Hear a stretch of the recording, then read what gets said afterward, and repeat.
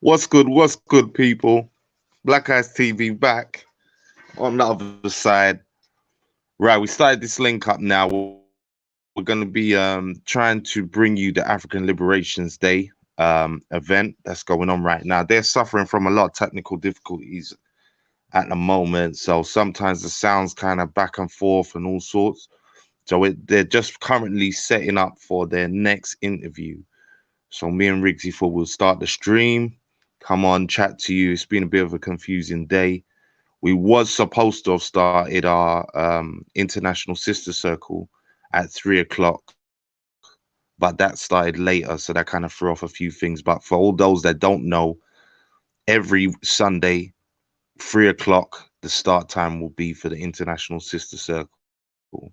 That will be set. So again, come join us next week. Cheryl Phoenix will be back on again with the sisters discussing what's good and talking about certain things. Yeah.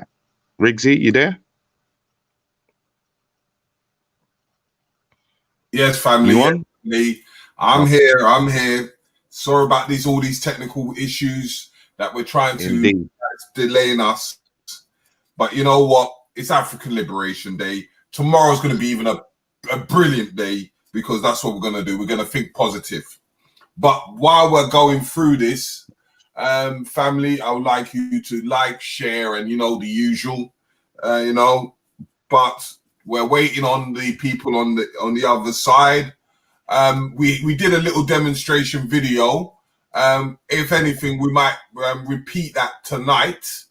Yeah, we're gonna premiere. We'll put it on a premiere show where we can just break down and have our conversations while it's playing. This will be a bit later on tonight. I'm just trying to sort out bits and pieces. Once we've got it, we'll put it up, and we can start breaking bread. So family, it is a good weekend. We're going to enjoy it.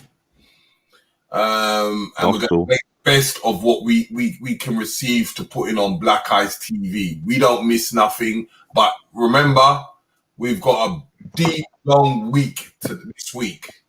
If I can see let me see if I can pull up a couple of flyers in that perspective for the family. Just to see. And for those that don't know as well, let me say this as well, Terry, while you're pulling up them flyers. For those that don't know about African Liberations Day, go back into the Black Eyes TV archives and check out their channel also, and you'll see footage from when we covered the event a couple times now. We was there once for when Umar Johnson was the keynote speaker, and we was also there for the Anthony Broder one that we covered also. So go back in the archives, check that out, so you can get to grips with this African Liberations Day event. This is the 45th year that they've been running it. Let's just be clear on that. This is the 45th year. So this thing isn't a new thing. It's a lot of elders that have been running this for a hot minute now. So respect to them. Big up to the ancestors. Big up to the elders. So again, go back, check that out. Yes. See the flyer there? So family, you see the flyer out there. That is for today and tomorrow.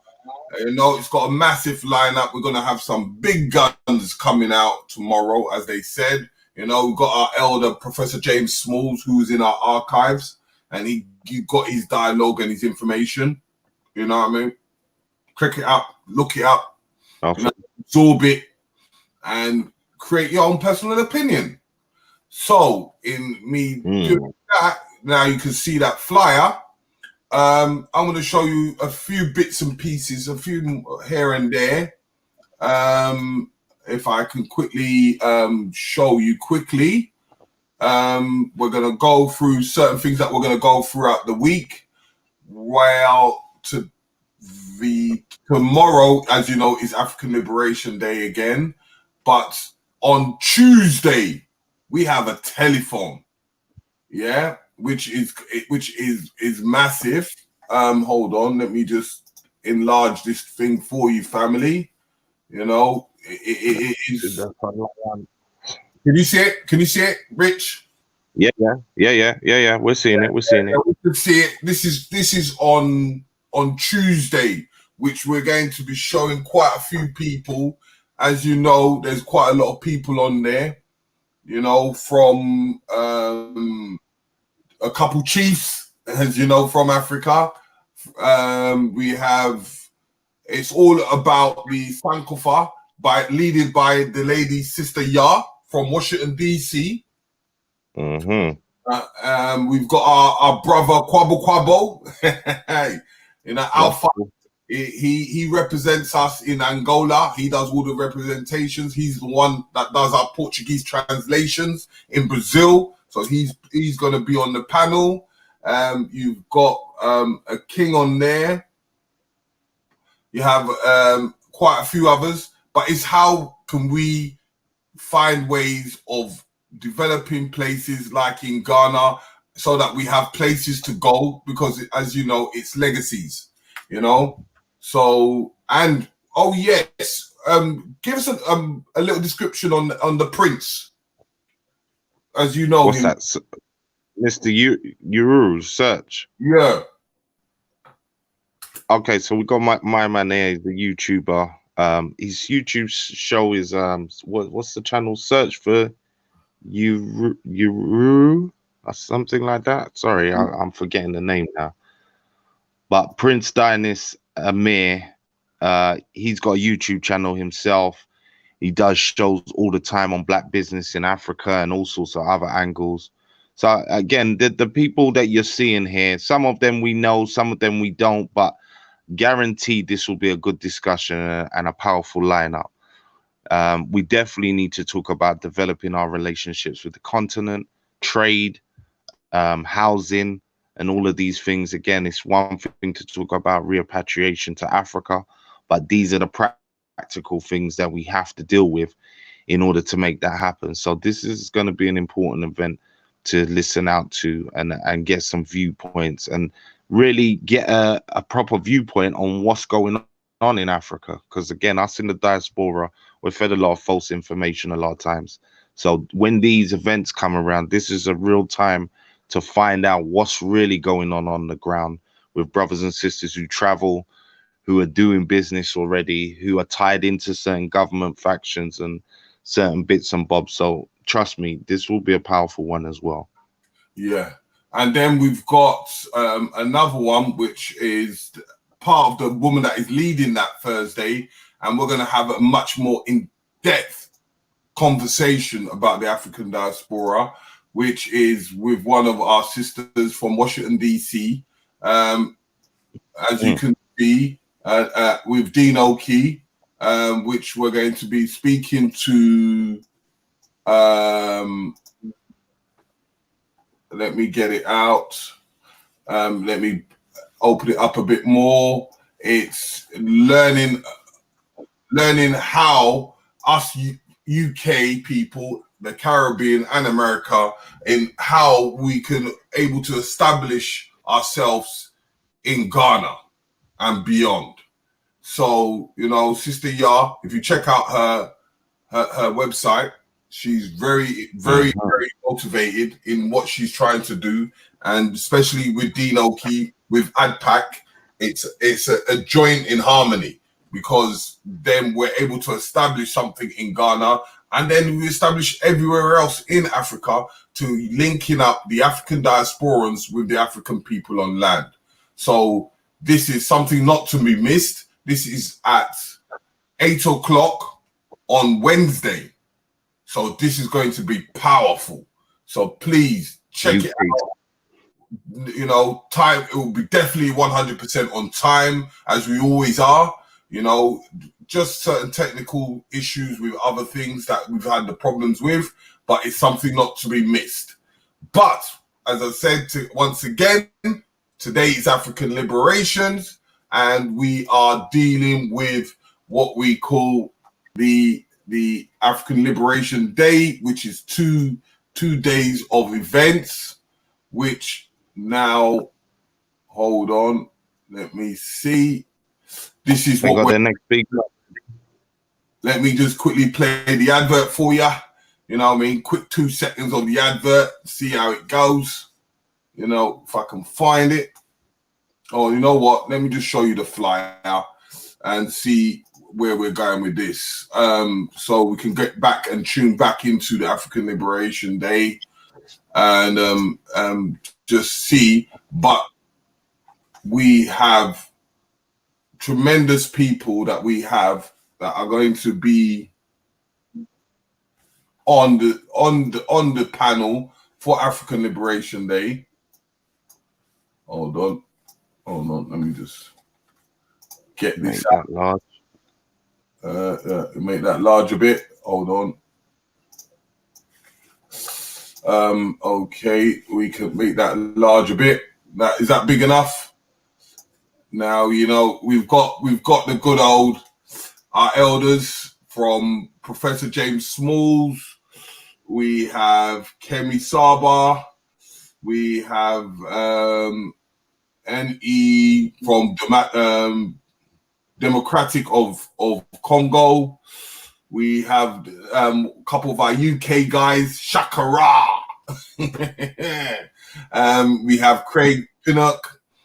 We even have one of our elders, Professor Bello. What if you want to know about Professor Bello? Go and watch Hidden Colors. Was it 18? What's it called? 18 something? I can't remember. By Hidden Colors on the Haitian Revolution. She was one of the paramount women that knows. Yeah. As a historian, she gives you that deep info on what was happening in Haiti. So try and check her up, Google her up, find out information about her. But she's one of the respective elders from Haiti. So please check her out. So, in saying so, we're going to log back into the African Liberation Day and see what is going on, family. You know? Big up Melanie Goddess. Big up. Always supporting. Always tuning in. Yes. Have they started the next interview yet? Are they still on radio? Let's see what they're doing right now. They're still on technical issues. They're playing music. They're playing music right now. But you know, this is have a dialogue with the family. Or do you reckon we should just, that video that we was playing, should we give them some info on that?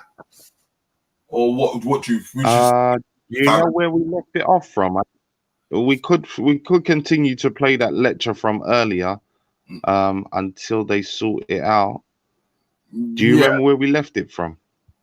Kind of, yeah. Retune that in. You know, retune that in. Give something for the family. Earlier on, for all the people that's it. All the people that was tuning in earlier, we was playing a show that they did yesterday, the Brothers from the African Liberation set, about spirituality, in regards to African spirituality and Kemet. So yeah, we might as well play that while we're waiting. I guess. Okay. Yeah, do that some bit of African spirituality. If I can remember where it was. Okay, yes. And subsequently, it was stopped here. Okay, for the family until they come back.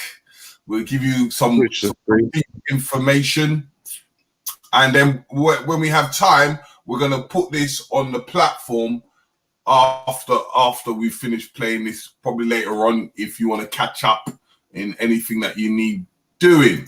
So now, while we're waiting on African Liberation, we're gonna give you some good info in understanding African spirituality and Kemetic stuff. Off we go. And speech conforming to the will of your divine self, as I just said. Therefore, being pious in relation to the all. To assist us to achieve this, we have meditation, so that we can enter into the trance state. Okay, we're back. so that we can enter into the trance state or theta state. Scenes on YouTube. Oh yeah, we're back. Okay. And theta state, and if you can see in the PowerPoints here, the images here, we have beta waves, which are typical of a normal state of consciousness, which is what we're in now. Alpha waves occur when daydreaming and often associated with the light state of meditation. And then the theta waves found in the high states of creativity, but also in deep meditation and sleep. And delta waves occur in deep sleep or unconsciousness. And it's this theta state in meditation is which we want to achieve in deeper transdimensional meditation. In this state, we can resurrect our higher selves, nurture, and conform to our true selves, and control our bodily and emotional concerns, as they are illusory and prevent us from freeing ourselves.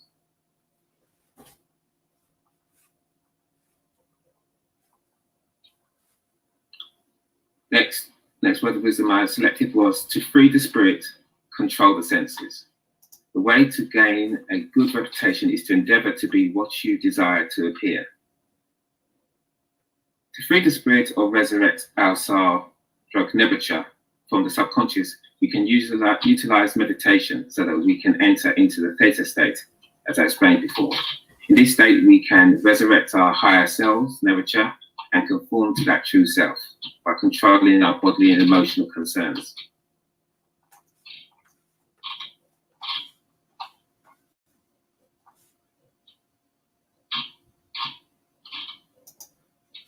Family, they're back. So we're going to come back to this, family. The entire soul screams. I know you're enjoying what you're seeing, but we're getting back to the African Liberation Day again. I'm devoured by all the ills that compass me about. Black, poor me. Yeah, they're back. They're talking now. So, right. So we will get back to the situation, family. Hold on.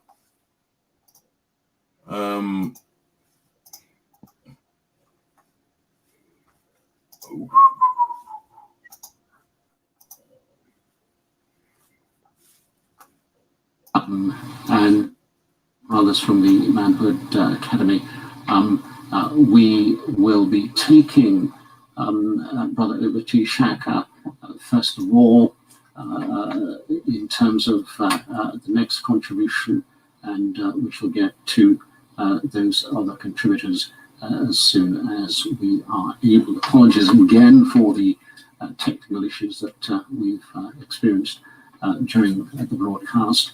I do had some issues with the program going out on 98.7 FM. So apologies to our regular listeners who were not able to get the whole of the program. We have been seeking to address that technicality. You should be able to hear me presently because I'm broadcasting directly through the studio mic as well as the matter being streamed online. But do stay with us. We're going to share some more music with you at this point, and so that we can just prepare for the contribution from Professor over to Shaka. I think we're going to go back to the Bombarded Wireless album, Positive Vibration, and track I'm sure you're all familiar with.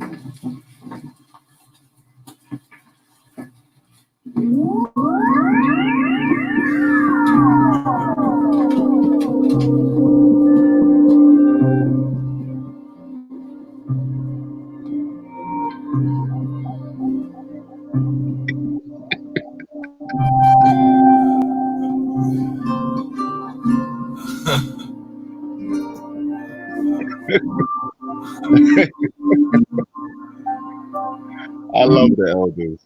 Family, I really do. You know, it's not our fault, family. We're trying to do the best as we can. You know, there's a lot of technical issues that they're having, and I'm going to find out what exactly is going on. While we're doing that, I'm going to go back to the video because I thought they would be getting into a dialogue of information. But as we are still waiting, once again, let's go back to the video. That's all. Oh, is he coming on? Is the family coming on? No, they're not coming on. So, you know what, family, I don't want to kill ourselves. Let's just have a good dialogue on African spirituality, because that's the best way we can deal with this situation. Let's educate ourselves as a family, you know. So we'll go back to what we was watching and able to get a better understanding. What do they mean spirituality? This is the soul's chastisement of itself, for the mind of man imposes these on the soul. So this proverb refers to Herakuti, faculty within the Kemetic tree of life, or the pulp Neritaru, the ability to avoid punishing oneself. If one is controlled by one's emotions, instead of them serving you as spiritual tools, they will turn on you. They will torture you. This is one of the roles of the lower self. One becomes tortured by one's own emotional thoughts, unable to draw upon the Herakuti faculty, which is one's divinity, and the wisdom to understand that experience is an illusion and all is an expression of the singularity. Wote.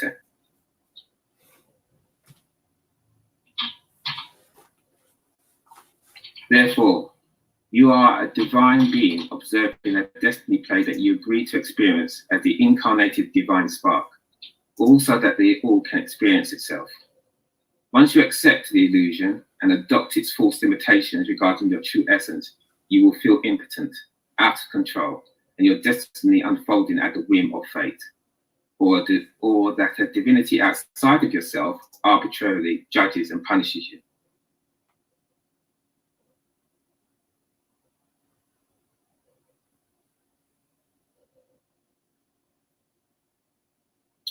The next is everything we do is sowing, and all of the experiences are harvest. This is mescanet. This is the principle from ancient Kemet called mescanet, or as a Hindu Kush called karma. That is, you reap what you sow.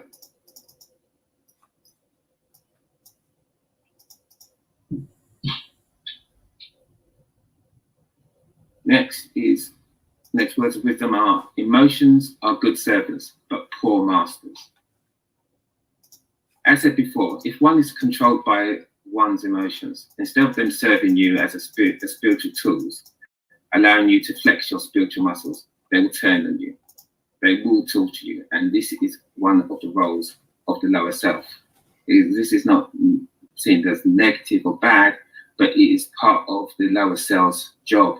That if we allow ourselves to be controlled by our emotions, then the reaction of us being overwhelmed by them is in order to spring us to use our higher self faculty to bring it back into balance, so that they become the tool, they become the servant of the higher self rather than the master.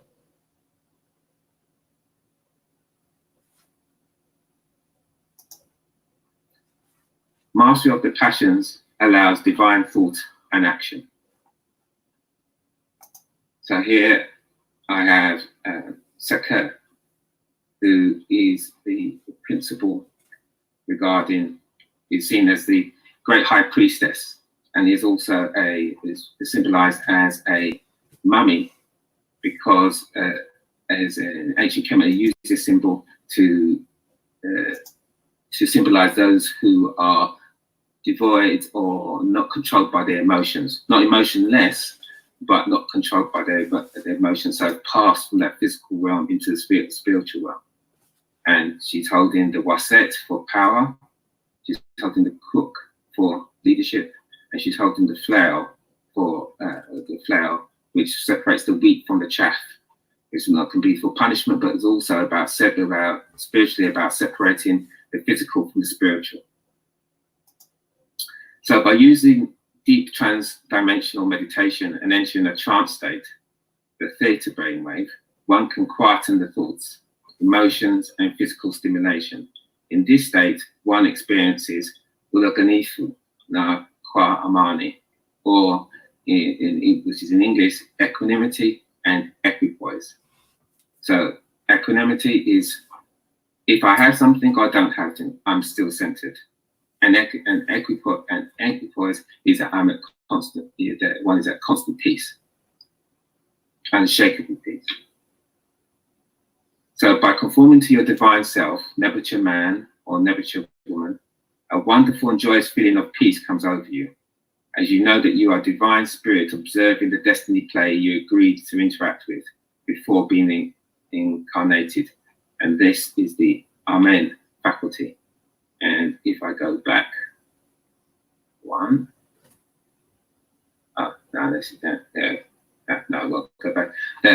We showed Amen earlier. That's the Amen faculty, and these were the presentation. I've had this book just for about 20 odd years, and for most of that I understood some, and most of it I didn't understand. And then once the spiritual awakening happened about 3 years ago, then and through meditation for about 6 months and study, then this is where the understanding of some of these words of wisdom that before were beyond me, that was granted through intuition and understanding.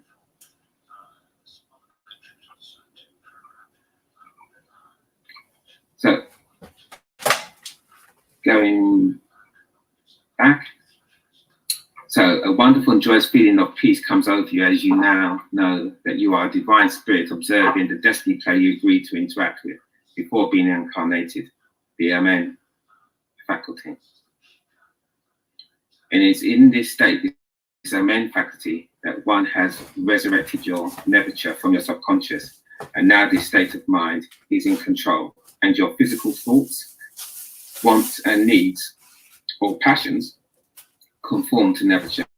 Is here the answers from the realm of spirit come, or as I understand it, from the PACMTV, which is over here, and which we went through.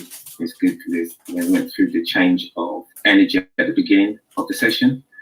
That this tree of life, this guides your thoughts and actions to be divine, and this is a spiritual scientific way that talks about these cosmic forces that not only in everything that are aspects of the creator, but also part of us and part of our psyche, and through working through these and through the rituals linked to these, one can elevate oneself to the divine state from Amen, from the lowest vibration, which is Geb, the fourth dimension, but all is part of the creator.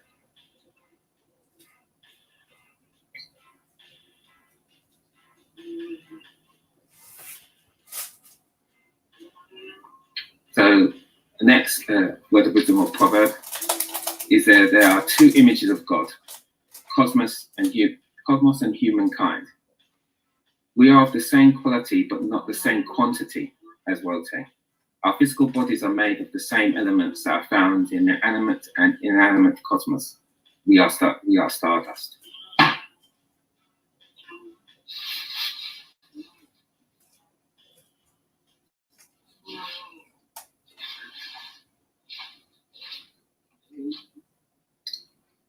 Next is self-knowledge. Self-knowledge is the basis of true knowledge. So this refers to, as I understand it, that man, know thyself. You are the omnipresent, omniscient, and omnipotent Mwamba creator. And around 4 or 5 months ago, this idea of being that omnipresent, omniscient, omnipotent creator, and that we are one with all things, and that the creator wished to experience itself through all the varying dimensions, and we are multi-dimensional divine beings. It was very hard to understand for myself, and so just out of intuition, in fact, I was sitting on the edge of my bath, that this example, this analogy came to me and helped me understand that time and multi dimensions in terms of African spirituality. It's not that this is not how it actually is, but it's just an analogy to help me understand it and hopefully help others to understand it in this fourth dimension, using our Sedek faculty, our intellect, and so that can move, open up the channels to our right brain, our divine, the side of our brain that make things connect, that sees the complementary things and talks and sees things in images rather than in words and concrete things, and helps us to have a holistic view of all existence in conjunction with our left brain. So to understand this omniscience, and omnipotence, if you would just join me in just this exercise, I explained this. So imagine that every living organism that's ever existed, and all those that are yet to exist, has a lifespan that could be portrayed as a linear piece of string. Also, each string lifespan has an infinite number of variations, representing each action or option taken and the opposite of that action or option taken. And each variant lifespan string is a dimension. So now imagine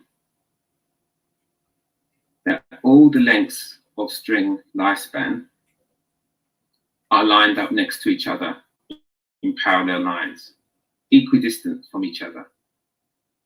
Then imagine all the lifespan strings are pinched together at a single point. The point at which all the lifespan strings meet is my and your individual being, or Nebuchadnezzar, the Lord of all, illustrating that my and your being is the sum of all things that have ever been, are yet to come, and every possible variation. In other words, the all.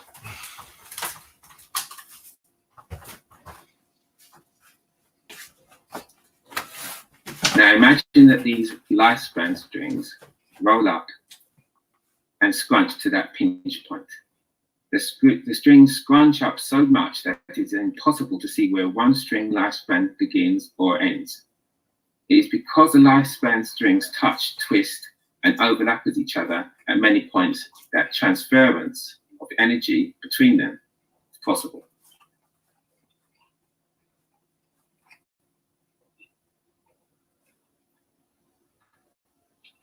So Nebuchadnezzar, or our Lord of all, our higher selves, is able to vibrate with and receive energy from the past, present, future, and multidimensionally from all existence as they converge at the same point. The lifespan strings scrunch so tightly at that single point that they would appear as a single entity, the singularity. And that is what we understand as the concept of the all, the singularity. From it, all things are possible, all things emanate from it. Can't be divided, can't be added to. And as we are of the same quality and quantity, we can transfer energy and receive energy from all existence, past, present, future, in the now.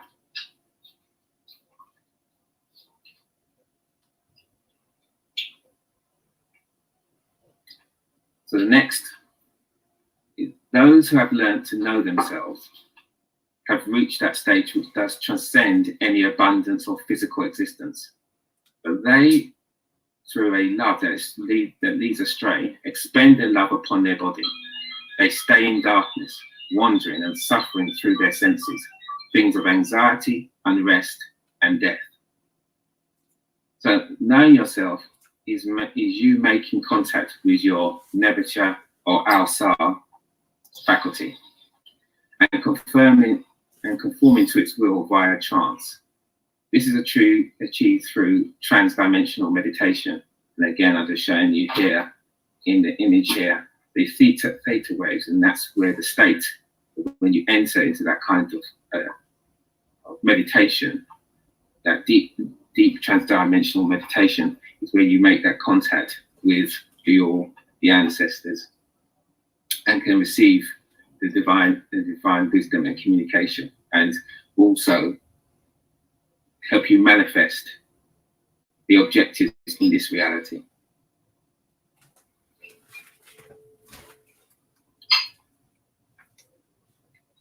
But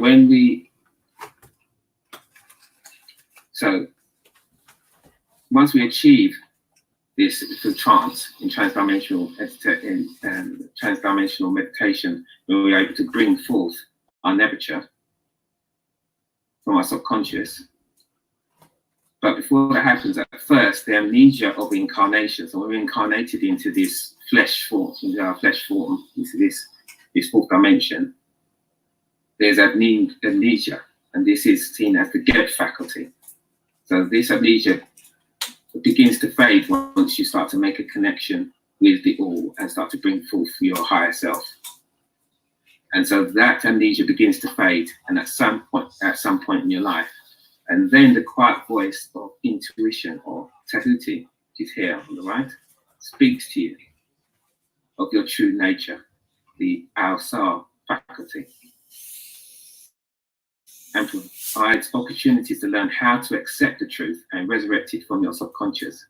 But if you drown out this voice by giving into your addiction to sensual and sensory input, the Set faculty, and trap yourself in the illusion of the fourth dimension, your persona, ego, and intellect become your jailers instead of tools to free you.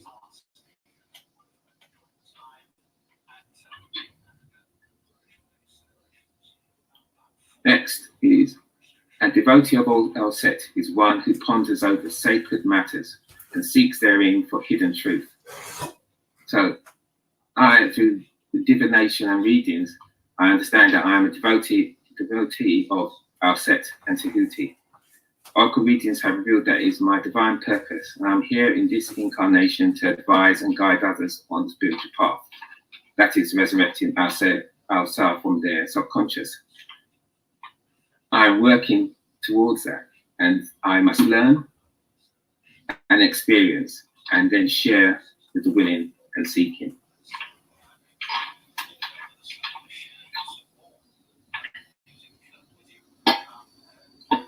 And it's by this method of the Al-Sar being resurrected from our subconscious that we can control our subconscious segregated thinking. That is, as I explained before, left brain separating analytical oppositional thinking. The belief that only the external world exists, that the natural state of humans is to be emotional, reactive, and animalistic, and can only be changed by a divinity that is external to oneself. Next proverb, words of wisdom from Kemet, is salvation is the freeing of the soul from its bodily fetters, becoming a god to knowledge and wisdom, controlling the forces of the cosmos instead of being a slave to them, subduing the lower nature to awakening the higher self, ending the cycle of rebirth and dwelling with the netters to direct and control the great plan. So freeing oneself from the concerns of the body and the persona is achieved by attaining and maintaining Ulaganifu, which is equanimity, and Kwa Amani, which is equipoise, in all situations, by living a life guided by your higher self, living that spiritual life, that culture, Ma'at.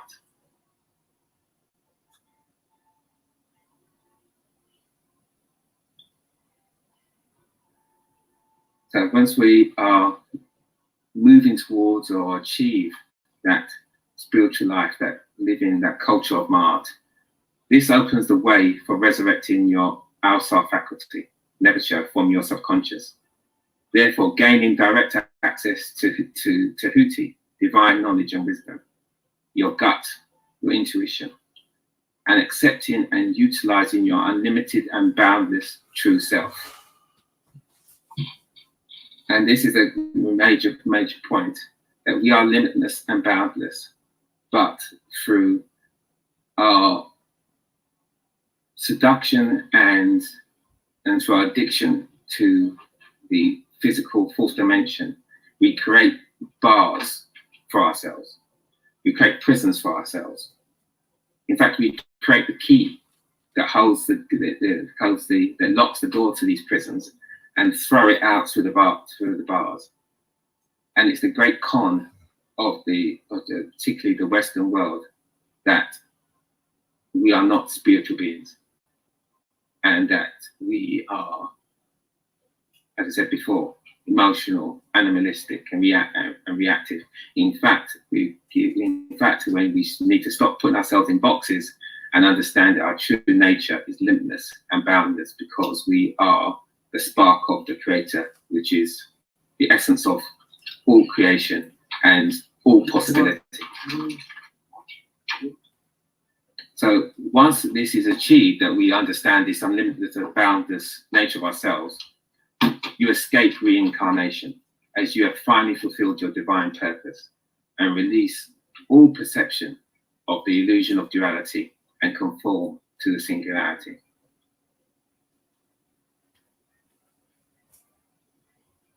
So coming there to the end.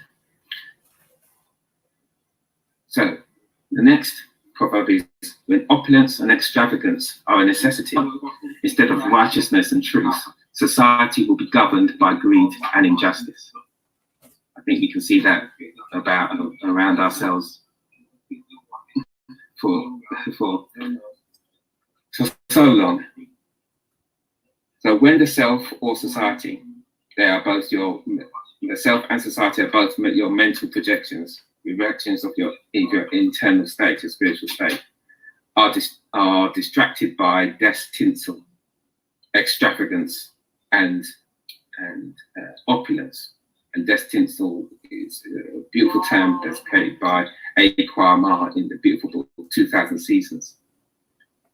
So when your self or society are distracted by death's tinsel, that is the sensory and sensual experience, then selfishness, greed, and pride and injustice will appear to have the upper hand.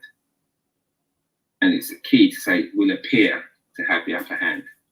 Because if we're limitless and boundless, how can anything have control of us unless we give it that control over us?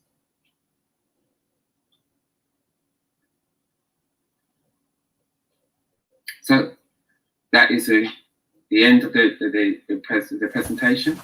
So Santi Kwa Kusho Kananami, thank you for sharing with me. I hope that was helpful. I hope that opens up the discussion.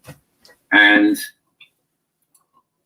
if you can just go back to the presentation, Digitaka. Okay. It's enough. I'm just looking now. Okay. Oh, there we go. Thank you. So just so people can see. So, yeah, that's it. So those are the references. So I'll just leave that out for a second. People can on YouTube go to rewind this and check that out. And there's the final set of references. And that is finally the end of the presentation.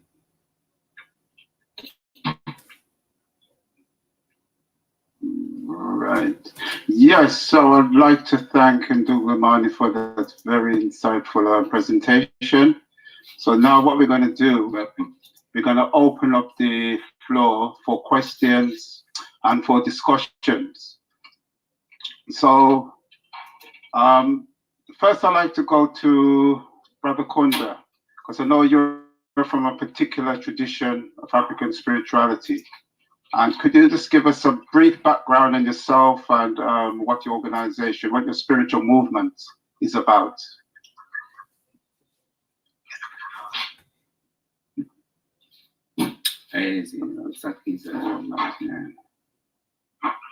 My microphone was muted.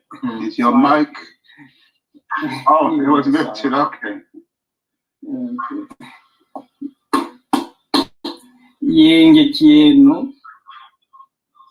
Thank you very much for inviting me. Matondo Tondele Kibeni. In Kikongo we say Tondele Kibeni to say thank you very much.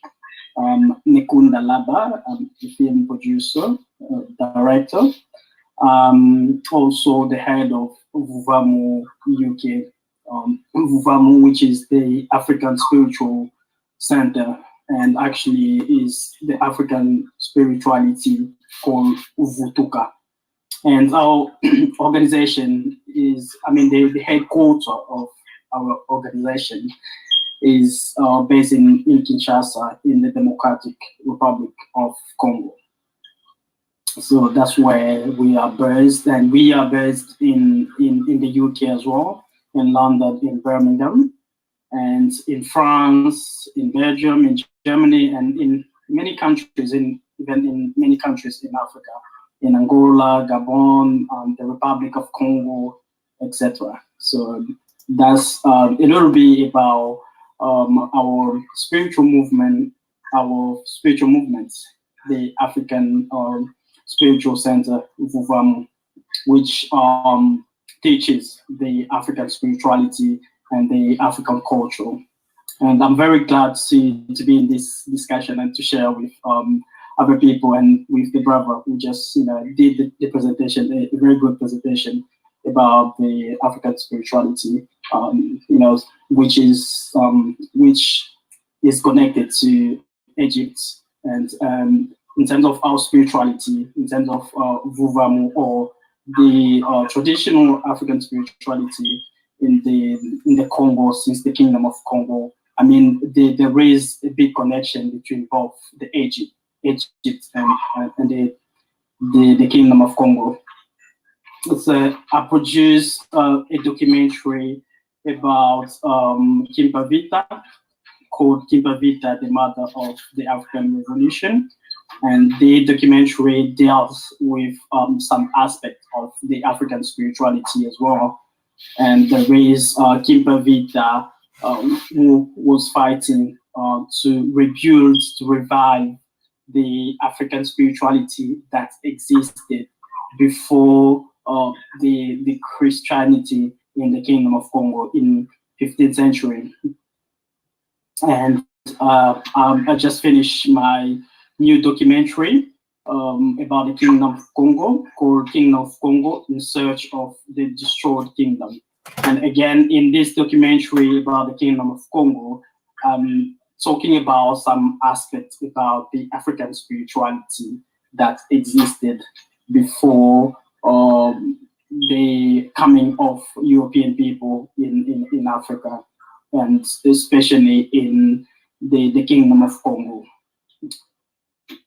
Because as many people know, we in the Kingdom of Congo, we had the spirituality that existed. Our ancestors knew the concept of the spirituality before meeting with European people in the 15th century, before they imposed the Christian beliefs in the Kingdom of Congo. So I will be a little bit brief to go quickly, as we don't have enough time, and we have so many other people who have to speak as well. So in our side, since the Kingdom of Congo, and even today in the African spirituality, in Vuvamu, in Congo, etc., we see the African spirituality as the connection with the spirits, as the connection of everything to deal with the spirits. Because as human beings, we have two parts. We have the spiritual part, and we have the physical part. We have the spirits and we have the body. And when we talk about the spirituality in general, we think about this connection, this relation between the body and the spirits.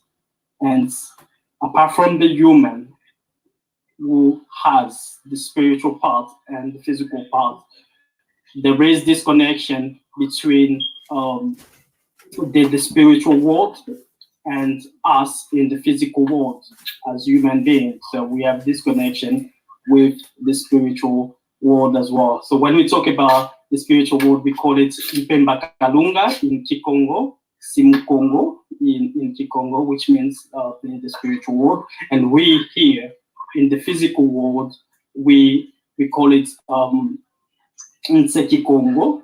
And there are spirits who exist in the spiritual world.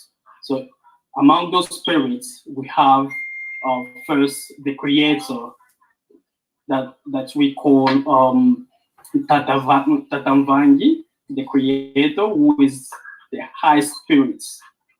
And our ancestors used to connect with Tatamvangi, with the creator, because they knew the existence of the creator, of the highest spirits, which created the world.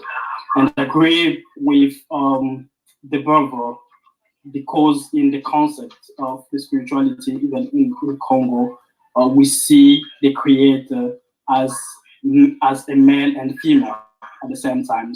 That's why in the law of the creation, we teach that even the first human being who was created was both male and female, that we called Maungu. So that's the dimension of the creator who is let's say, who is omnipotent, that we said in Kikongo, Nempungu. That's the same thing I can say the brother raised as well. So it's spoke about omnipotent. So we see the creator as omnipotent as well. So we call it Nempungu Tulendo. We see the creator as omnipresent as well. And in that context, we call him Nekalunga. So we see the creator as omniscient as well. And in that way, we call the creator Nembumba. And I believe there is a link with what the brother just said. Probably the name, I didn't catch the name properly. Maybe he spoke about Mumba, but we said in Kikongo, we say Nembumba Loa, to define the creator as omniscient. And so the human being have this connection with the creator. So apart from the creator, we also have what they call angels, who are just the spirits, are the spirits around the creator himself. And we have so many spirits to connect with. So we have, apart from them, we have what we call our saints as well, what we call Balongo. The Longo, the saints, are the spirits. They were human beings in the physical world like us. From the sacrifices they did, from their achievements, when they go back to the spiritual world, and they are considered as the saints. And our ancestors knew that they have to connect with those spirits as well, to empower them, to enlighten them, to give them inspirations as well. So it's part of what we call connection with the spiritual part. So we have also the connection with the ancestors. The ancestors, because in the spiritual, in the Congo spirituality, we knew, I mean, that's the same thing in the African spirituality in general. We knew that the spirits don't die. When someone, like they say, someone dies, we say they didn't die, but he went back to the spiritual world. So as the spirits doesn't die, because as a human being, like I said, we have both parts. We have the spiritual part and we have the physical parts. We have the body and we have the spirit. So for someone to come to the physical world to accomplish the mission of the creator, so the person, the woman and the man has to create the body, and a spirit has to come from the spiritual world, or the creator has to send a spirit which will animate the body. So that's the same thing when the person dies, which means the same spirit which was in the body, which came to the body, has to leave the body. So dying is just this separation between the body and the spirit. So the spirit gets out of the body and goes back to the spiritual world. So when it goes back to the spiritual world, which means the spirit exists, it is there. So as the people remaining in the physical world, so we have this possibility to connect with that spirit. That's why our ancestors used to connect with the ancestors, or the people who are died, who are dead, sorry. So apart from the connection with the ancestors, or the people who left the physical world, so there is the connection with the trees as well, because we believe that the trees have spirits as well. So we have the connection with the animals as well. We have the connection with the water. We have the connection with the sun, because the sun has a spirit as well.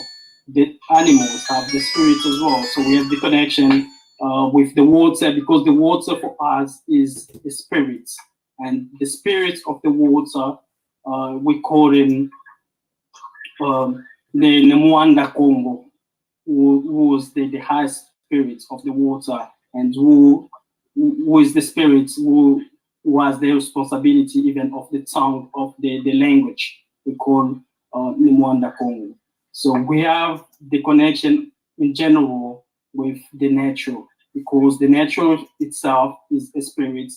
And like I said from the beginning, in summary, we define it as, the spirituality, African spirituality, as, this connection with the spirit, with the spiritual world. And it is the connection between your own spirit as well. So I think that's what I can add quickly in terms of our understanding of the African spirituality above what the brother said. Okay.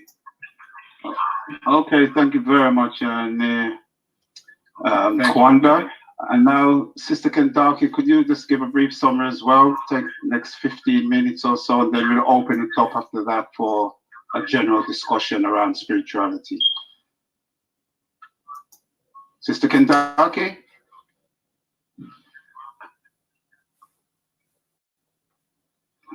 Sure. Kendaki? Yeah, so greetings. Greetings.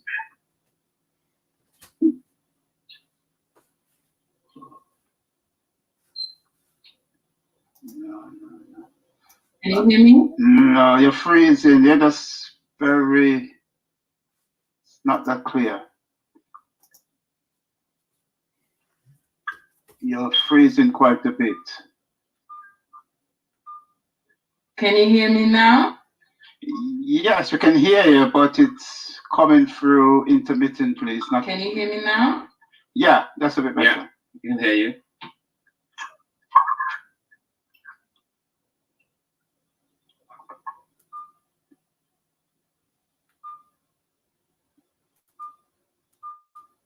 Yep. Okay. All right, so first of all, I would like to acknowledge our ancestors, those whose shoulders we stand on. So I know so Kendaki, but so the Dogon School of Kemetic Philosophy and Spirituality here in the school in Liverpool. The school was founded by High Priest Neb Naba Lomusa Morondeni Beg from the Guru Manchi Syrian temples The Gurumanji are a subset of the Dogomba, the Kemet. The Dogomba are the priests to the pharaohs in the time of ancient Kemet.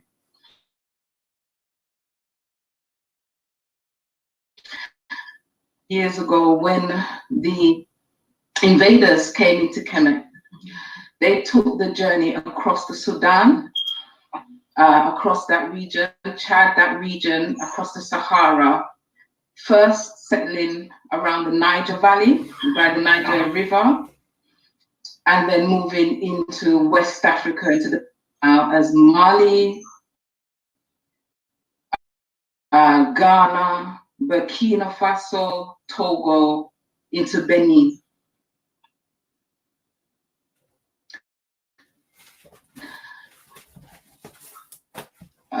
The Initiatic school in the West, 20 years now. And this was done with the blessings of the temples, the spirituality into the West, so that those of us who are desirous, humanity, who wanted to walk the paths of the ancestors could do so through traditional initiation. Now you ask the question, what is spirituality? And say that, first of all, the realm of spirituality is, no, I can't say I know spirituality because of its vastness. But my understanding, I can share some of my understanding with you. One thing that we are taught is that spirituality is technical. But that spirituality also represents what we honor as the unseen. That essence which is responsible for the physical.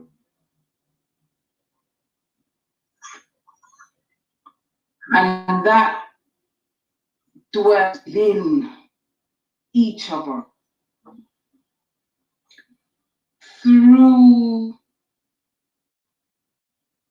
some would use rituals, that reconnection, and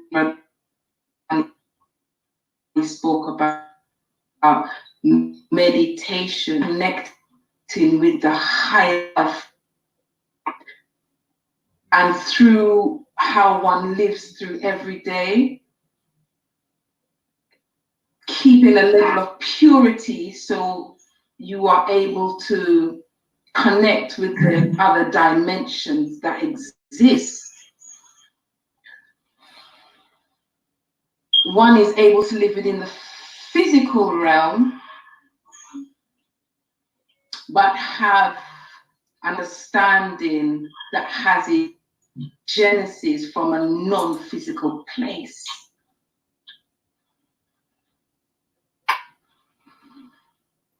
So when we speak of spirituality, we have, I know our brother from Congo spoke of the deities. We have also our deities. We have the Nete, those higher intelligence, higher principles that stand in many different areas. So yes, you have the deity of the plants, are responsible for the rivers, but those instances come together to allow physical manifestation and to allow what we see here, allow that. I say, as human beings,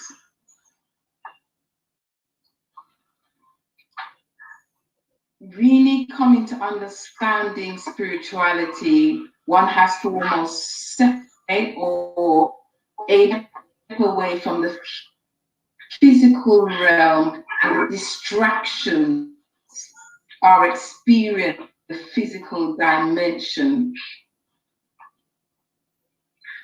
And by that, one is able to commune with deities, ancestors, serve as the guide in the world, in time when humanity is on the brink of destruction, destroying them. The foolishness and stage where he destroys the very home he's in. So, Earth Center, they teach, and you go so you can reconnect with the traditions so that you can understand nature and how you learn to fit. Then we call it a Zue, existence. In this, and then we call it Imente, that part of existence that is no longer based in a physical reality. That would be what I would share at the moment. Okay. Okay, thank you very much for that, Sister Kandaki. Unfortunately, Nia Kunda said he had to leave quite urgently. There's something he had to do. So just before we open it up for general discussion, and remember to all the viewers, I would like you to send in, if possible, to send us in your comments, what you think of the program so far, and any questions. I'm sure you must have some questions. Just send them into the panel so they can be addressed. So just before we go into the open discussion, I'd just like Brother Beanie to give us his perspective of African spirituality, how he sees it. Brother Beanie? Greetings. Oh, no. Yeah. Greetings. Yeah. Hold on. Your name again? You're not coming through very clear. No. Try to speak directly into the mic. Oh. Wait, then it's come through. Because Yes, that's better. That's better. Yeah, I can hear you. Yeah, okay. That's better now. Yeah, well, but just speak directly into the mic. Just speak directly into it. Okay. My understanding of African spirituality coming way back from my great grandmother, you know, because some people in Jamaica where I was born, thinking, well, if you go to the church, your spirit is all right, and you go to Christianity or you go to Islam. But my grandparents and my parents were very clear. You know, when Kunda was saying about we connected to nature, rather than Imani connected to nature, we are connected to nature. And all my parents describe having their understanding of the spirit realm and the physical realm. Here we have some chicken in the yard. And if you're gonna go on talking about cooking for Sunday dinner, all those chickens will pick up your vibration and run about the place and make sure they're not caught.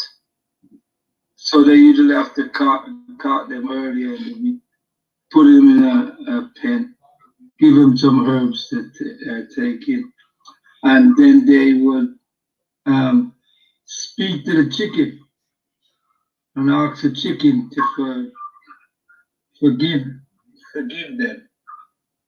Then they need to have them for Sunday dinner. So the grandparents knew that chicken had a spirit, and it came from a spirit realm. So they're asking for forgiveness from the chicken. They did it with the cow, they did it with the goat, they did it with the pig. They did all that, yeah. And I grew up seeing libation before to the ancestors. And I wonder all the time as what are they talking about this spirit world? It's when I'm older now, I understand more about the spirit world. But we Africans have lost our culture and our spirituality, and we need to get back to it at lightning speed. Even as Crazy Trump say, warp speed, yeah? We need to get back, and that's the only way we're gonna survive. And all African spiritual practice on the continent, after my travels all over Africa, I realized it's all the same. It's what? It's because of language, right? Say, they would say, Mungu for the creator. And everywhere you go, there's different in Ghana, Guinea, and so on. So we have a chance as Africans to return to our spiritual system and understand where we are.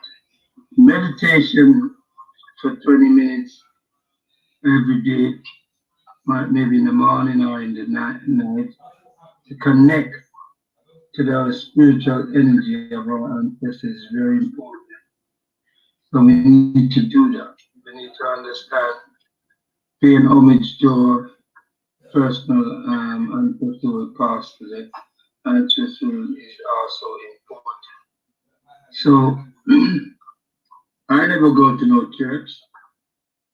Yeah, we had a Roman Catholic church next to us in the school.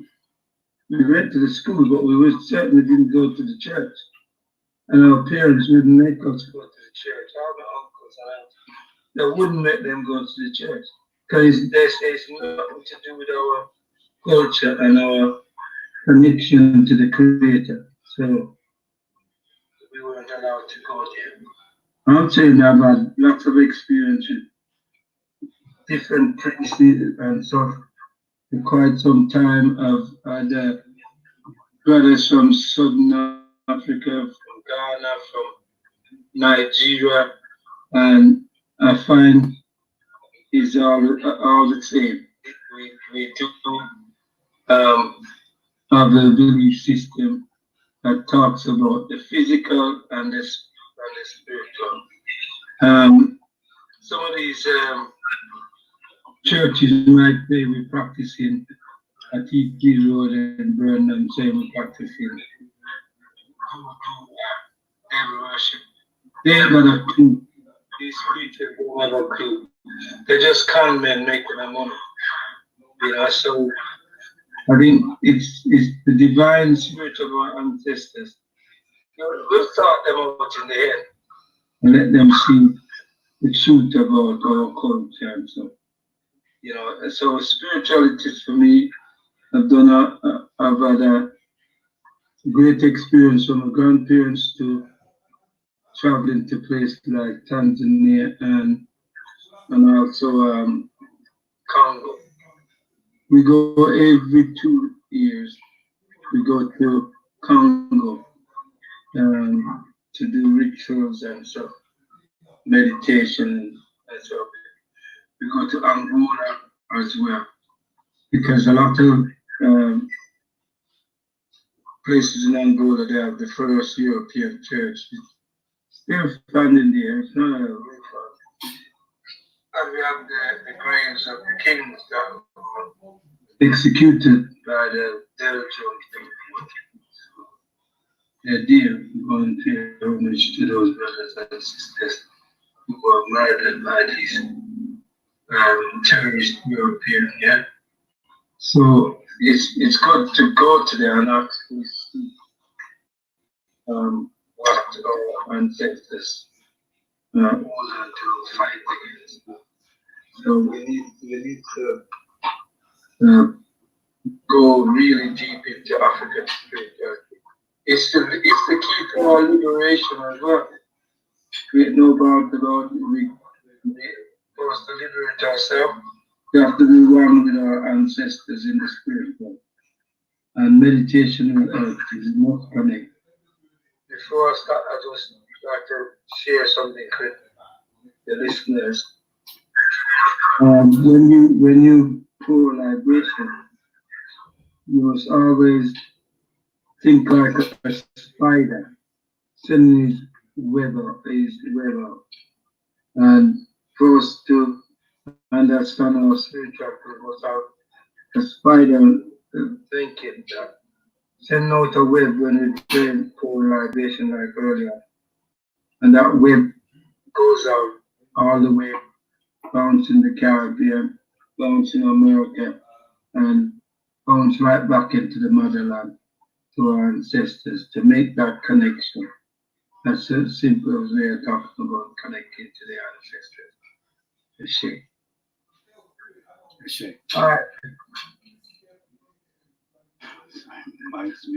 Yeah, at this time we're going to open it up now. So if there's a question that came in, and it's addressed specifically to Sister Kendaki, and it's asking whether the Dogon meetings to speak about, are they taking, where do they take place? Are they taking place in London, for example? Sister Kendaki? Okay, so yes, it's actually a school that we have here in London. So yes, we have a school which people come and do initiation here in London. You can go on the website, and we also have a Facebook, so you can look on the there's an international, so it's an international organization in Canada, the US, here, and there are more schools who want them to open up, but the amount of schools that they want, they have in the amount of people. But we do have a school here in Leytonstone, London. So you can go on the Facebook, the Earth Centre UK, and you can get our details there. Okay. Okay, so as we wait for more questions to come in, it'd be good just to generally open it up now, because we've heard from each party in terms of how they see spirituality. And I will start it off by, I have a question that I like to ask. When we say African spirituality, we know that there's various aspects of it. For instance, Sister Kendaki is from the Dogon tradition. We had the Nikunda from the Congo cosmology. We know we have the Yoruba tradition and so forth. Are all those traditions intertwined, or would you say they're separate in themselves? I don't know if everybody heard the question. Yeah. Yeah. It's something, I think I've already said in the presentation at the beginning, that yes, they all intertwine. There's a golden thread that runs through all of them.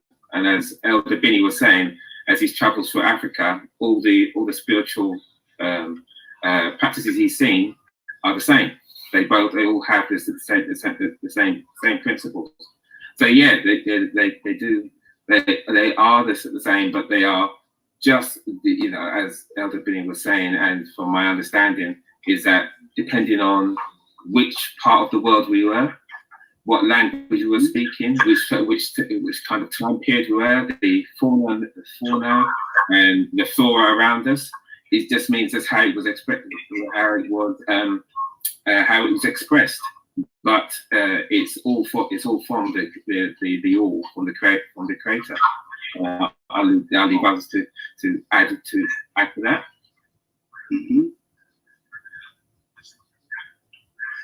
Anybody would like to add to that, or? Yeah, just the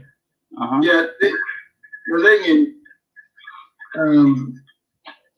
looking at the Congo, and see what happened in Kemet. And our little beloved brothers down there, the 12, these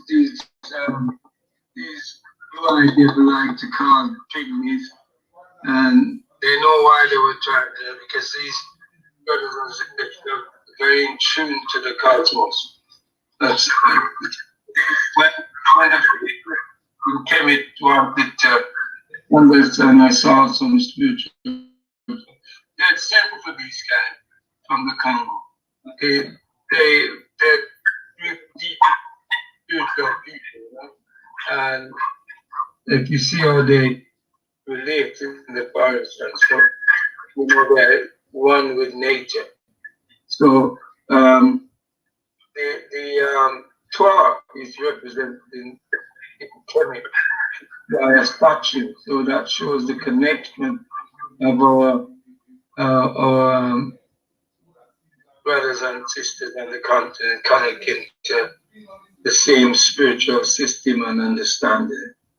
When they talk of the earth recycle every 25,000 years, they're not far off, you know. And then when you look at other people in Northern Africa, it talks about the star series and the connection that spiritual to it, to the stars, is very important that we understand. We are all intertwined of African people.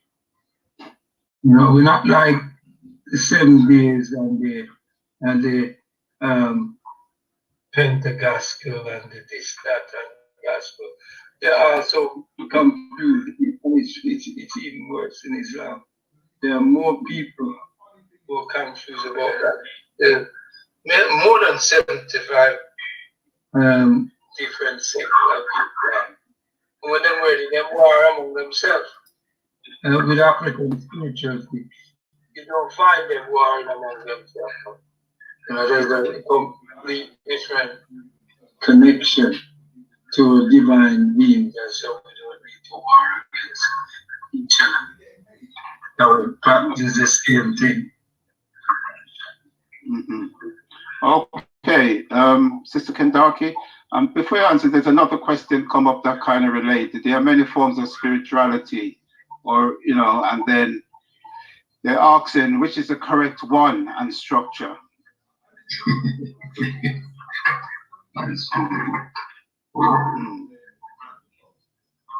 Sister Kendaki is still there?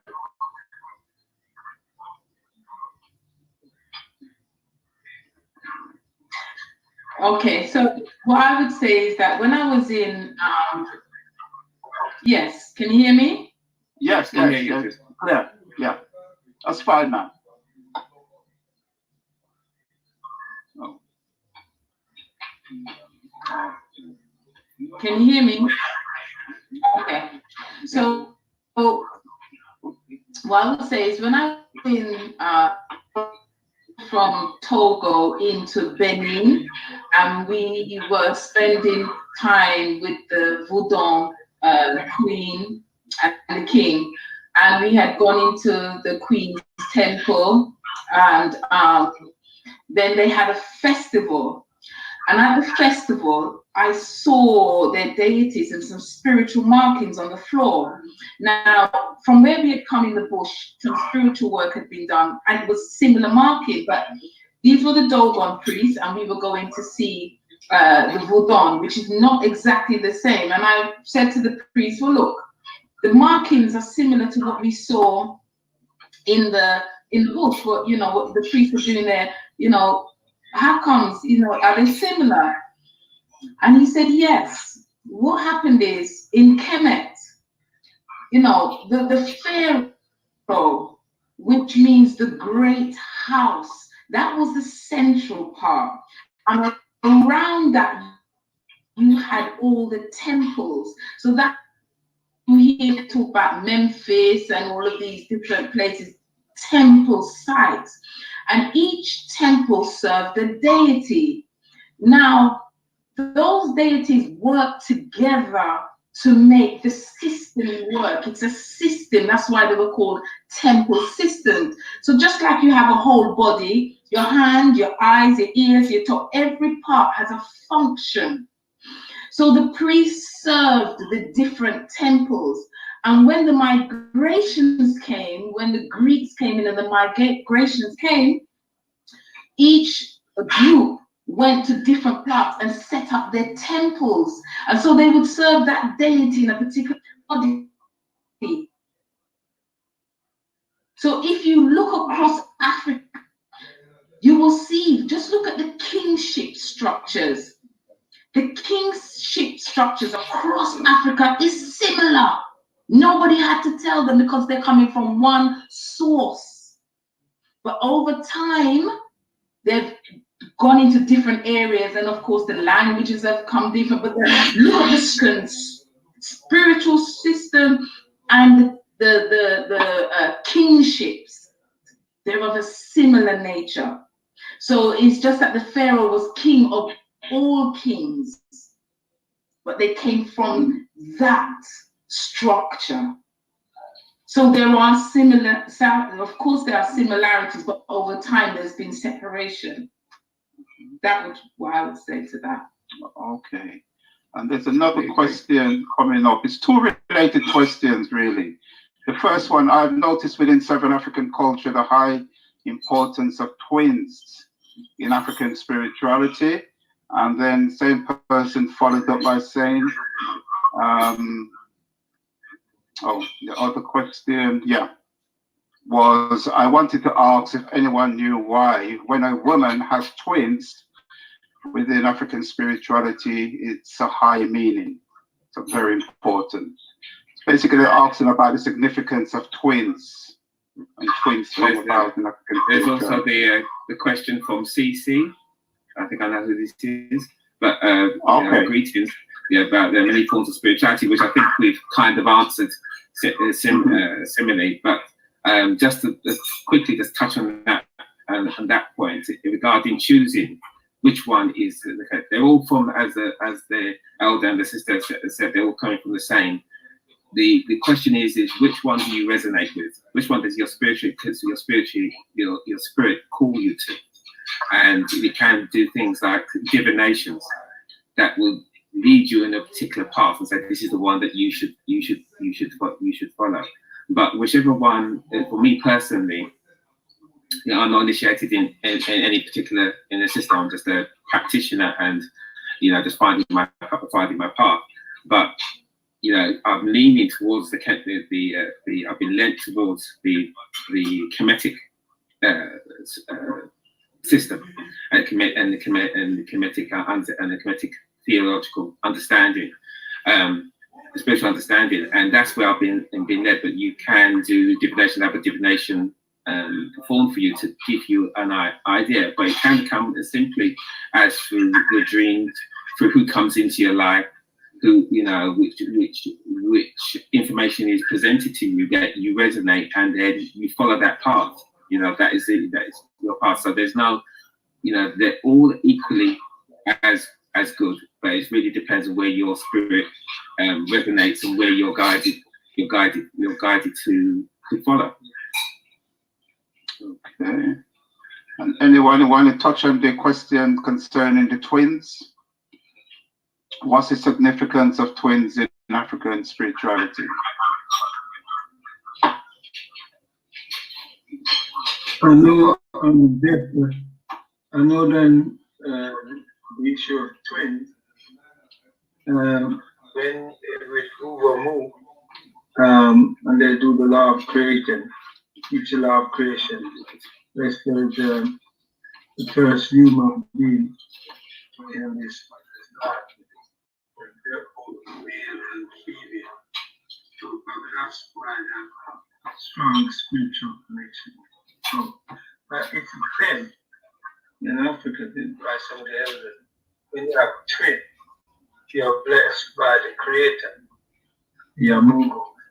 So that's why we take so much significance with the twin, because it should be only one spiritual soul that's returned at the time by a female. But when two come, that's two spirits that has entered into the physical plane. So I think that's where there's a strong tie to the twin. Okay. Mr. Kentucky, any comment on that one?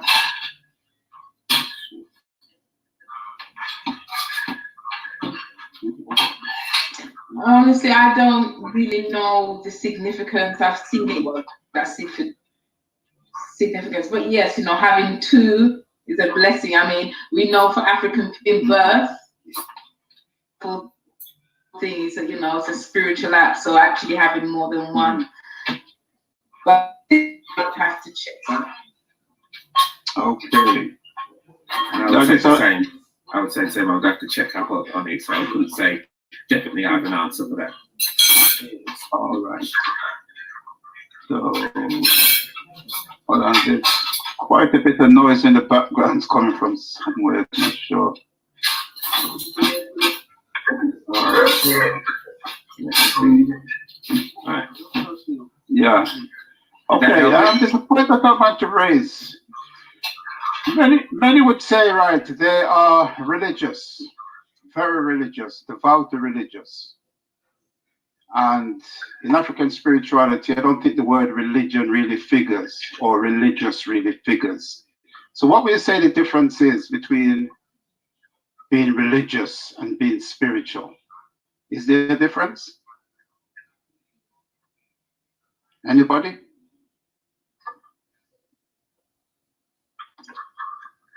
Yeah. I think question really come up quite a few times with the Christian community. They will go on and say that's why they got so much denomination. Saying, well, I'm a Baptist on the 7 days, I'm a Adventist, I'm a blah. So there's a big difference because African spirituality don't deal with having different denominations. You don't see something like that. It's only people with negative thinking could create that kind of situation. But as it stands today, it's not South Africa. They have a massive spiritual council. There's one being developed also with Vuvamu. When I got to the temple in Congo, there were over 100 different African spiritual practices, but they have no aggravation between them. So I think we have a heads up on that we keep our culture as it is and not let it divide us and say, I'm a better spiritual practice than you. None of them is better than any of them. As I said, I'm not going to see them practice the same form of libation everywhere I go. Some people might use palm wine, some might use, gin and water, but the favorite one is water. That we have, because the water is a spirit. So they all use that. But I don't think we should start going on splitting hairs and say, well, this is religion and that's spirituality. People get confused. You mentioned the word voodoo to a lot of African people in diaspora. They want to run because they think it's evil practice, but it's not evil practice. It's our cultural practice. And we're like, if you pay respect to water, because we don't use drinking water to quench your thirst and to lubricate yourself. If you continue and don't drink water, you're dead. And I always say to people when sometimes I I say, look, when you die, your body is 75 or 85% water. So it's soaked back in the ground. It nurses the plants, the grass, everything. So we interconnected in this spiritual realm. Everything that we talk about spiritual is all related back to us. So people have to wake up and smell the real African coffee. Yeah, any other comments related to religion versus spirituality?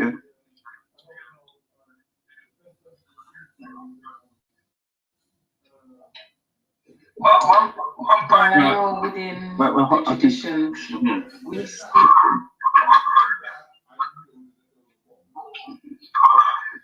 Good. Yeah, I think. Okay.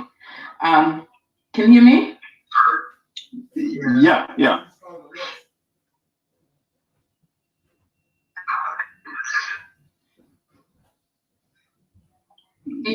Brother Jeffka?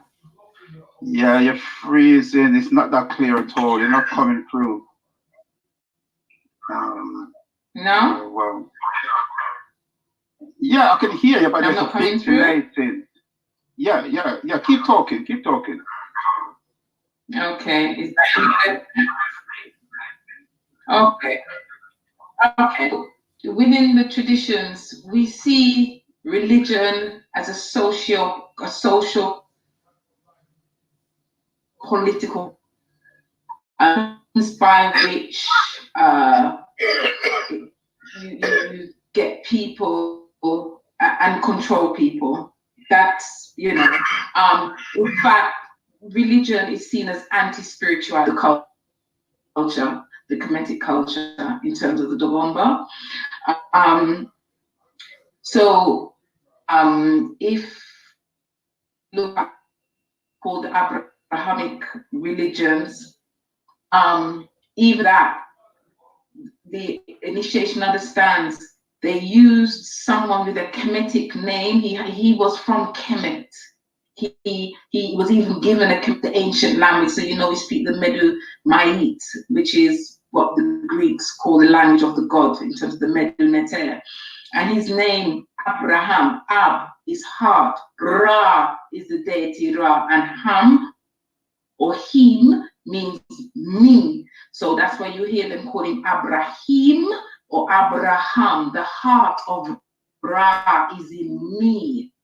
So the father of the religions, the main two religions, Christianity and Muslim, actually is a Kemetic. He comes out of the Kemetic name. His name is Kemetic. So what in their drive to close Kemet down and to take over, they had to design socio-political and also religious constructs so that could take the people away from the spiritual aspect and control them within a religious aspect. So that's how within the traditions it's viewed as a construct to take and that came over a period of time as they found different ways to break Kemet, because the invasion of Kemet, they talk about the invasion, but it happened over a series of time. When they first came in and saw the people, it wasn't that they could just break these people, and they had to find what the weaknesses were. And so they went because they saw that these people, this was what their strengths were. They broke down, they continually went until they broke down, and then reconstructed the understanding, or for them to be able to gain power. So that's how we understand the religions as opposed to spirituality. Yeah, absolutely.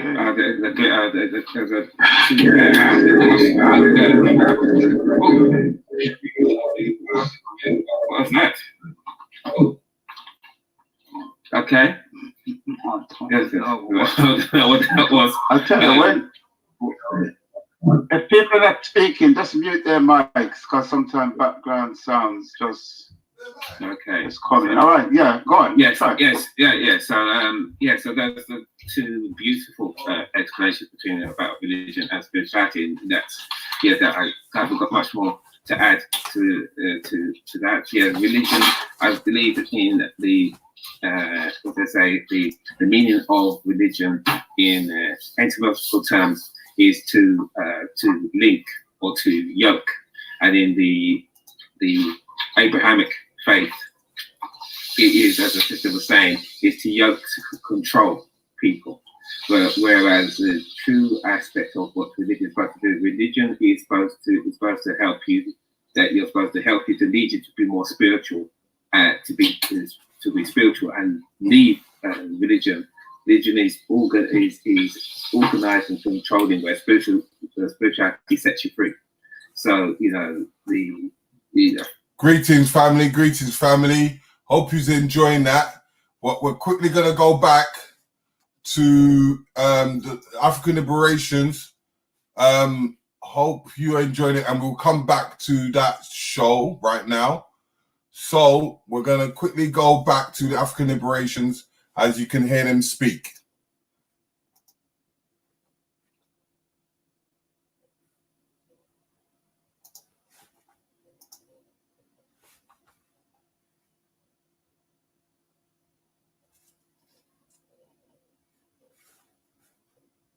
How to do things.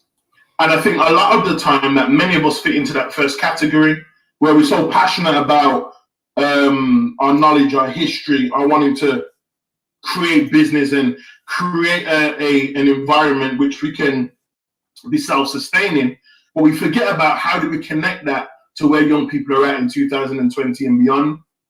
And I think this is really important, because when we talk about the second category of individuals, oftentimes these are the individuals that are in with the youth, that know the youth, that understand the youth, and are able to bring things from the past in terms of our teaching, in terms of histories, in terms of teaching that we may have heard of, and connect that into a real life scenario in which young people can interact. And I think that's really important, because when we're talking about a time where, COVID-19 has definitely demonstrated the vulnerabilities of children, I would say worldwide, but if we focus on the UK in particular, we're talking about millions of children where they're out of school, they're not being engaged with services that were generally funded by the government to work with a range of different types of young people. Due to finances and the economies being hit, a lot of these services are starting to draw back. Schools are not allowing their children to go to schools. I work with social services and do a lot of work with social services. And in terms of the vulnerabilities of children and young people inside a particular household where there's domestic violence, people that are suffering from issues around mental health or other aspects of violence, has risen. So then what we see now is that a group of young people that are in different areas scattered around the UK that are engaging in a range of activities. So you may have young people that are involving themselves in something that we know as county lines, where young people are being exploited by organized criminals that are bringing drugs into the country and are using children as almost mules in order to sell their merchandise. And then you have the other situation where young people during COVID-19 are utilizing social media, and social media is being used even more so now during COVID-19, and on social media platforms like Instagram, like Snapchat, like YouTube. Young people are utilizing these particular platforms in order to taunt their particular rivals. And whilst those behaviors take place on social media platforms, what we're now starting to see is young people are engaging in activities that are violent in our communities. So I'm sure many of us, even those from the UK that are tuned in, have watched locally a number of shootings and stabbings that have taken place in our local community. And we ask ourselves why. And then we're talking about young people that are just out in the public domain and just kind of out and about, just seeming like they don't care about what's going on in relation to the government's guidelines. And I will say, and I will challenge that you've got a number of young people that possibly don't even understand what COVID-19 is. They don't understand what an epidemic is and an outbreak. They just see things on the news. A lot of young people don't watch the news. And then you've got young people that are generally outside because they are trying to escape something from their household. As I mentioned previously, we're talking about issues around abuse.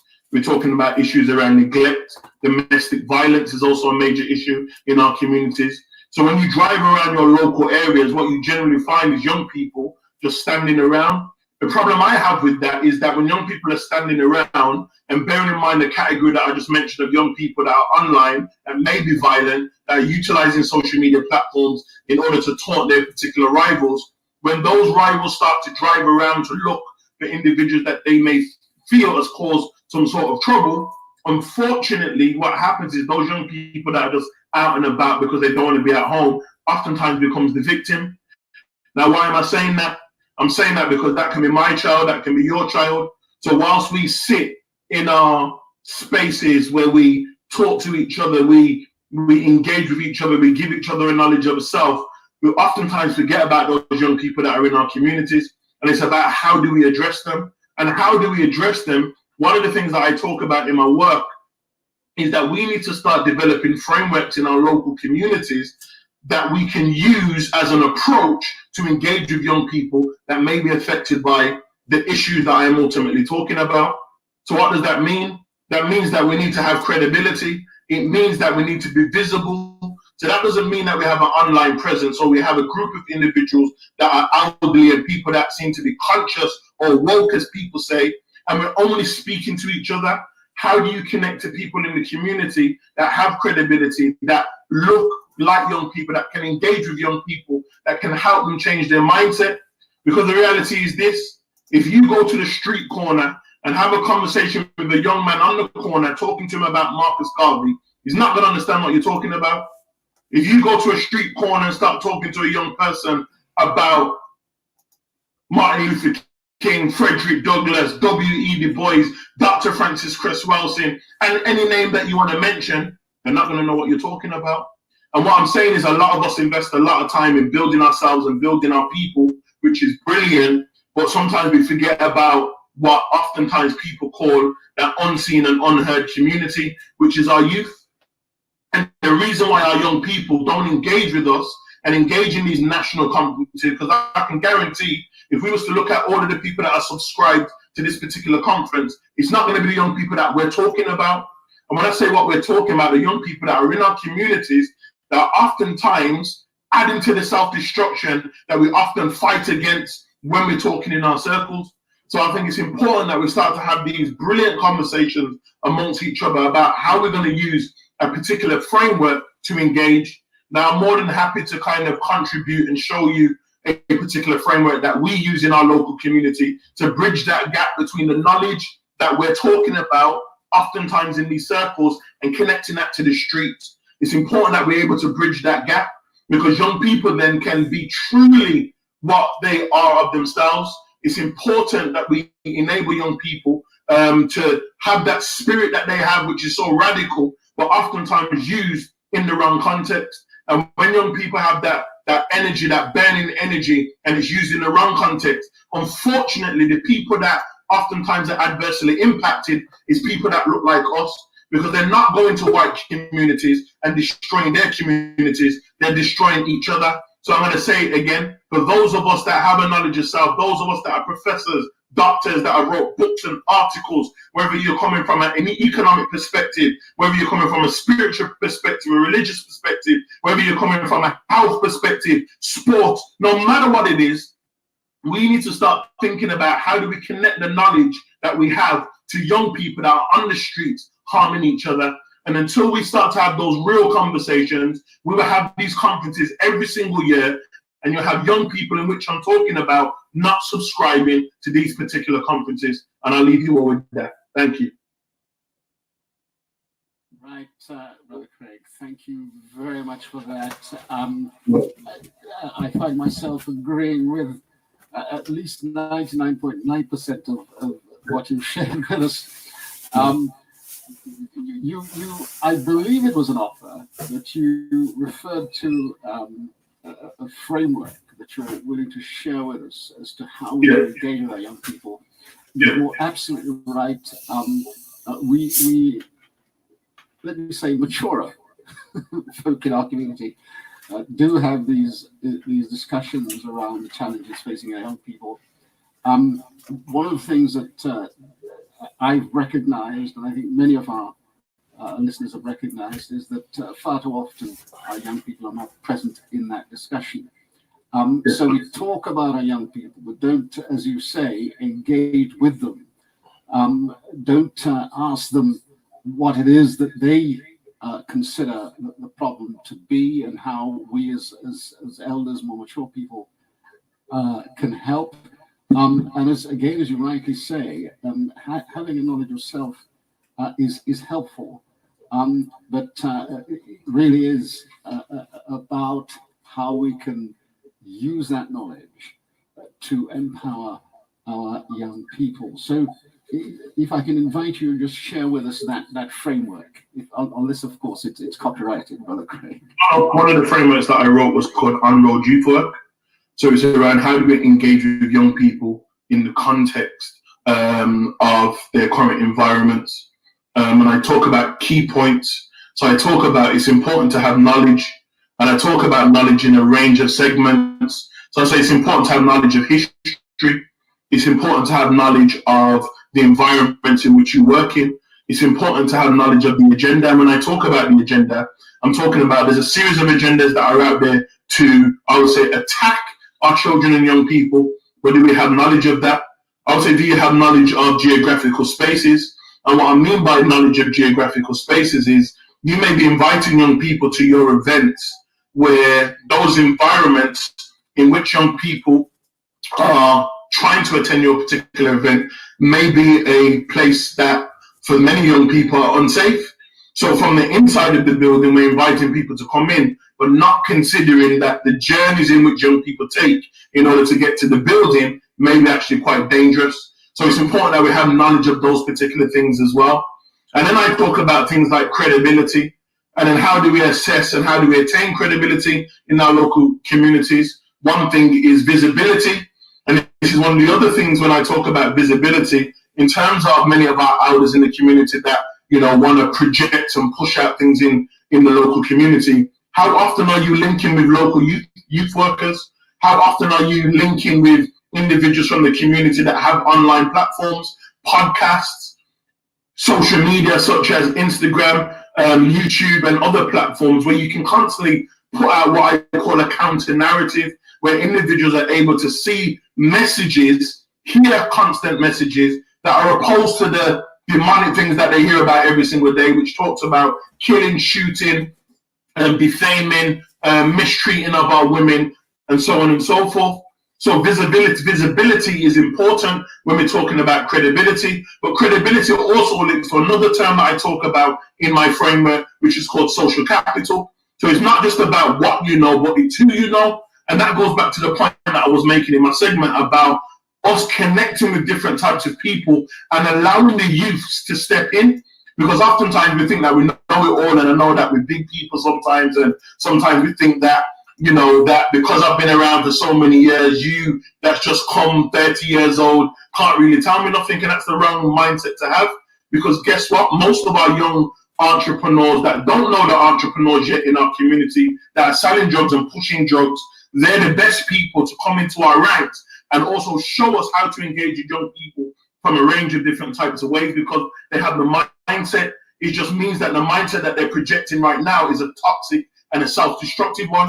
And if we can connect with those young people to get them to think about that, it would work. So I'll say it again, it's not about what you know, it's who you know. Social capital is important. But I think it's also important when I talk about my framework, about it's important to understand the role of gender, meaning there's some work that men are supposed to do and some work that women are supposed to do. Because of the kind of capitalist society that we live in, we all kind of get labeled with these particular titles and roles, and oftentimes it's not effective. So, for example, domestic violence. I've worked with loads of young women through my organization that are victims of domestic violence, and as a man, it's not appropriate for me to do it at that particular point. So when we talk at things like child services, social services, youth offending, probation, or in schools, oftentimes it's middle-class white women that engage with our communities. So oftentimes it's important to understand the role of gender, race, and those intersections between the two. I also talk about the importance of us understanding how do we work in certain communities, because not every community is the same.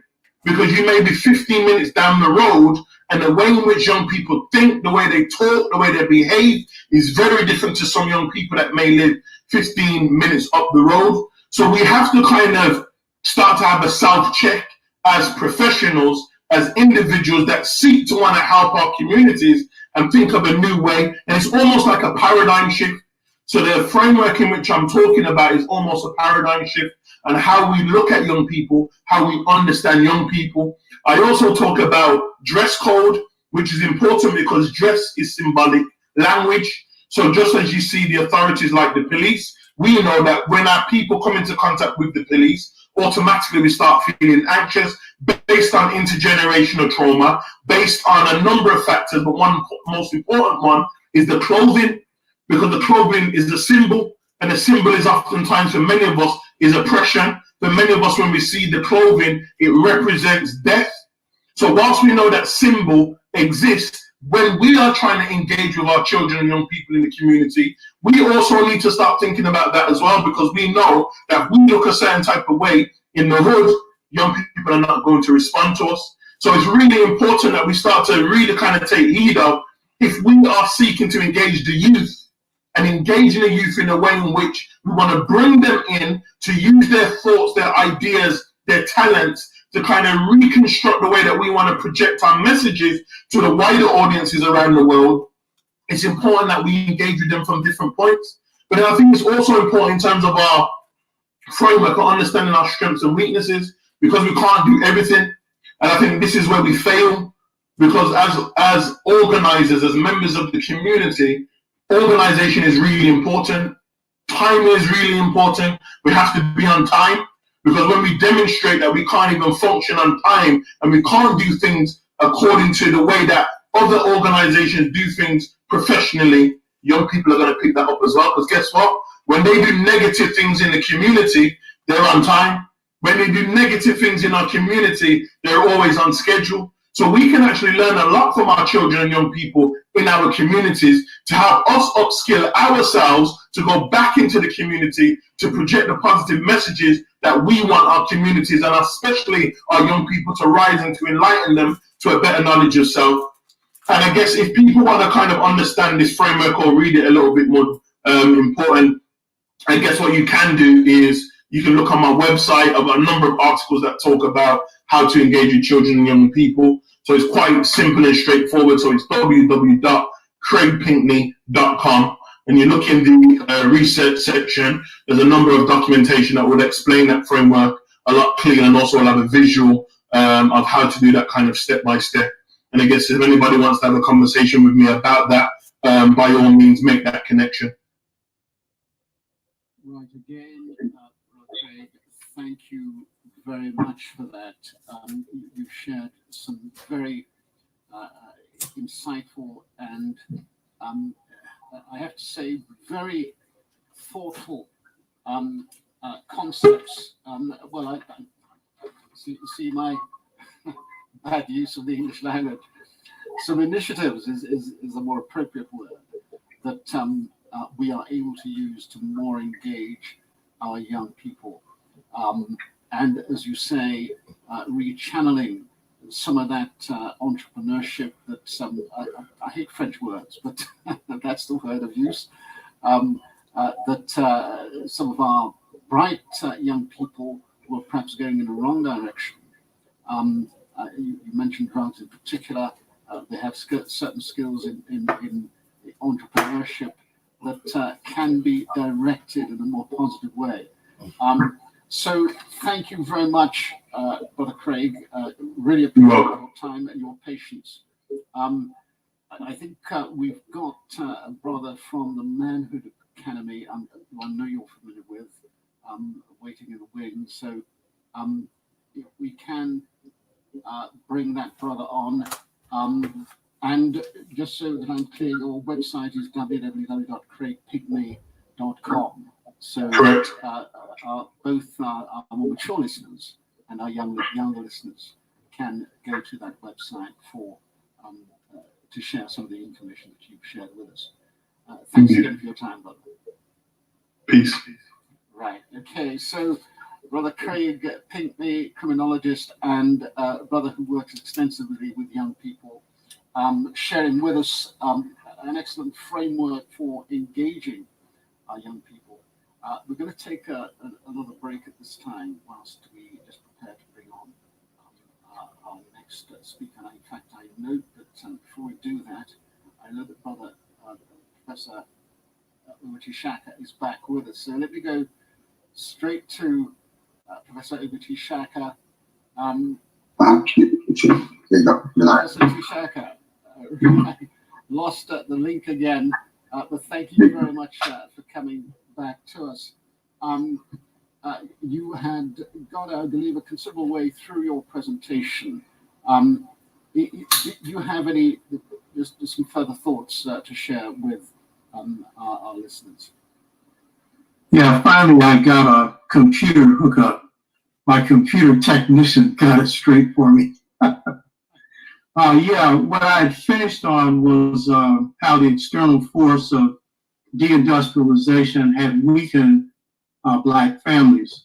There are some other external forces. I just want to conclude by showing how this plays out. In the discussion you were having with the younger brother, where he was dealing with violence, is another external force that has become magnified more recently. So along with deindustrialization comes globalization, and they're not the same. The decision to send factories outside the country was before basic decision was made to move to globalization. The primary architect of globalization is a guy, an economist called Milton Friedman. And Friedman comes out of the University of Chicago. And he creates a school of economics that is supportive of making the rich richer and the poor poorer. And this globalization is formulated at the University of Chicago. And it cannot be run in the United States because there's massive resistance to it. So it's first run in Chile and other areas outside of the United States. It's perfected and then brought back and applied both to American citizens and to Africa and the Caribbean. What Milton Friedman basically argues for is ending the New Deal policies that had been put into effect during the Depression. And those New Deal policies put into effect Social Security, unemployment benefits, and other benefits that benefited workers. And this is largely because you had a union movement in this country that threatened the overthrow of the country, and Roosevelt bowed to that. And so corporations had opposed this all along, and Milton Friedman becomes like the mouthpiece for what becomes known as neoliberalism. And what is this? This is the idea that corporations should rule supreme, that the free market should determine everything, which means big business and the extremely rich.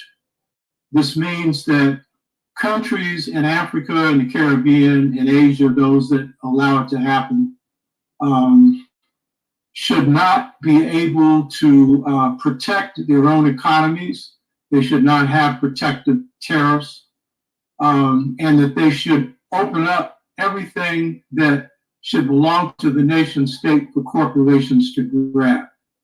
And so Social Security, retirement benefits, healthcare, education, and even water is set up so that businesses can come in and essentially gain control of them. And in Africa, this becomes known as structural adjustment. And in the Caribbean, pretty much the same policies are applied. And so in the 80s, when the aid comes from the World Bank and the International Monetary Fund, it comes on condition of privatization, that everything that the government that owned and could be profitable, and especially services that only really government should conduct, such as healthcare and education, that these things should be privatized. And aid is given to these countries on condition of that. So this drives Africa into deeper poverty. This is an external force. In the Caribbean, if you take a country like Jamaica, where a lot of Blacks from the UK are from, when you have the Michael Manley government that is trying to carry out programs to benefit the people, what happens then is that the IMF and World Bank comes in, and after Manley negotiates one good agreement, imposes harsh requirements on Jamaica. And those requirements basically say that Jamaica has to end or lower its tariffs. And tariffs are a tax on foreign goods that come into a country, and it enables your economy to stay whole. The American economy would not be what it was and is if it had not been for protective tariffs carried out after the War of Independence. So all of this was designed to break the Jamaican economy. In the 60s, Jamaica was one of the most prosperous economies in the Caribbean.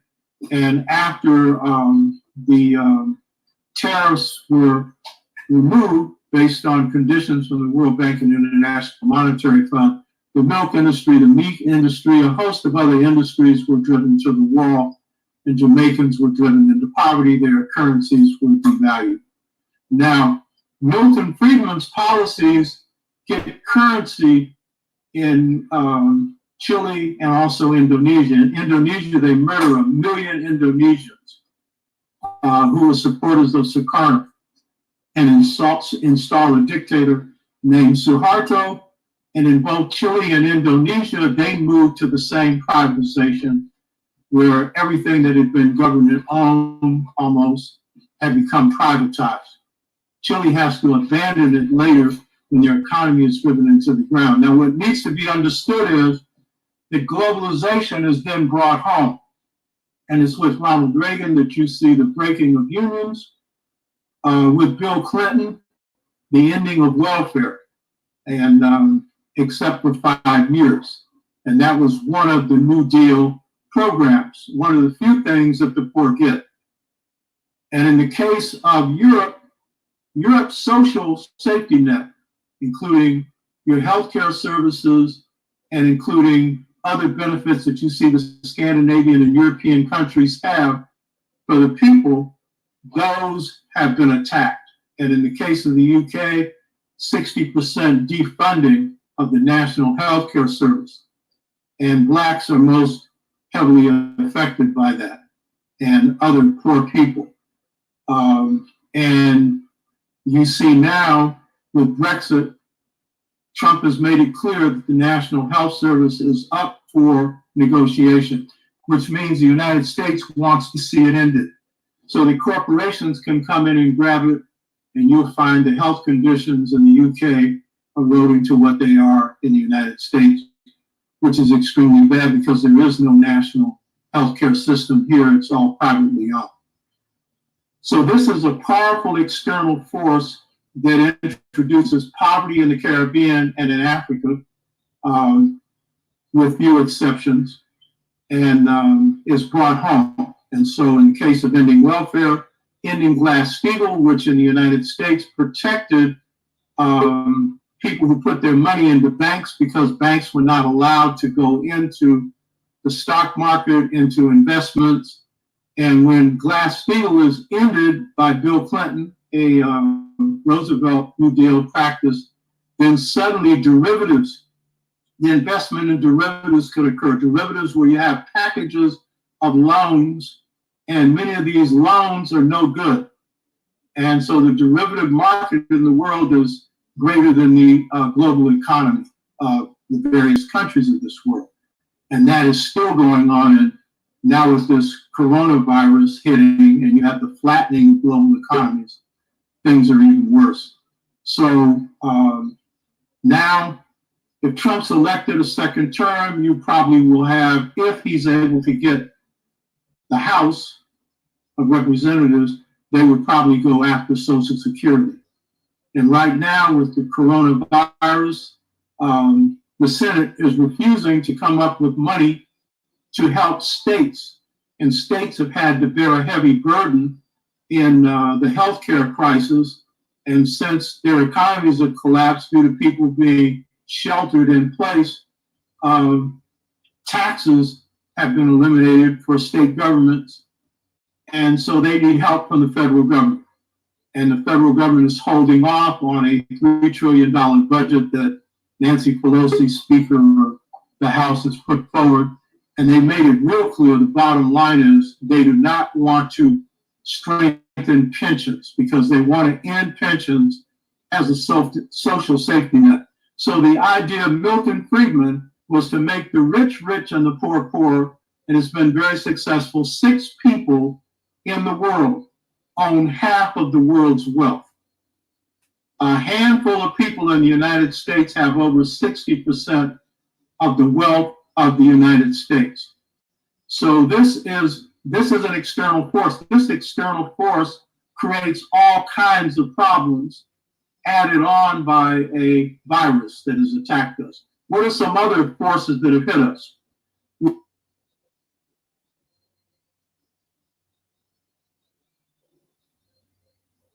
We know that the intelligence agencies put drugs in the black and see what was communities get good loans and blacks have been moved out. That was designed to destroy black communities. It could be a basis for resistance. However, it couldn't be destroyed because wherever blacks move, whites move out. So we have black communities constantly forming and some that couldn't be broken up no matter how much they tried. We have counterintelligence program. I had 3 assassination attempts run on me, as well as an attempt a couple of times to deny me work, one of which I didn't fight and another of which I fought, which was at San Francisco State. So I pointed out I never lost a battle. But many of our people went down to the counterintelligence program. I was here in the UK in the 70s, and I read a book about collaborating. It's one of the strengths of our culture. You know, a lot of our people, particularly our conscious people, are engaging in change and learning from each other. So when I went back to the States, I went to my library at San Francisco State, pulled the book and kept it for 20 years until my priest said I had to return it because that's theft. So I copied it and returned it. But I mastered it, and my book, Our Leadership,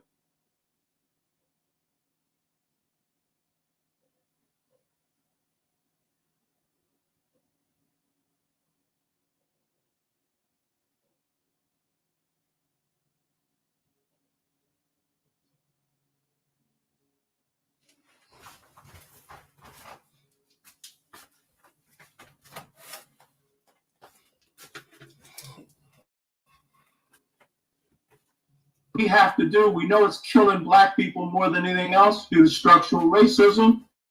We also know that in the States, they did a survey of 25,000 people, and they showed that blacks are 6 times more likely to be admitted to a hospital or being given a test. Now, if that survey said 6, it's more like 16 times.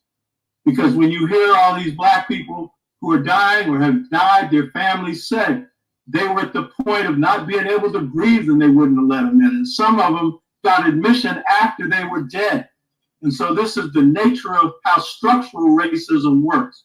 And so, you know, we have to fight that in every way possible. And one way is to be healthy. Try and work to maintain a good immune system. I have a 93,000 score on an antioxidant test. That's the most important test you can get, which tests the health of your immune system. 50,000 is perfect. I'm wondering why I didn't get 100,000. 93,000, I'm supposed to get double perfect because I'm a strategist. I've been pursuing a strategy to live past 100. I'm 80. Never tired, never sick. I worked 40 years in San Francisco State, never a day sick. I don't get sick. I make people sick. I transfer high blood pressure, stress, and heart attack, but I don't get them. And here's another key thing I want to stress that in these external forces, we need to know the importance of loving ourselves. Because if you know yourself and love yourself, then please believe me, what other people think about you is not going to matter too much as long as they can't harm you. I don't care 2 cents what anybody thinks about me, just don't mess with me. You know what I mean?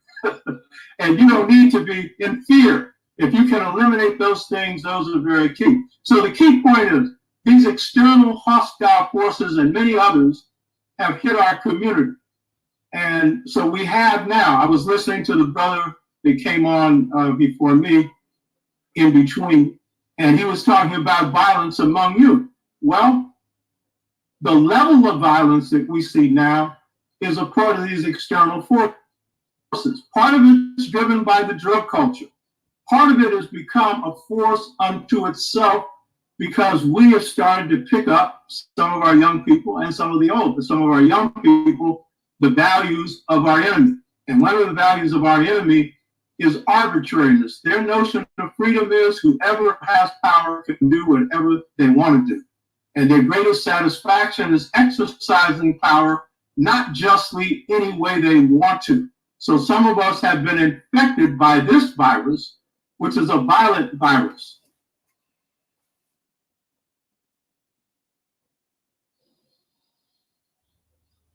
And get satisfaction from it. And we're coming from a culture, old-time gangsters actually.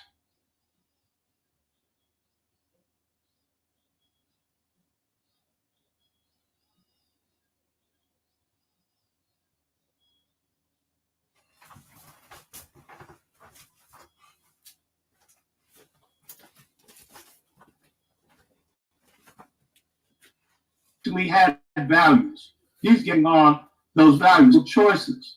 Then we have. Sorry, family, just a bit of internet troubles. Trying to get this on point.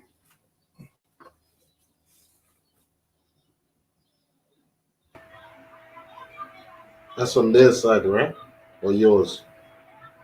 I think it might be theirs.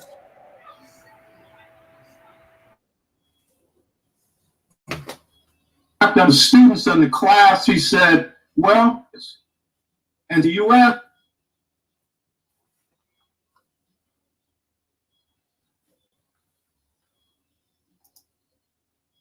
family, we're trying to sort these things out, especially when they get a lot of information.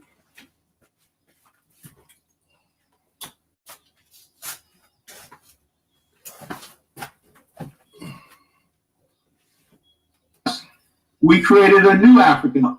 Caribbean, I don't want anything. This was your memory. We're having technical issues, but we're trying to get on top of it. We're on it, family. Remember, this is a live event. It's being streamed outside of London by the brothers and sisters. We're merely sharing it, so bear with us. Keep listening. I've enjoyed the information so far. It will keep going. Trust me, sister, the frequency is higher. Technology can't cope with these kind of bars because the brothers are dropping real information.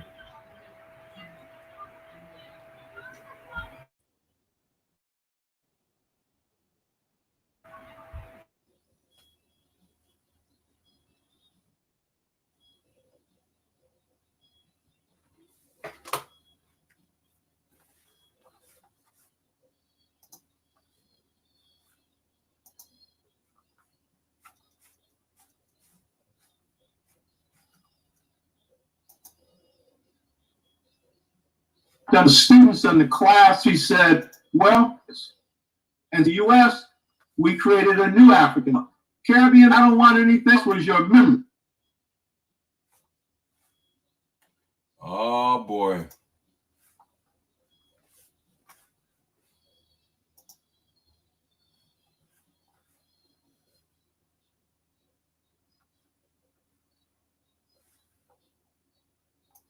the students in the class, he said, well, in the US, we created a new African. Caribbean, I don't want anything. This was your memory.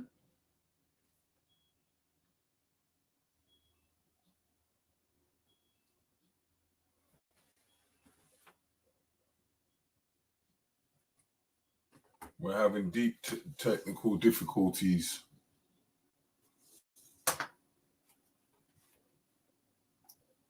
The students in the class, he said, well, in the US, we created a new African. Caribbean, I don't want anything. This was your memory. I think it may be on their end, but let's double check to making sure that we can get this thing correct.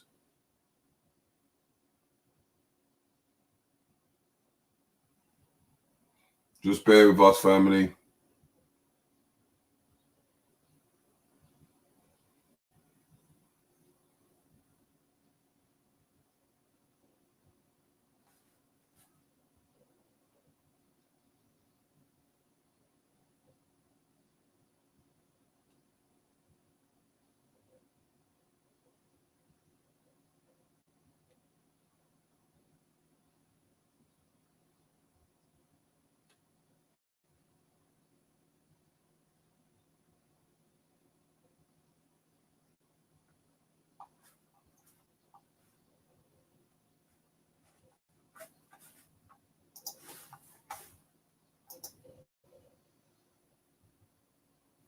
The students in the class, he said, well, in the US, we created a new African. Caribbean, I don't want anything. This was your memory. We're definitely having technical issues here.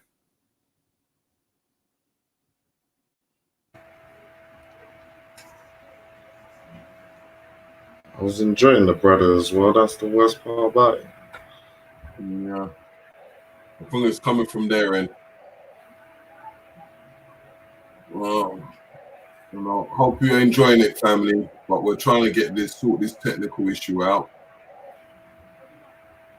Well, I think what we're going to have to do is all the information that people seen in drips and drabs. I think we're going to try and get it all uploaded to the channel so everybody will have a chance to go and re-watch some of this stuff, especially the first lecture that we were showing on spirituality.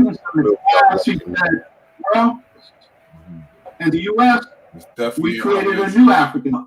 Caribbean, I don't want anything. This was your memory.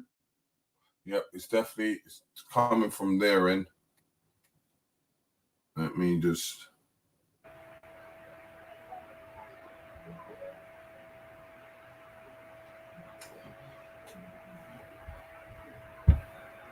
It's coming from their end. What we do, family, we're going to try and get back onto the situation.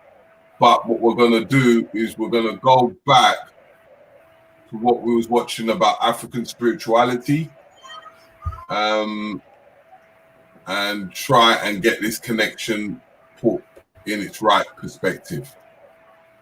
Family, we're going to keep on trying. We're doing our best as much as possible. So let's just try something and we'll get back to you on it. It's not been a great day, but you know what, family? We're still going to teach and we're still going to continue doing things today as it is African Liberation Day. And we're going to keep on pushing the narrative. So we're going to keep... And don't forget, people, it's 45 years anniversary this year. 45 years these brothers and sisters have been doing their thing for. So it's not no joke thing. They have been pushing hard to get me. They may not be up to scratch on the technicals, but as far as their efforts and their teaching goes, it's been on point. And we're coming close to that 50-year point. So I appreciate these brothers and sisters for what they're doing, yeah? Well, run that track. So to speak, should be leading you to a place where you are becoming more spiritual, or you're following in a spiritual tradition. You don't need the religion. So as the sister said, you know, it's a social, cultural, political construct.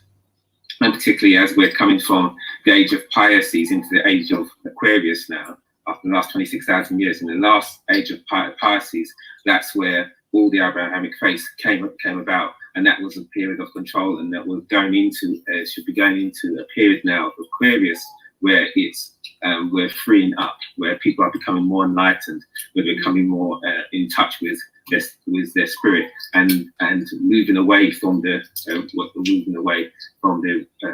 religions. So yeah, so just to add a little bit more to what has already been explained very well already. So in the last 5 minutes or so, I just want, if somebody came to you for advice and they say, well, I'm a Christian, I'm a Muslim, I would like to investigate African spirituality, but I'm not sure, because from what I've heard, there's quite a negative aspect to it. I mean, how would you persuade them that they should give up the Christianity or Islam and return back? I'm talking about African people now, and they should return back to the source, return back to their religion, because that is the true and right way forward. How would you think you would convince them?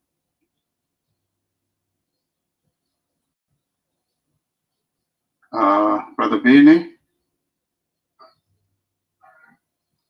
Yeah, I've had the experience of people coming and asking how can they become more spiritual.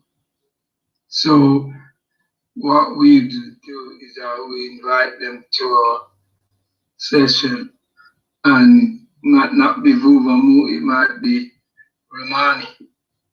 And there's a book with 10,000 pages done by Nabi Katabazi, and we will ask them to open the book, meditate first, and then open the book.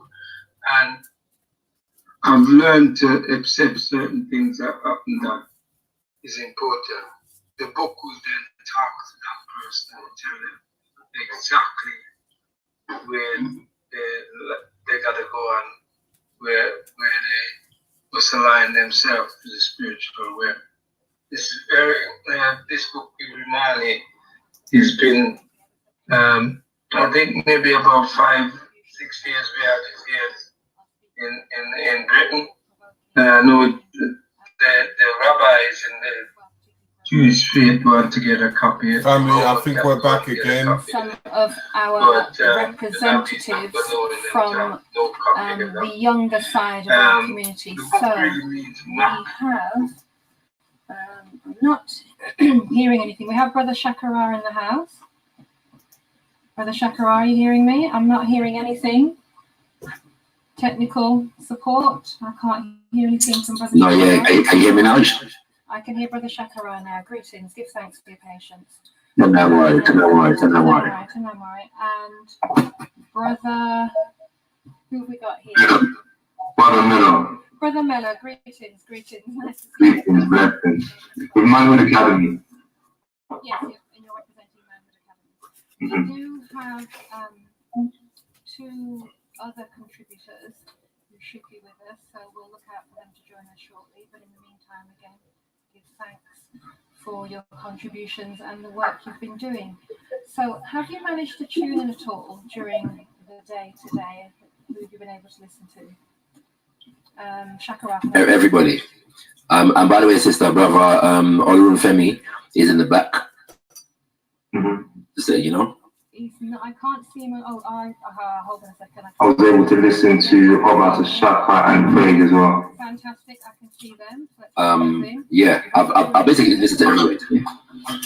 Okay. Greetings, Kings. Greetings, lovely people. Yes, praises. Shall I introduce myself? Yeah, go ahead. My name is Olurunfemi. I'm from Black People Giving and the Waiwa family. We're based in London, doing some work with the youth as well as our wider community. And I guess just very grateful to be invited into the space, very humbled. Just happy to very much share our views and work with the rest of the global community for that united global African vision, you know. So again, just grateful. I haven't introduced myself yet, so I might as well do that. My name is Tafadzwa Shakara Bandaka, also known as just Shakara. I am first and foremost, this should be said because yeah, it just needs to be said that I am a member of the Al-Qibla and Revivalist movement, born and raised. We are an African organization based upon an African-centered spiritual cultural philosophy. I am also a spoken word activist. I am a writer, a journalist. I am also co-director of Got Kush TV, the UK's #1 conscious black media platform. Yes. And, so just to touch on that, my name is Bradley, aka Brother Mello. I'm here representing Manhood and Womanhood Academy actually, and yeah, just happy to be on here for African Liberation Day, and happy to represent, I guess, the younger voice within this community. Yeah, looking forward to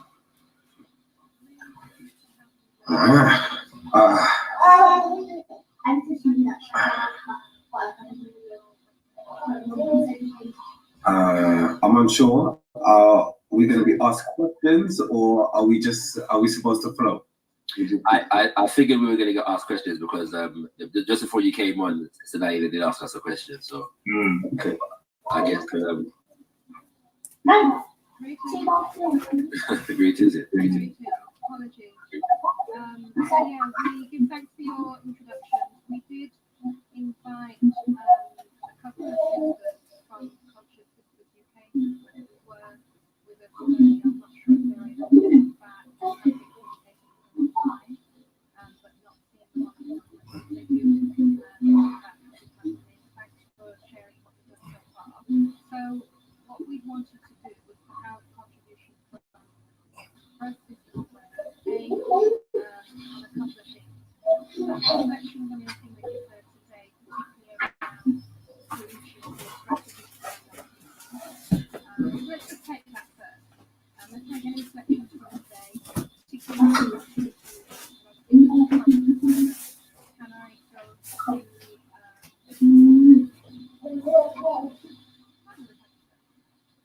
Manhood. Okay, perfect. So I think it was Craig who I touched on first, because I think we really did kind of touch on a lot of things that we need to be doing as elder people within the community, looking at the youth.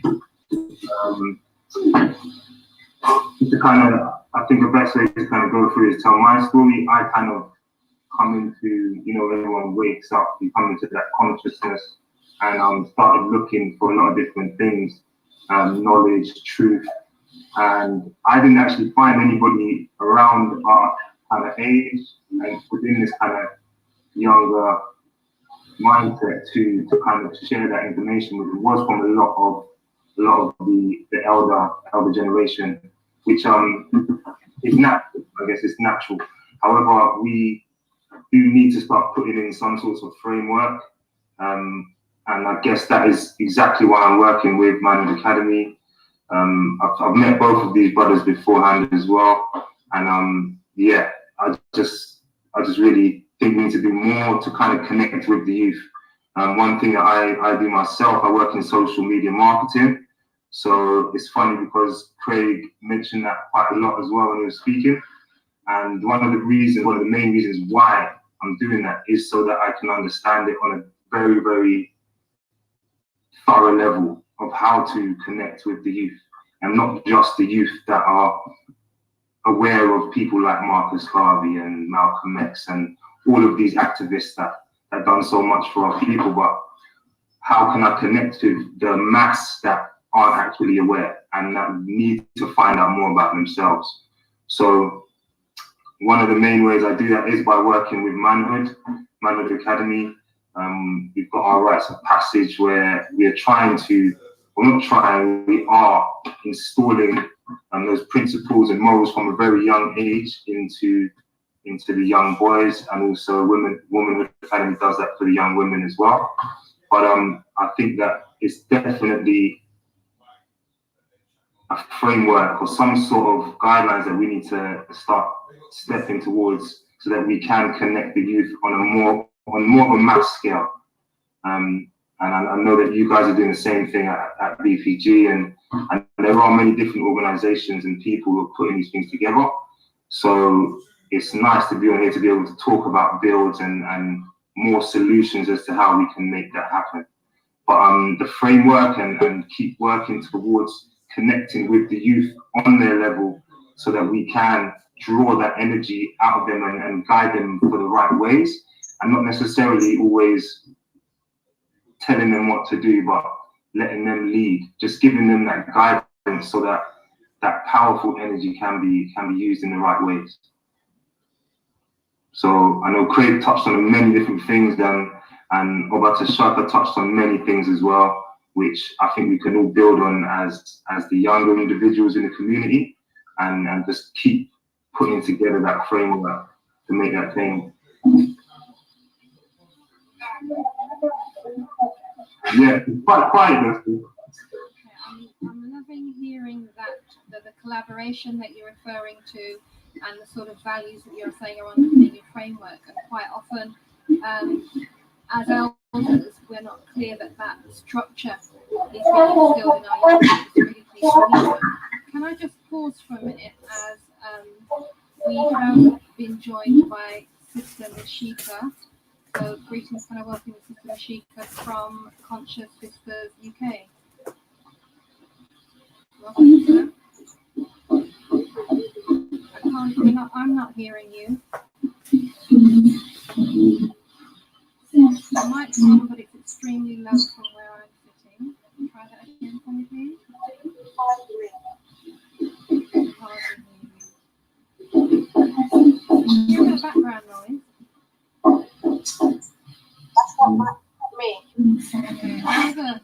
Are the other panel members hearing her clearly? I can't hear her clearly. She's very quiet, yeah? Yeah, very, very quiet. So sis, can I make a suggestion? Maybe just come out and come back in again. I'm not sure what it is. Okay, thanks for your contribution. I'm really pleased to hear about the collaborative work and the structure and the principles. When you were listening to the phrase,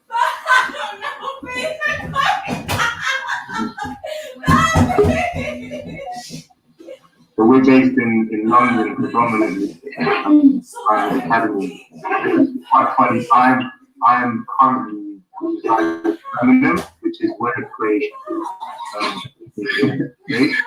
So I've come down here for my profession, which is where I'm working, but we're also hoping to collaborate with Craig and the community to try and install that down here as well with manhood. Can we just check on Sister Shaka?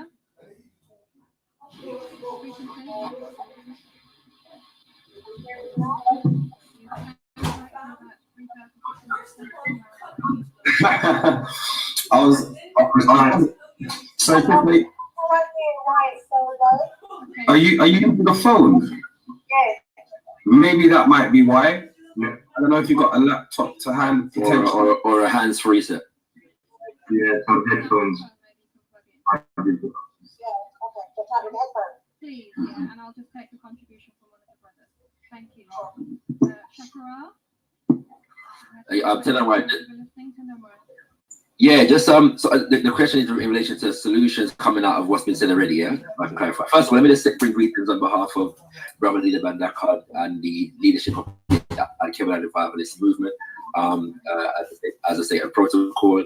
I also just want to evoke the spirit of one of our recently passed members, Sister Nkechi.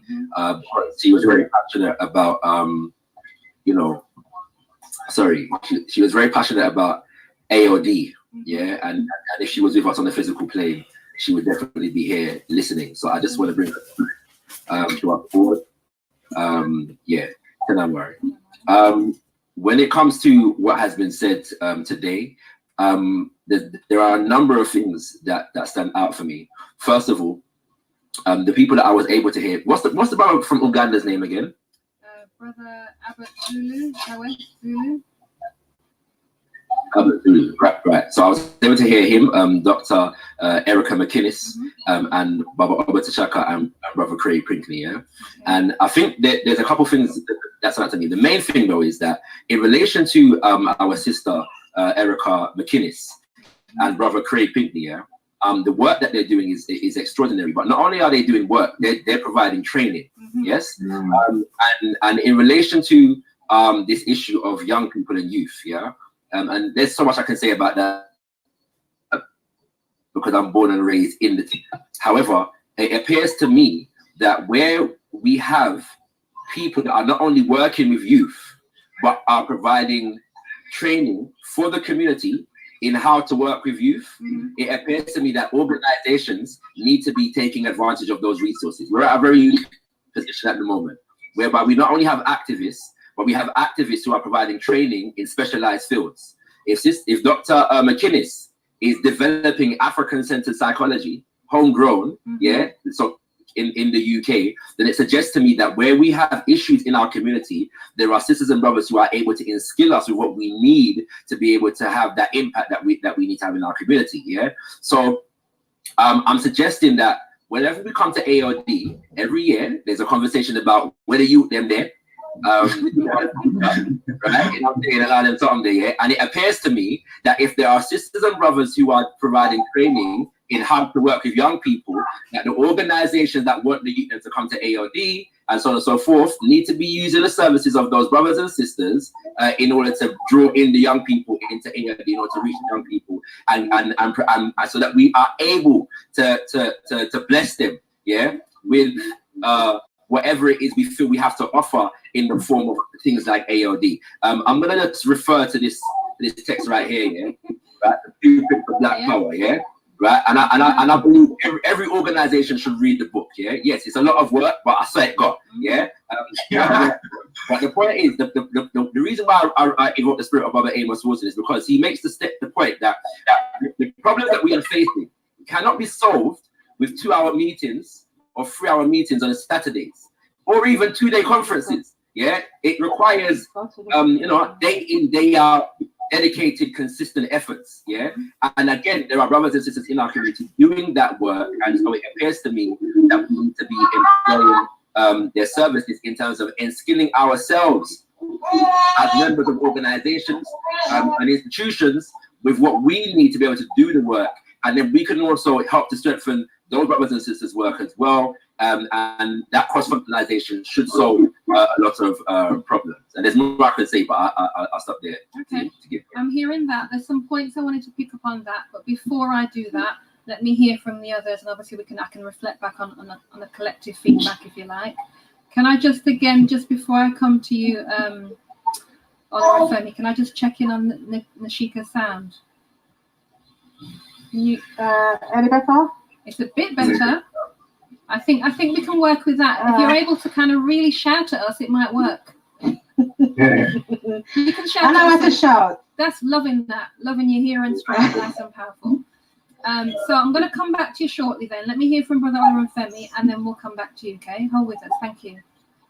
Go ahead, greeting and ekole to my family and to, you know, all Africans, wherever you are. This is so powerful. Sorry, I just want to say, because to be able to connect with individuals in America, in the UK, in Africa, like this lockdown has been spiritually for us as a community, I believe, has been so powerful. I'm so sorry, I've got a young one in the back. No problem. Sorry. So she's 8 months old. Okay. So it's like to start learning. Yes, honestly, literally just started crawling, trying to stand up a little bit, like, you know, being able to connect to us. It's so powerful.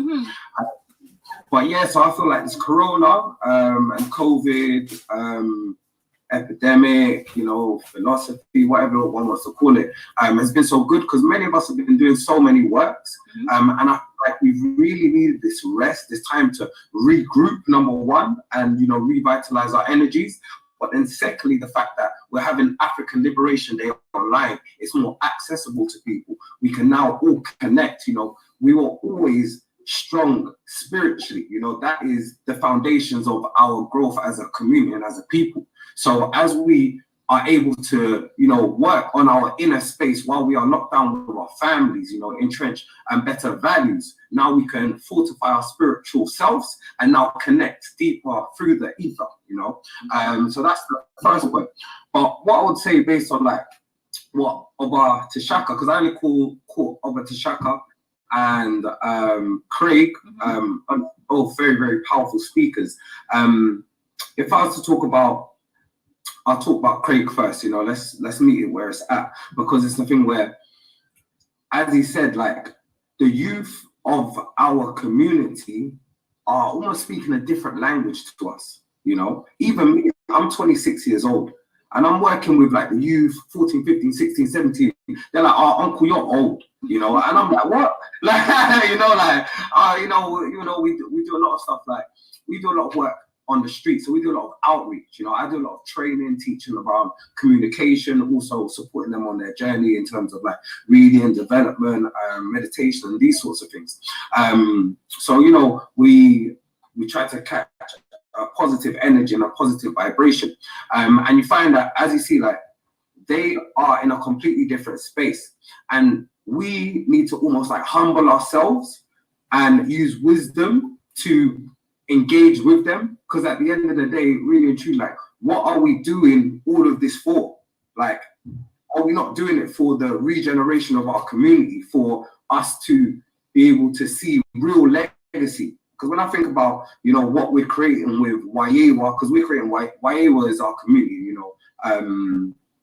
When we say Wayewa in Hausa, it means civilization. Okay. In Yoruba, also means like to come to life. Wa is to come, and Ewa is essentially the essence of life. So to come to life, bring the essence of life forward. So with Wayewa, we see it as, when I think about it here on a physical plane, as well as a spiritual plane, I see it as almost a separate entity to myself that needs to be created, you know, so that, you know, my grandchildren's grandchildren are benefiting from that entity and that vehicle that has been created separate to us, you know.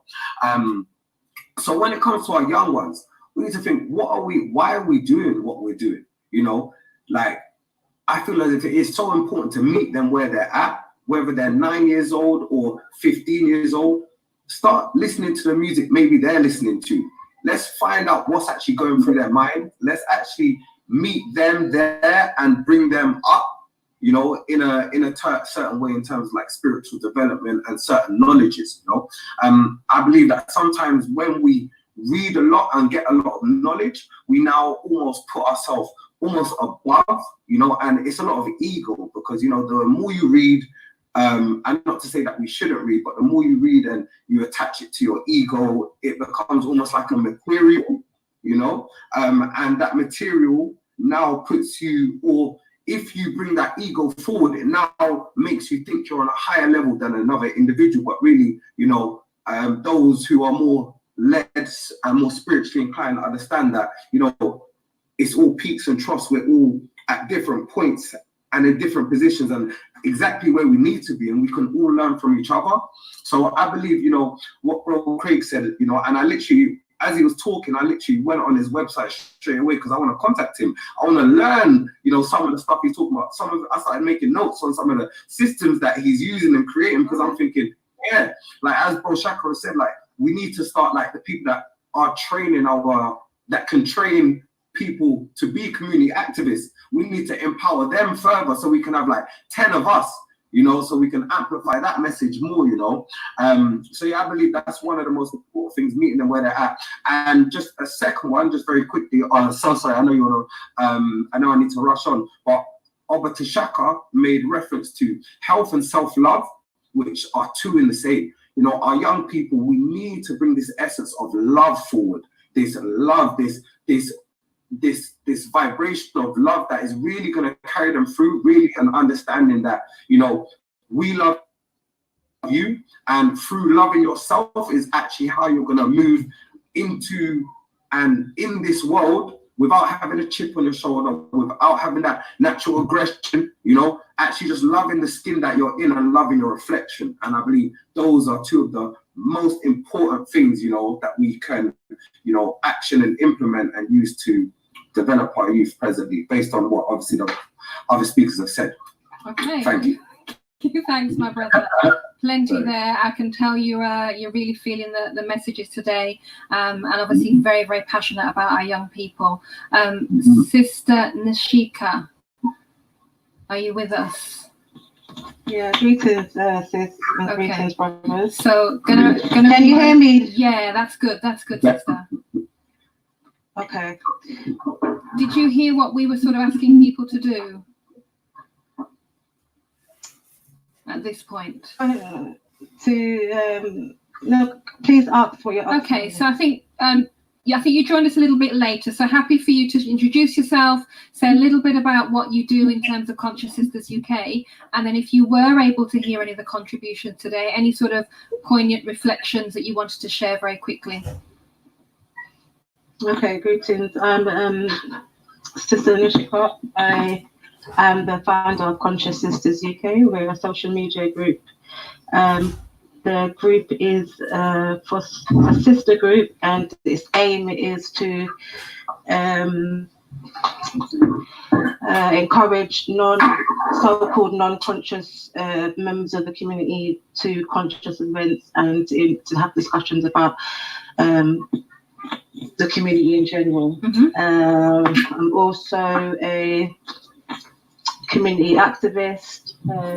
I've held a few protests and a few campaigns out, some in central London, one for a couple for police custody deaths and deaths in police custody. Sorry, are you hearing me? Yeah, we're hearing you. We're getting a little bit dizzy with the phone, but we're hearing you fine. Yeah, go ahead, my sis. Apologies, my laptop is in the shop and that's this okay. is the best I can do. Okay, this is good. This is good. Oh, is it falling? Okay. Okay. Okay, sorry. Okay. So yeah, I mean, I held a protest for a brother called Mzee Muhammad that was died in police presence a few years ago, and also did work with Sarah Reid campaign, and I worked for a few years on the African Emancipation Day Reparations March, and I was one of the delegates who presented the petition to Parliament. Fantastic. So very active, and as you say, particularly looking to engage sisters in particular. Were you able to listen to any of the presentations today? Yes, I was in and out. And any particular thing, anything that resonated particular with you? It's okay if you didn't, but anything that you do want to share from your perspective, or you think that might have resonated with some of the sisters you're in contact with? I didn't get enough of it, sister. Okay, no problem, no worries. Okay, if I can just come back, and I'm just listening to the brothers in particular. There's a common theme that you're all talking about, either reaching our young people where they are, understanding where they're at, but also everybody seemed to really connect with Brother Craig in particular. And I know Craig's been working for a long time with our young people. And one of the things that jumped out at me, and listening to you as well, is the health thing, which obviously is particularly relevant now. But also, if we go right back to earlier on today, Dr. Erica McInnes was talking about the values. And going back to Shakara's point about working with them and having training and sessions, I guess for me, one of the things that has got to permeate through all of that has got to be those values. It's got to be that culture. It's got to be that health. It's got to be that love for self. So does that resonate with you guys? And is that something that you think can work with our young people from 15 right through to 35, if you like? Definitely. I'm here to say something that I neglected to say prior to, which is humble suggestion as a solution to the organisers of AOD. And I want to say congratulations to the PACM for keeping AOD running. What was it? What was the numbers? 45 years, yeah? 45 years, yeah. Is what's being said, yeah. So that's no mean feat, right? So we want to give thanks. And as a man that's been coming to AOD all my life, I've gotten a lot, yeah, from AOD. So we give thanks, yeah. I wouldn't be who I am without AOD. At the same time, with all that investment into AOD, I'd like to suggest humbly that Brother Craig Pinckney speaks next year on both days for at least an hour each. Yeah, and I'm suggesting that most humbly, but because of the quality of the work that he is doing and the fact that he has structured it in a way whereby we can all gain from it. And I think we need more time to be able to feast from his wellspring of wisdom and expertise. And I think that all of our organizations, all of our work will be enriched as a result. You know what I'm saying? So that's one thing I want to say. But I try. That would be touching on something that I didn't get to say prior to. No worries. For anybody else who wants to answer the question specifically. Mr. Nishikar, sorry, you hearing me clearly? Yes, yes. Just to touch on this youth issue, as it is one of the major themes for this year. I've had a discussion with some sisters, and sometimes it's in the semantics about how we do things. We have a 2-day event, and we've put aside 1 hour to discuss youth and those that are in the youth sector. That's not enough time, and that's not giving it the amount of time and resourceful thinking as we should. And that's just part of the problem. We have a 2-day program and a limited amount of time on the essential, which is young people, the next generations coming up. I would like to also point out, for my discussions with people in the community regarding youth engagement, is that there's an underlying feeling that the elders do not engage very well with the youth, that the elders are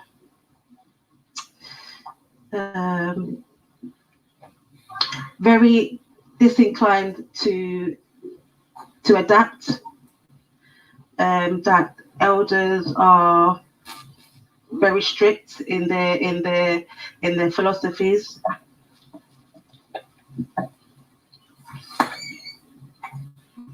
And that elders don't always present a Black first motto. That is, they push marginalized groups of our community to the side and use that, and it's not very helpful if it's trying to engage all of our youth if we are marginalizing some sections of the community. Okay, give thanks, sister. So some honest words of truth there coming, particularly from sisters, I'm guessing. And you know what? We have to give thanks. We have to hear it. I think there's a range of things that people might sort of want to respond to on those points. I'm not going to seek to do that. What I'm going to say, it's an opportunity. We've heard that. We've had an opportunity. It's been said here on New Style Radio, PACM's Africa Liberation Day. We've got a number of older people tuned in. And I think going back to the point raised earlier, when we're talking about people who are delivering training for people working with our young people, these are things that we take into account. And actually, as somebody who delivers training outside of the community, one of the best ways that we can make sure that what content that we deliver is relevant is when we consult with our audience. So in terms of our audience, our young people, what would you like to see? How would this work better for you? What doesn't work for you? So again, loving your suggestion, Brother Shaka, about certainly more time with Brother Craig. And actually, I think two things. One is developing and consulting with young people in the preparation of that content, but also potentially some practical content on the day. So not just us listening to Craig, but actually engaging with Craig. So I'm sure Craig does some kind of workshop activity that actually people could come to ALD and not just hear, but experience. So I went to ALD, I heard from Brother Craig or Dr. Erica, and I went through this experience. And I think that's potentially, again, making it a bit more experiential would work for our young people. How does that sound? Yeah.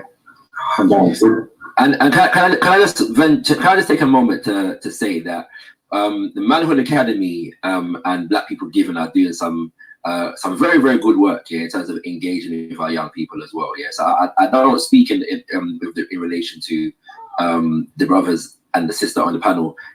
like in terms of a deficit model, in terms of what they are not doing or what they are doing. Yeah, I think that we could all learn from a lot of what the new methods, that the newer organizations that are operating in our community are taking to engage with our community. And I think that by the same token, a lot of the more established organizations have a great wellspring of information and knowledge in terms of ideological training, in terms of political education, in terms of economic education. And I think that those two things need to meet somewhere in a balance whereby we can be more effective, you know what I'm saying? Because at the end of the day, there are people that are doing the work, but all of us necessarily what Craig may have, what an organization or a group may be dealing with. Craig may not be dealing with some of those things, but we can bring some of that expertise to maximize what that organization is doing.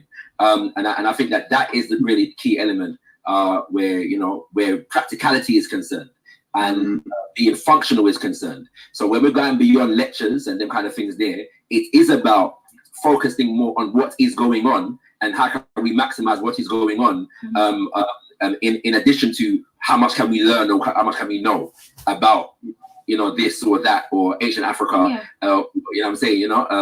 African-centered education. Where is African-centered education actually taking place, and how can we maximize the training in the field of African-centered education in order to develop practitioners in that field that are now operating in our community and having an impact upon our young people, who are then going to come to ALD and taking all this information and recycle it back in terms of informing their aspirations, informing their desires, informing their fields of endeavor in terms of how they grow. By doing that, we're not only giving them aspirations, but we're also earmarking roads for how to develop in their chosen field. That's part of the problem. I was grown and raised in the Pan-African community, and we all got the knowledge, we all got the information, but when we got to adulthood, and there was few avenues for us to use that information in functional ways in our community. And so I suggest that for my generation, the primary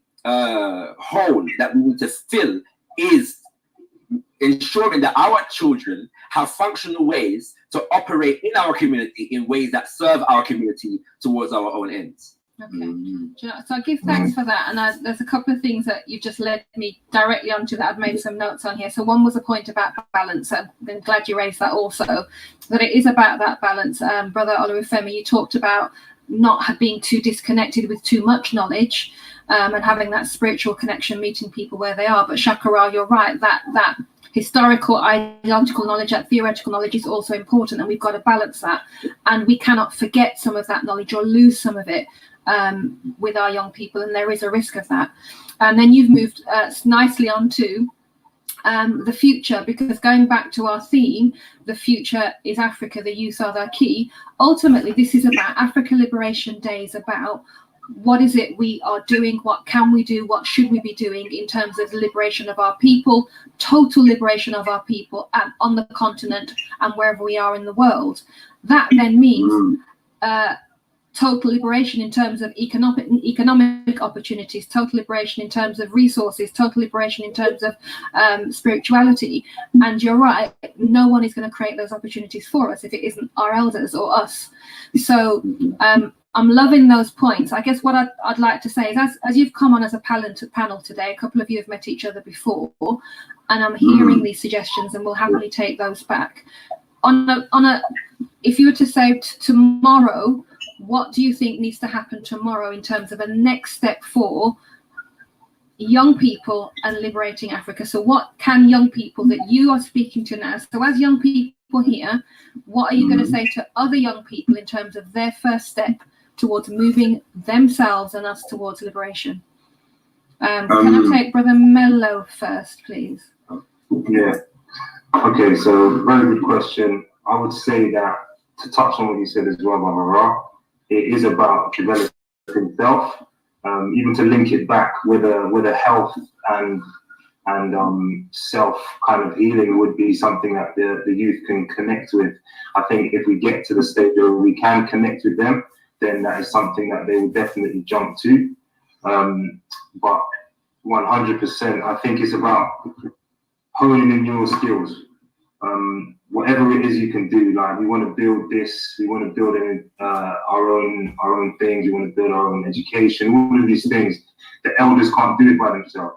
They need the youth to do that. We can't do it by ourselves. We need the elders to do that. So I think it's about, the first thing you can do is focus on self, in a sense of what am I good at? What is my skill? How could I actually contribute to the community in a way that's going to help and build what we're looking at and take that step forward. It's always about us going out in the community and helping others, but we have to put ourselves in a position where we can help. So as whatever skill it is that you have, we're going to need doctors, we're going to need teachers, we're going to need all it is, and there's things in place, just like what Craig has, just like what you were saying, where we can go out and learn new things and hone our skills so that we can take that to the community. So yeah, that's what I'm saying. Okay, give thanks for that, Brother Miller. Very clear, very on point. Brother Olorunfemi, are you still with us? Okay, appears to be, seems to be frozen. So go ahead, Shakara. I tell you why. This is Africa Liberation Day, and so I do want to emphasize a point, which is that oftentimes we get trapped in whatever social conditioning that we are in at the moment, and so betterment becomes subject to whatever the social conditioning says is an ideal of success. And so when we're dealing with African Liberation Day, our ideal of success must be geared towards Pan-African ideals, as you were saying earlier, Sister Naila, yeah, and Pan-African values, and all of those Pan-African ideals and values are geared towards the liberation of our people. So it's not enough for us to be producing young people that are simply well-adjusted to the corporate norm, that they're not on road no more, they're going to work for IBM and MIT and British and as and where those things we do them, but they cannot be our goal. And so the beautiful thing about a case of vision and an ideology, and those of us with the particular mindset are able to structure our goals and our ideals around the ideology and the ultimate goal, the ultimate success here. I'm wearing my red, black, and green sash because 100 years ago, the red, black, and green flag was ordained, so to speak, as the flag of the African nation by over 25,000 African men, women, and children in a place called Madison Square Garden in New York, at which a government in exile was elected for the sake of liberation of African people, and so that's 100 years ago, it's Messiah coming, and that for me is my ideal of success, that we are organized in ways to reinforce self-determination, and we cannot get caught up in the trap that as long as the youth them are not on road, then they're successful. For instance, because the reality is that if they're not working on our behalf, the system as we know it, even in especially in big time corporate jobs, is working against our interests.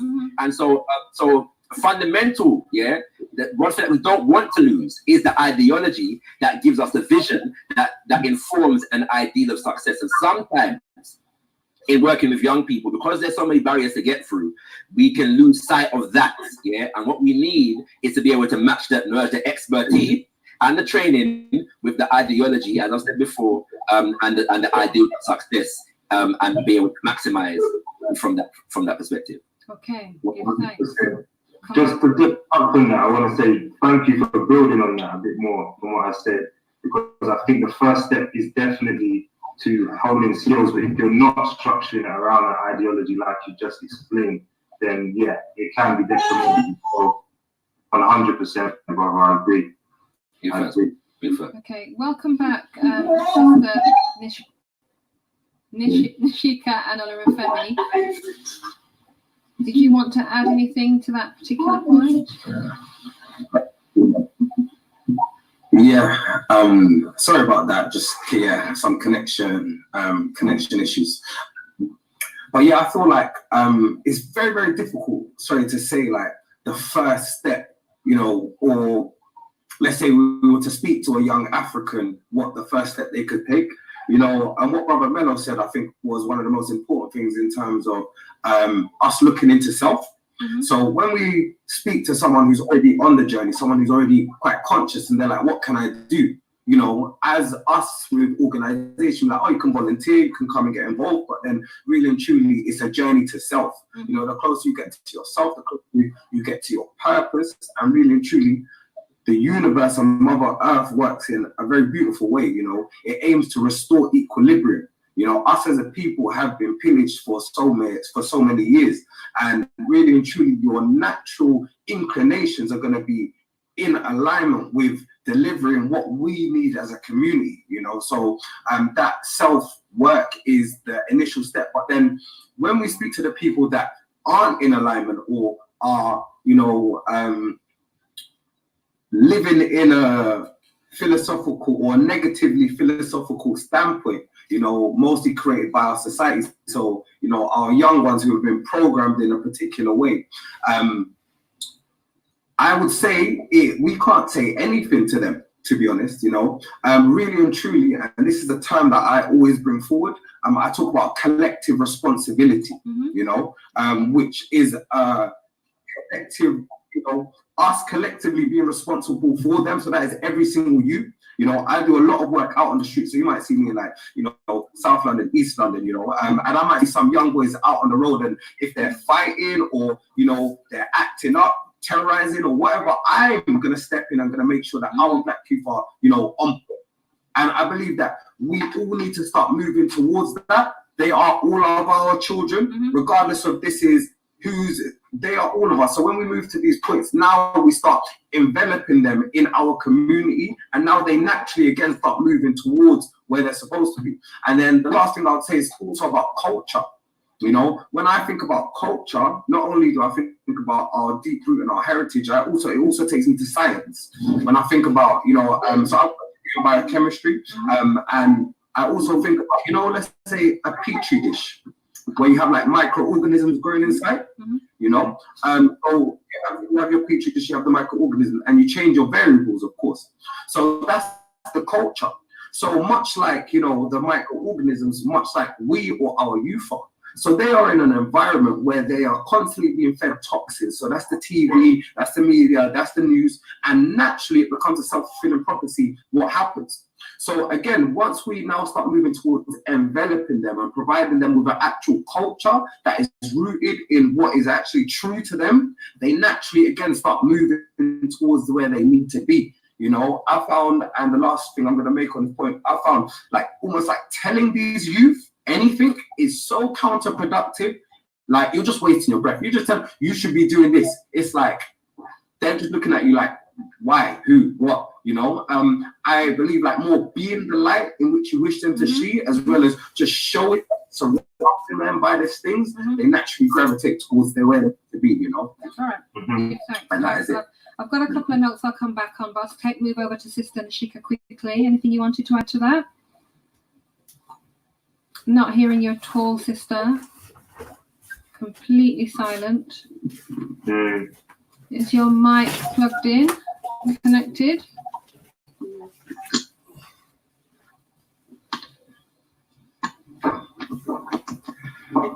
Better? Yeah, fantastic. Go ahead, sis. Thank the ancestors. Okay, so I was going. My point on that was that I would say to a young person, what are you interested in? Because I think that when you look at a point coming from an angle you're interested in, you'll develop in that area. Some young people are into the sciences, some are into history, some are into more practical things.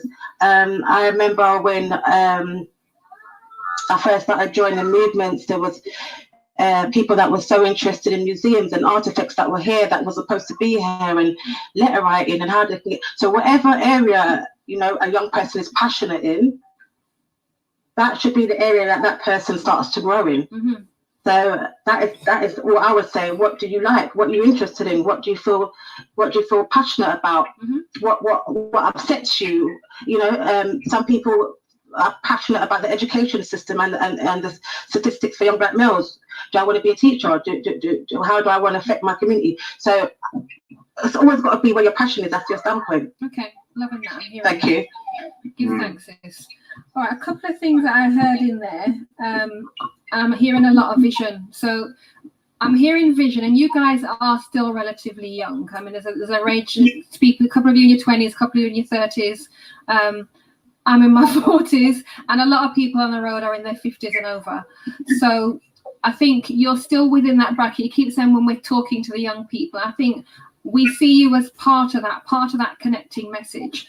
One of you made reference to Olurefemi, you made reference to collective work and responsibility and culture, and as we know, that's one of our foundation principles, revised for us by Dr. Maulana Karenga in terms of the Nguzo Saba, but we're key, the principles of Ma'at that Dr. Erica McInnes talked about this morning, the principles, the 7 Nguzo Saba principles, those are basic minimum that we should be leading by example, as you say, giving that example, showing them actually that you can't tell people, show them.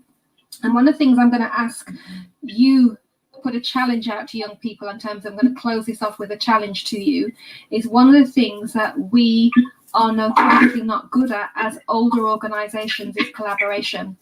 Multiple organizations operating amongst the community up and down the country, across the world, doing very similar things, but not working in a collaborative way. Is that a fair comment? That we see a lot of that. So you guys are coming up, you've got new organizations. As a challenge for you about how you use, you've all got very great vision, very great ideas, very great connectivity with the young people. How are you going to improve that collaboration and connectivity between you as groups so that we're not repeating the mistakes that we have made coming forward? So I'm not going to ask you to answer that. I'm going to throw that back to you as a challenge. And I'm just going to ask each of you for your last closing sentence, if I may. Absolutely hearing Sister Nashika's point about time. So absolutely we'll take that back for planning next year. And it doesn't say, just last Sister Nashika, that we can't do other activities with our youth throughout the year. So yeah, last closing sentences, just a couple of sentences, please, if I can ask you to do that. Yeah, so I'll just say quickly, thank you for actually having us. Although Sister said that it's just an hour on the end, at the same time, I think it's quite apparent that the elders need the youth just as much as we need the elders. Okay. So I'll end it by saying, if there's any parents that have children that are looking to give them some more information, some more knowledge, some of that culture that we need, manhoodacademyofficial.com, go on there, you can enroll your child. Also Parenthood Academy, so we do it as a holistic approach, right? Manhood, womanhood, and Parenthood Academy, just to touch on that balance that you said. But yeah, it's been an absolute pleasure on here, guys, and so much love for African Liberation Day as well, 45 years. And yeah, I'm pleased to be here speaking on this youth engagement panel. So give thanks. Give thanks, Brother Mello. Don't worry. I do want to take a moment to point something out.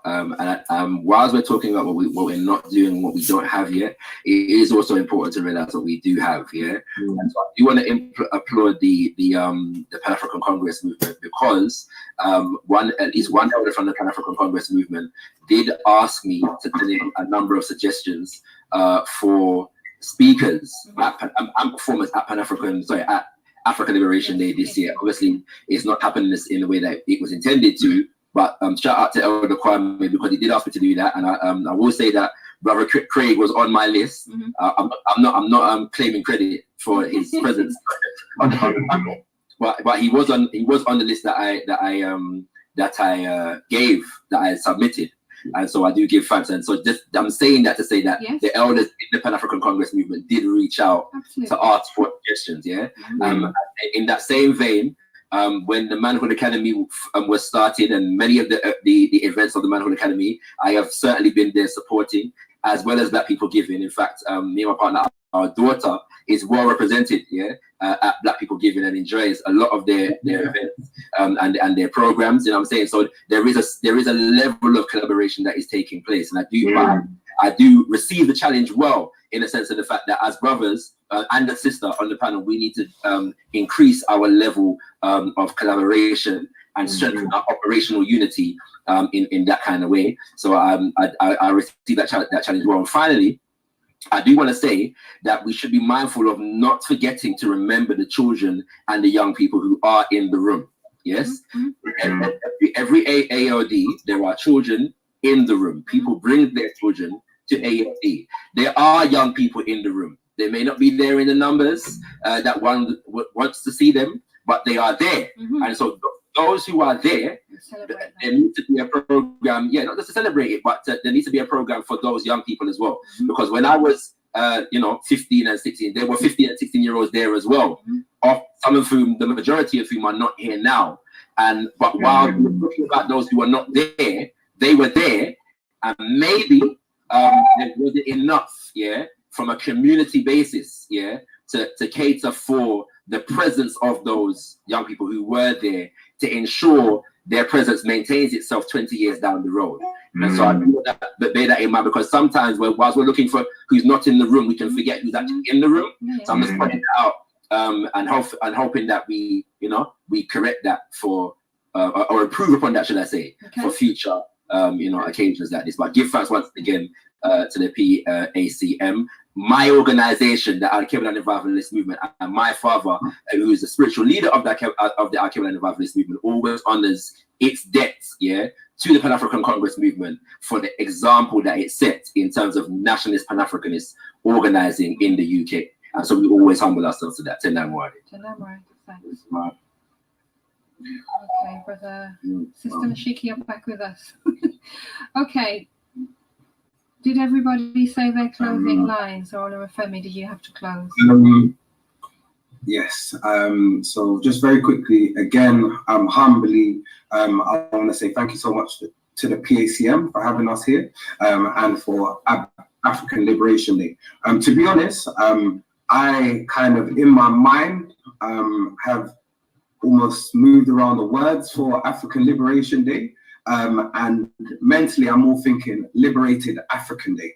Reason is, I feel like we as Africans are forever fighting, fighting against oppression, fighting against the negativity, fighting against the system. When I found that a lot of, leaps and bounds come from focusing on us and loving of us, loving of our children, loving of the ones and the reflection you see in front of you.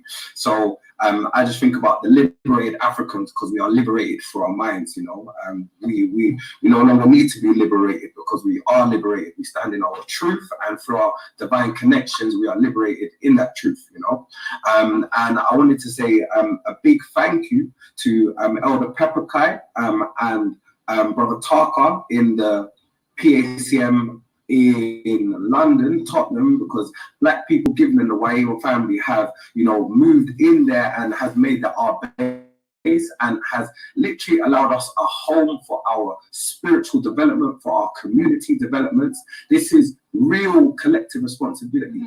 Elder Pepperkai has so much in the time, and I'm just so humbled and so grateful that we're able to utilize that space and utilize his knowledges and wisdom, as well as act, and support him and be in the legs of, what he needs to do also, So as I close, what I would like to say is that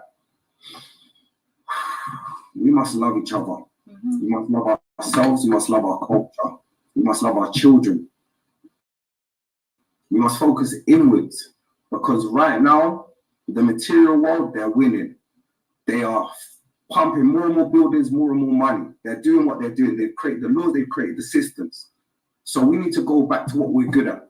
Our spirit, our family, our values, connecting our family, connecting our communities, just to focus on us. A knowledge of them, creating wisdom to deal with the law or the police or whoever needs to be dealt with at that point. Really and truly, you only need to be smarter than the police officer you see in your face. You don't need to be smarter than the whole law. And we focus inwards and build. 20 years from now, like Wayewa, Wakanda is real, you know. So that's what I would say. I personally, I prefer Wayewa to Wakanda. Yeah, that's what I put that. You know what I'm saying? Come on, King. Wayewa. Yes, yes. Yeah. Okay, natural. We're keeping it real, yeah. Okay, I'm going to, with your permission, bring this section to a close. We have had a number of technical issues, as you know, and we've run out of time. And we have our Dr. Sister Asha Stephanie Wadasi waiting in the wings extremely patiently. So really appreciate your contribution, words of wisdom, vision. Loved hearing from you, loved seeing that engagement. And I am, as one of the things that we always say, one of the functions of African Liberation Day is that reaffirmation, that re-energizing, that revibrating that we need to keep us on this road that is often challenging and sometimes tiresome and wearisome. And it's really been energizing for me on a personal level, and I hope for others in the UK and across the world. So I'll leave you with the challenge, and I'm glad that you've at least Shaka said he was taking it on, but I know you've all taken it to heart. Look forward to updates. She'll be looking out for you all. Just quickly, Shaka, I'm sorry, Manhood Academy, you gave your link to where you are. Shaka, any contact details, Olorunfemi and Sister, just contact details only, please. Thank you for reminding me. Alkebulan.org, that's ALKEBULAN.org, for all Alkebulan revivalist movement related matters, including our radio show and our monthly worship, and also GotKushTV.com for all GotKush TV related matters. Subscribe to our YouTube, subscribe to our mailing list, and finally, Craig Picnic next year, 2 days on our stream. That be given? Our website is www.blackpeoplegiving.com. If you log on to there, you can literally just fill out the first form. In there, you'll get a free copy of our ebook. You know, added to our mailing list, we send out natural health advice as well as things around budgeting and things along those lines. On Instagram, BPG you know, and my personal Instagram is King David of Wayewa, so check that out. I also just wanted to add, in terms of accepting of the challenge, I've actually been working with the Manhood Academy. I actually haven't met Brother Mello before, as of yet. Maybe for the last 12 months or so, I've been volunteering. You've met, sorry. You said that earlier, but I want to remember on the roadside. All right. Sorry. Doing your work. And yes. Remember. All right, brothers. Yeah. So, okay, I'm hearing you. As I want to close on that, so I just believe to serve is the best way to almost be a part of support. You know, you serve and collaborations further. Absolutely. You know? Give thanks. Sister, contact details, please. Shout for us. Can you hear me? Just about. Go ahead. Go ahead. Conscious Sisters UK is on Facebook, on Instagram. Our email conscioussisтерsuk@gmail.com. Sisters is spelled SISTARS.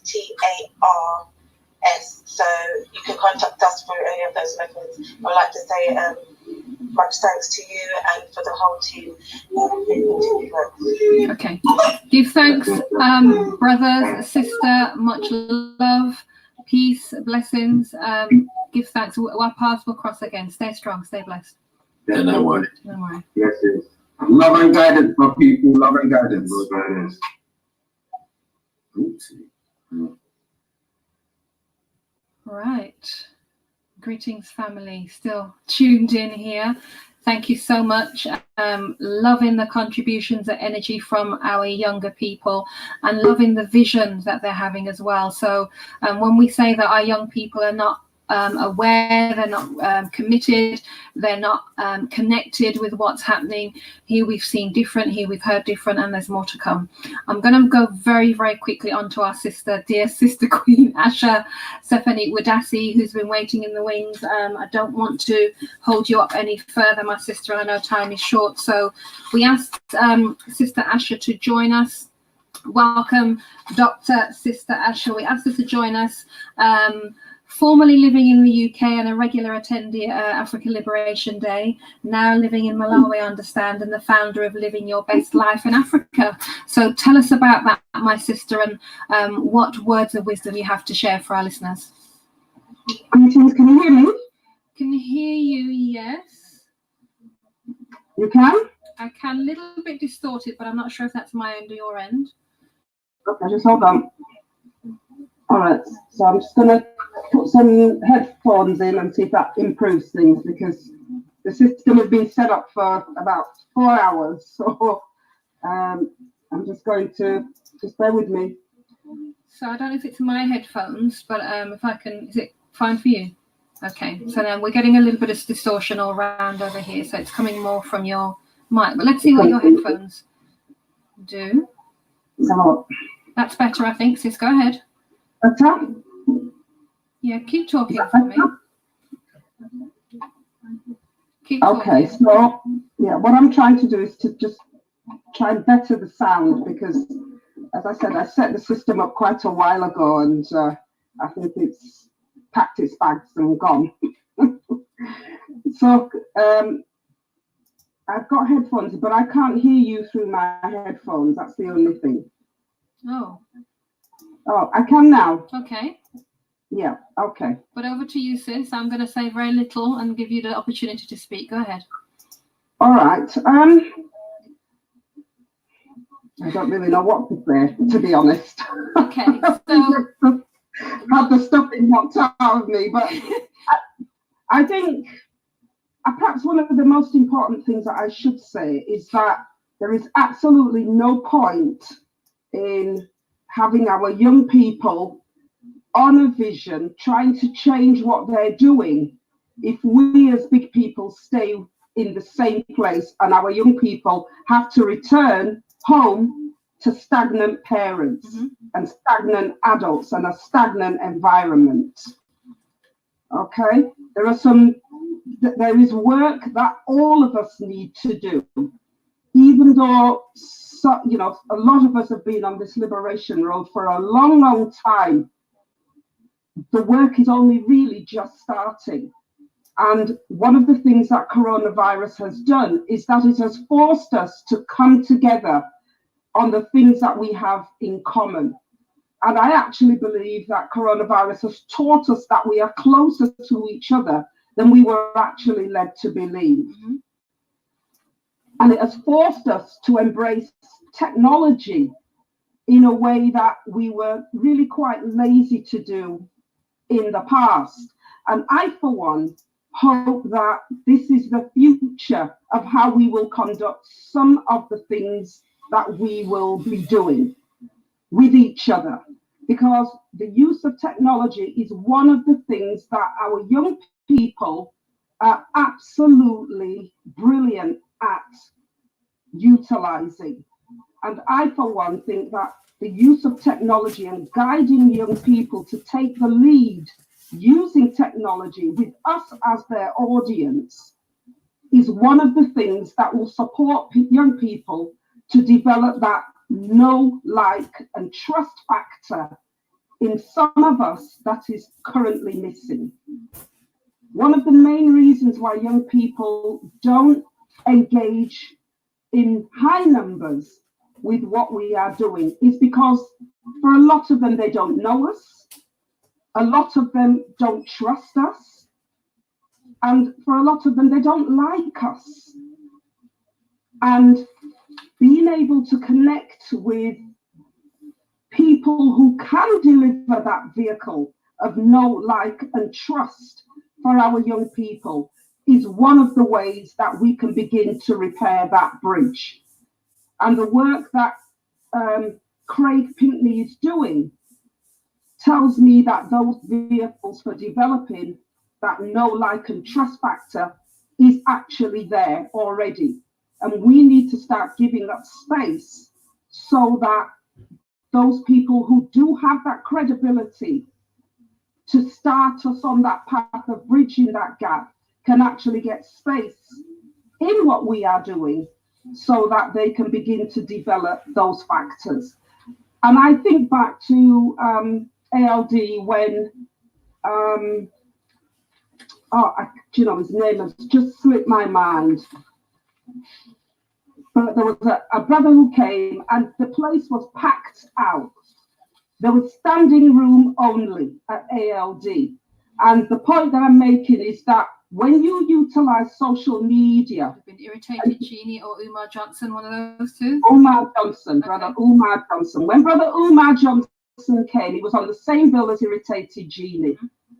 And youth came from far and wide to hear those two brothers speak, but in particular, to listen to Umar Johnson, because I listened to what they were saying to him after his presentation. And one of the things that Brother Umar Johnson has been able to do is to develop that know, like, and trust factor amongst the young people through his delivery of content. One of the things that we haven't been very good at is delivering and creating content that speaks to the needs and the aspirations, not just of our young people, but us as well. And I mean, in particular, there are 14 acts of war and propaganda that we need to be creating content about that not only tells our young people what time of day it is, but it also gives them their marching orders, what it is we're asking them to do. You know, sometimes we talk and talk and we talk, and then we leave and there are no marching orders. We need to be able to say, you know, this is what we want you to do. This is where we want us to be at next year's ALD. This is what we want to come and report on. So I'm going to quickly, I don't know how much time I've got, but I'm going to quickly go through these marching orders, these 14 areas of war which are being waged on our people in the modern era using social media. And one of them is panic mongering, with a focus on spreading fear through actions or words and never giving our young people a break in the spreading of that fear. The second one is the character assassination of our young people, our leaders, and people who are important to us, so that they can create doubt and counteractive debates and actions. Because if you can create that doubt, and there's a lot of that that's happened with our young people, to cause them to doubt the integrity of some of the biggest elders who, Brother Shaka was absolutely right when he said, the majority of us would not be here were it not for those elders. There's also the projection and flipping, which focuses on making the victim the oppressor and the oppressor the victim. There's a rewriting of history, which is the one we tend to deal with. But in today's era, that rewriting of history is about trying to hide the psychopathic racial basis for European worldviews.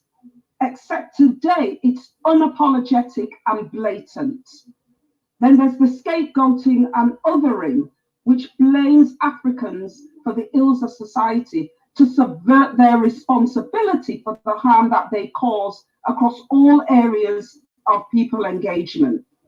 And then they conflate their violence with power and our revolutionary behavior with criminal activity and weakness. And when our young people are seeing that, it is about disarming our people by forcing time against them, so that we can't have the dialogues that we need to have so that we can address some of those issues. We've got major bullying going on from the psychopathic global white supremacy culture. And that is directed at our people to catch us off guard and exploit the insecurity that sometimes arises from being unexpectedly attacked while going about our everyday business. Then they're confusing the minds of our youth and our adults to believe in their common sense approaches to our oppression, and right thinking is what they try to do, common sense thinking, as opposed to what's taught to us by our elders. And they use populism to get around that issue. So if they see agitation and challenge from our young people, what they'll do is pluck one and make that one popular, so that it immediately attempts to defuse some of the issues that young people are shouting about, because then everybody focuses on populism and everybody is led to believe that, you know what, that should be me, and let me go over there and chase that fake rabbit down the hole.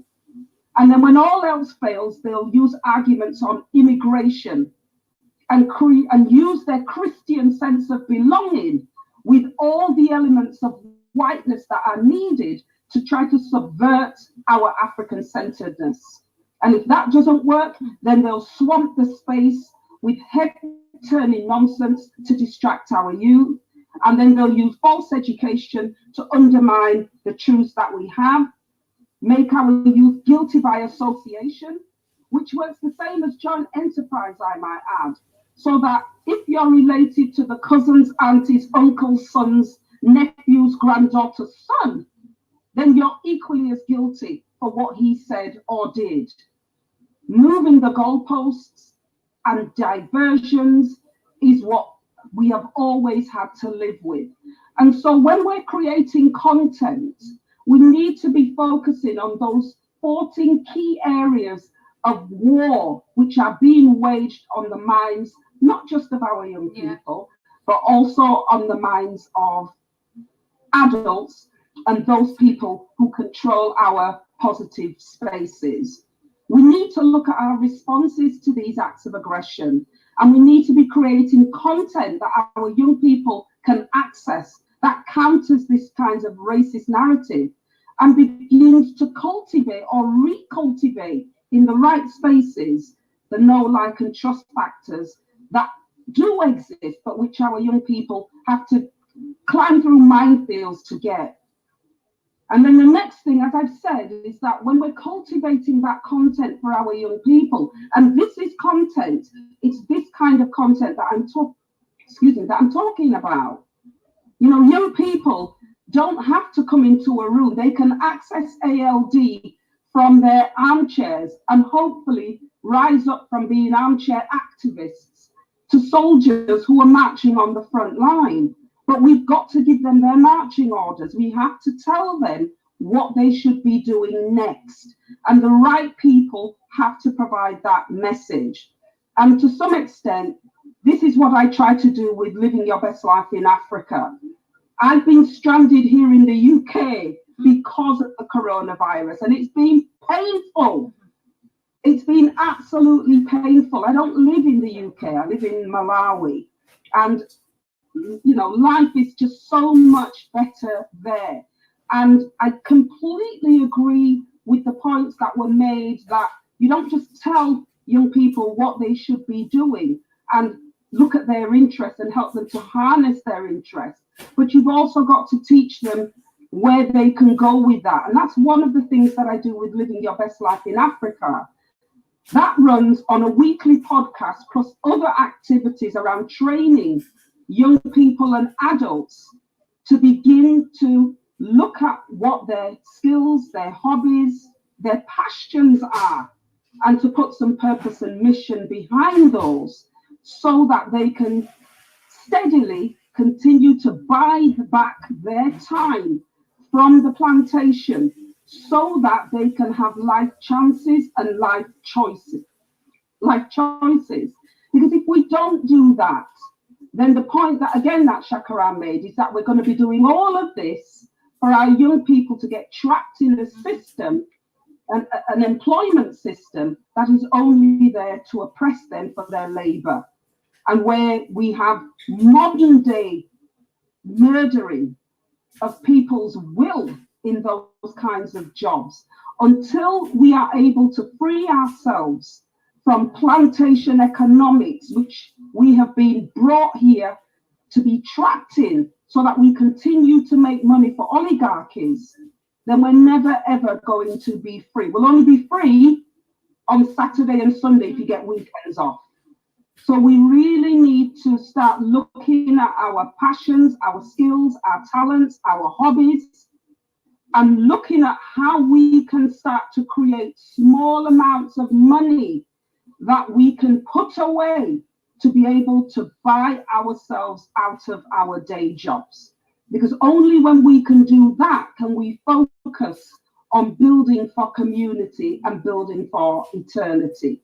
So you can access the podcast. The podcast is called Living Your Best Life in Africa.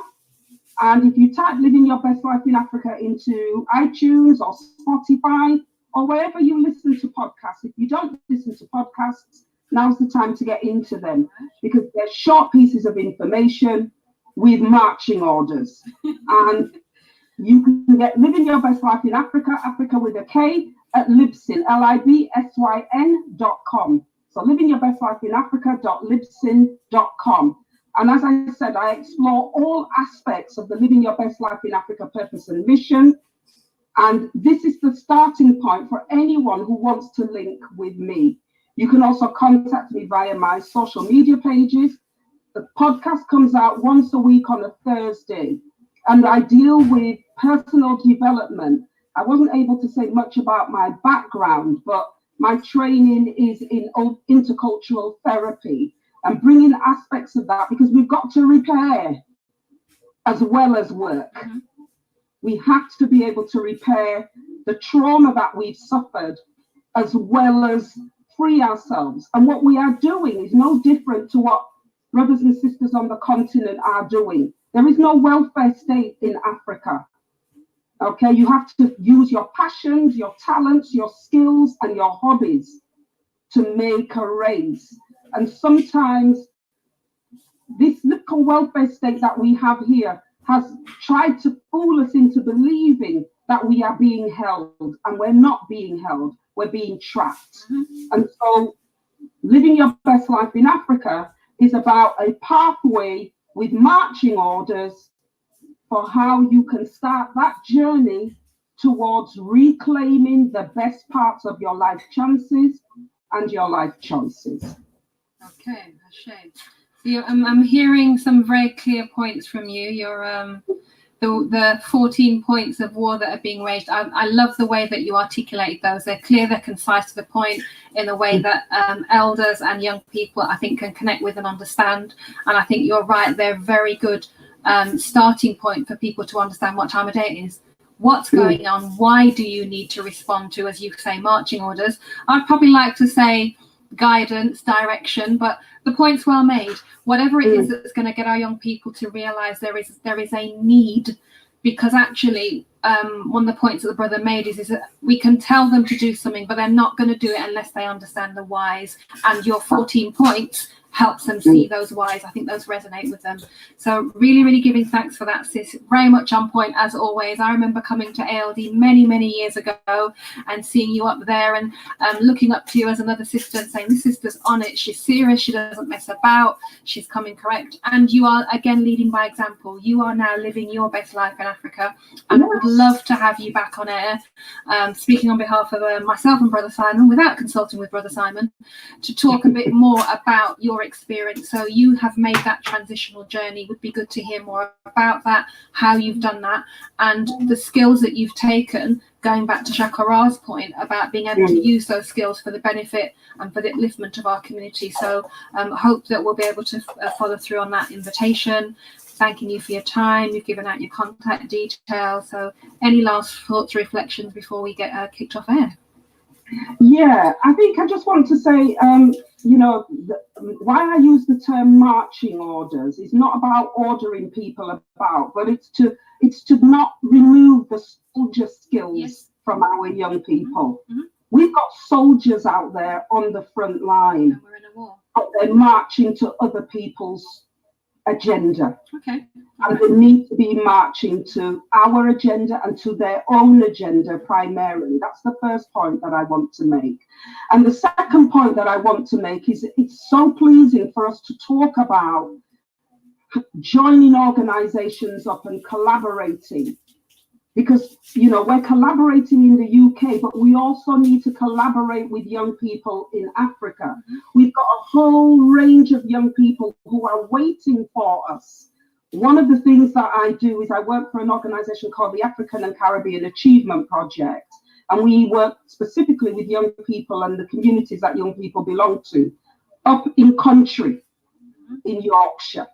And having just set up a sister charity in Malawi, the idea is to start that process of divesting the grip of our people from white NGOs and putting the power back into the hands of African communities, particularly around areas like STEM interest, that's the science, technology, engineering and maths. We've got a wealth of young people who are on the streets who have got so much to teach young people in Africa. If we could just get them to see their potential, help them to fundraise, and then get them across to Africa so that they can also link with young people in Africa around some of those issues. Some of our young people have never been to university for STEM, yet they've got some of the best STEM skills that I have ever seen. They're YouTube, Google taught, and they're better than anything that is paid hundreds of thousands of pounds for. So I just want our young people to know that we are here, that we're ready, and that if you link with Living Your Best Life in Africa, the podcast, you will at least get some idea of where to start from tomorrow. Okay, fantastic. That was one of the points I asked our young people to feedback on, and I'm loving that, because we want to give our young people not just that these are the issues, these are the challenges, but what should I do now? So give thanks for that, Dr. Sister Asha Stefanik Wadasi. Thank you for your time. Thank you for joining us. And I do hope and pray you're able to return home to the motherland safely sometime soon. Listen, that's not in doubt. Yeah. Because look at the alternative. All right, my sister. Peace and love. Yeah? Thank you. Thank you. Okay, Africans, we are looking to bring our proceedings today to a close. It's been a day filled with many varied contributions from our kings and queens across the UK, across the globe. I'm going to hand over to my co-host, Brother Simon, just to close out on the programme and the close of Africa Liberation Day today. I'm not sure if we physically let's just take a moment and technical support, if we can just have a moment transition, please. So I'll take a moment, hand over to Brother Simon, and we will formally close out. So just stay with us for the next couple of minutes.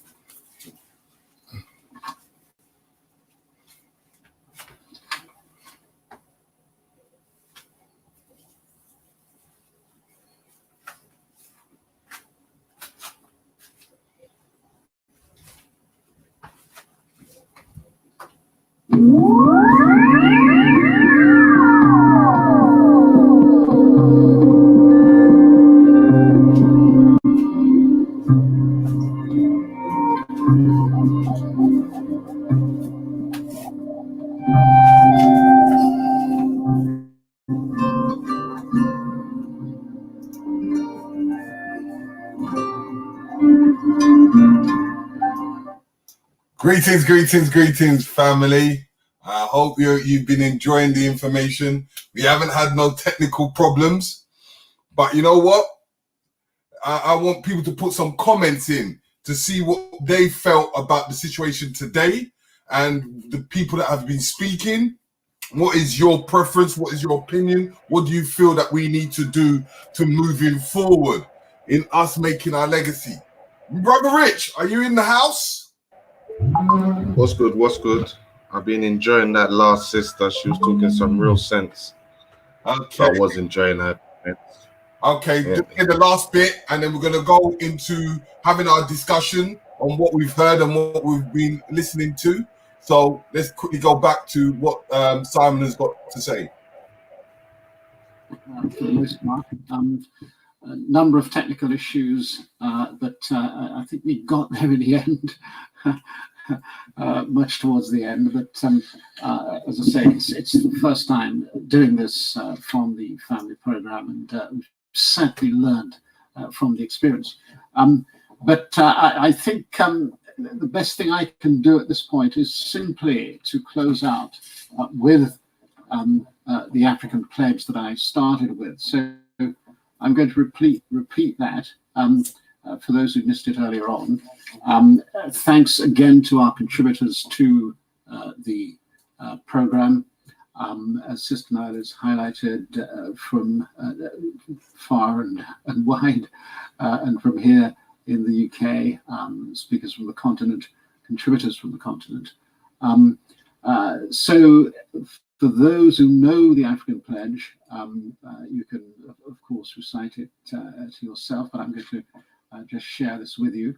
And also close by saying, Creator and Ancestors willing, we'll be back with you at the usual time next week between 6 and 8 p.m. I believe Brother Trevor Jr. Is in the building. He's kindly allowed us some more time, so we have to give thanks to all the presenters who would normally have presented their programs between 2 p.m. this afternoon up to the present time. Of course, as I say, we'd normally do the 2 hours between 6 and 8, but Brother Trevor Jr. has kindly allowed us to take up some more time, as is sometimes the case. So the African Pledge then, we are an African people. We will remember the humanity, glory, and sufferings of our ancestors and honor the struggles of our elders. We will strive to bring new values and new life to our people. We will have peace and harmony among us. We will be loving, sharing, and creative. We will work, study, and listen so we may learn, learn so we may teach. We will cultivate self-reliance. We will struggle to resurrect and unify our homeland, Africa. We will raise many children for our nation. We will have discipline, patience, devotion, and courage. We will live as models to provide new direction for our people. We will be free and self-determining. We are an African people. We will win. All power to African people. With that, thank you again for listening. Many thanks as well to our technical man in the studio, Brother Shannon. As I say, we had some technical issues, but we are grateful for the contributions made by our various contributors, and for those of you who have been listening, both through the FM channel and through the streaming live on YouTube. Thank you again, and have a blessed week.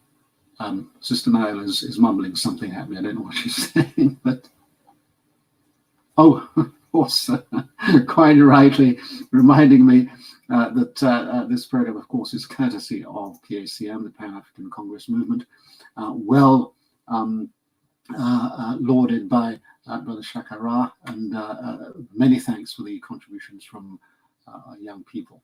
Right, with that, thank you, and Creator and Ancestors willing, we'll be back with you next week.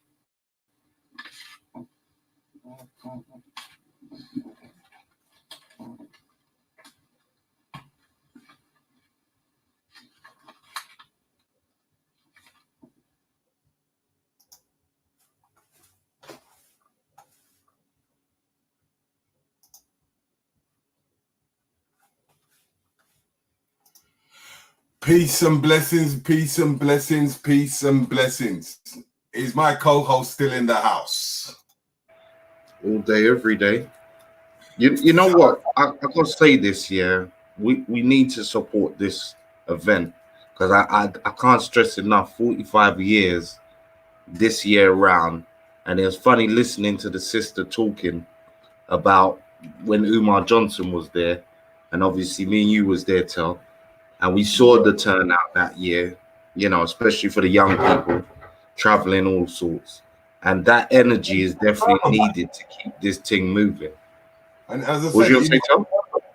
As I said, it goes even further back than Umar Johnson, from the times even Dr. Layla Africa was there, from the time that Ashok Kwesi was there, from the time that Browder was there, from the time that James Smalls was there. There's been multiple of scholars that have passed away, and they have come to this event, which now, as I said to you, because of this coronavirus, we had to bring this online. So, you know, we wanted to share this amongst our own people, as well as it being on another channel. So we are able to collaborate with the family into making our family grow and get bigger. That's it. That's it. So, and listen, I tell you what, if you go back in the day, 30 years to this event was so big at one point that it could not be contained in a building. It took up whole parks, whole areas. I don't think people really understand the scope of what these elders have done over the years and the global collaboration that they've continuously pushed. You know what I'm saying? Like, it's crazy. Yeah, because you know what, you can see the unification, and you know what I mean. It's on a global perspective. You know, it's not just people in the UK. It's not just people in America. It's not just people in the Caribbean. It's not just people in Africa. But it's a united African diaspora with the African people on land.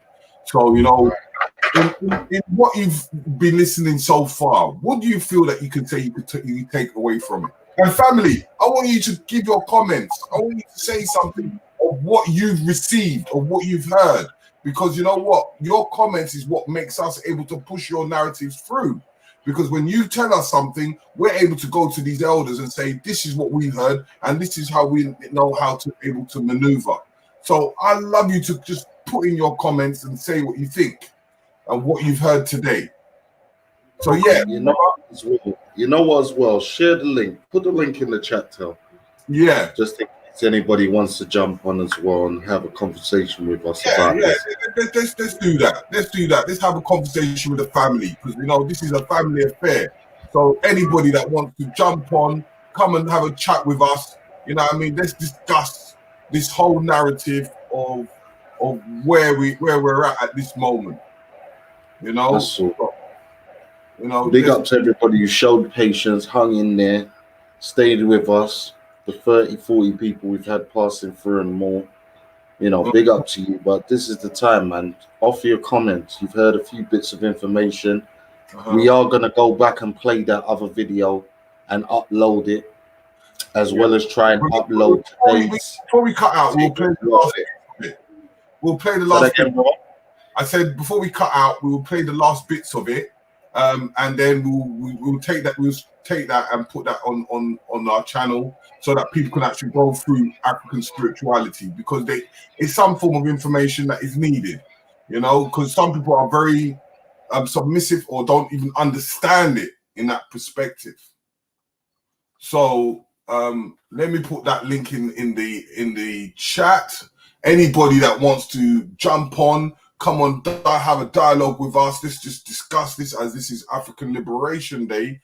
And, you know, it's something that we celebrate as African people, and we are all African descendants, but we're all one family. So, you know what I mean? Come on board. Let's chat, let's talk, let's discuss, and let's see how we can move forward. Because we're a people on this station. We just don't talk. We actually do the walk and take the action.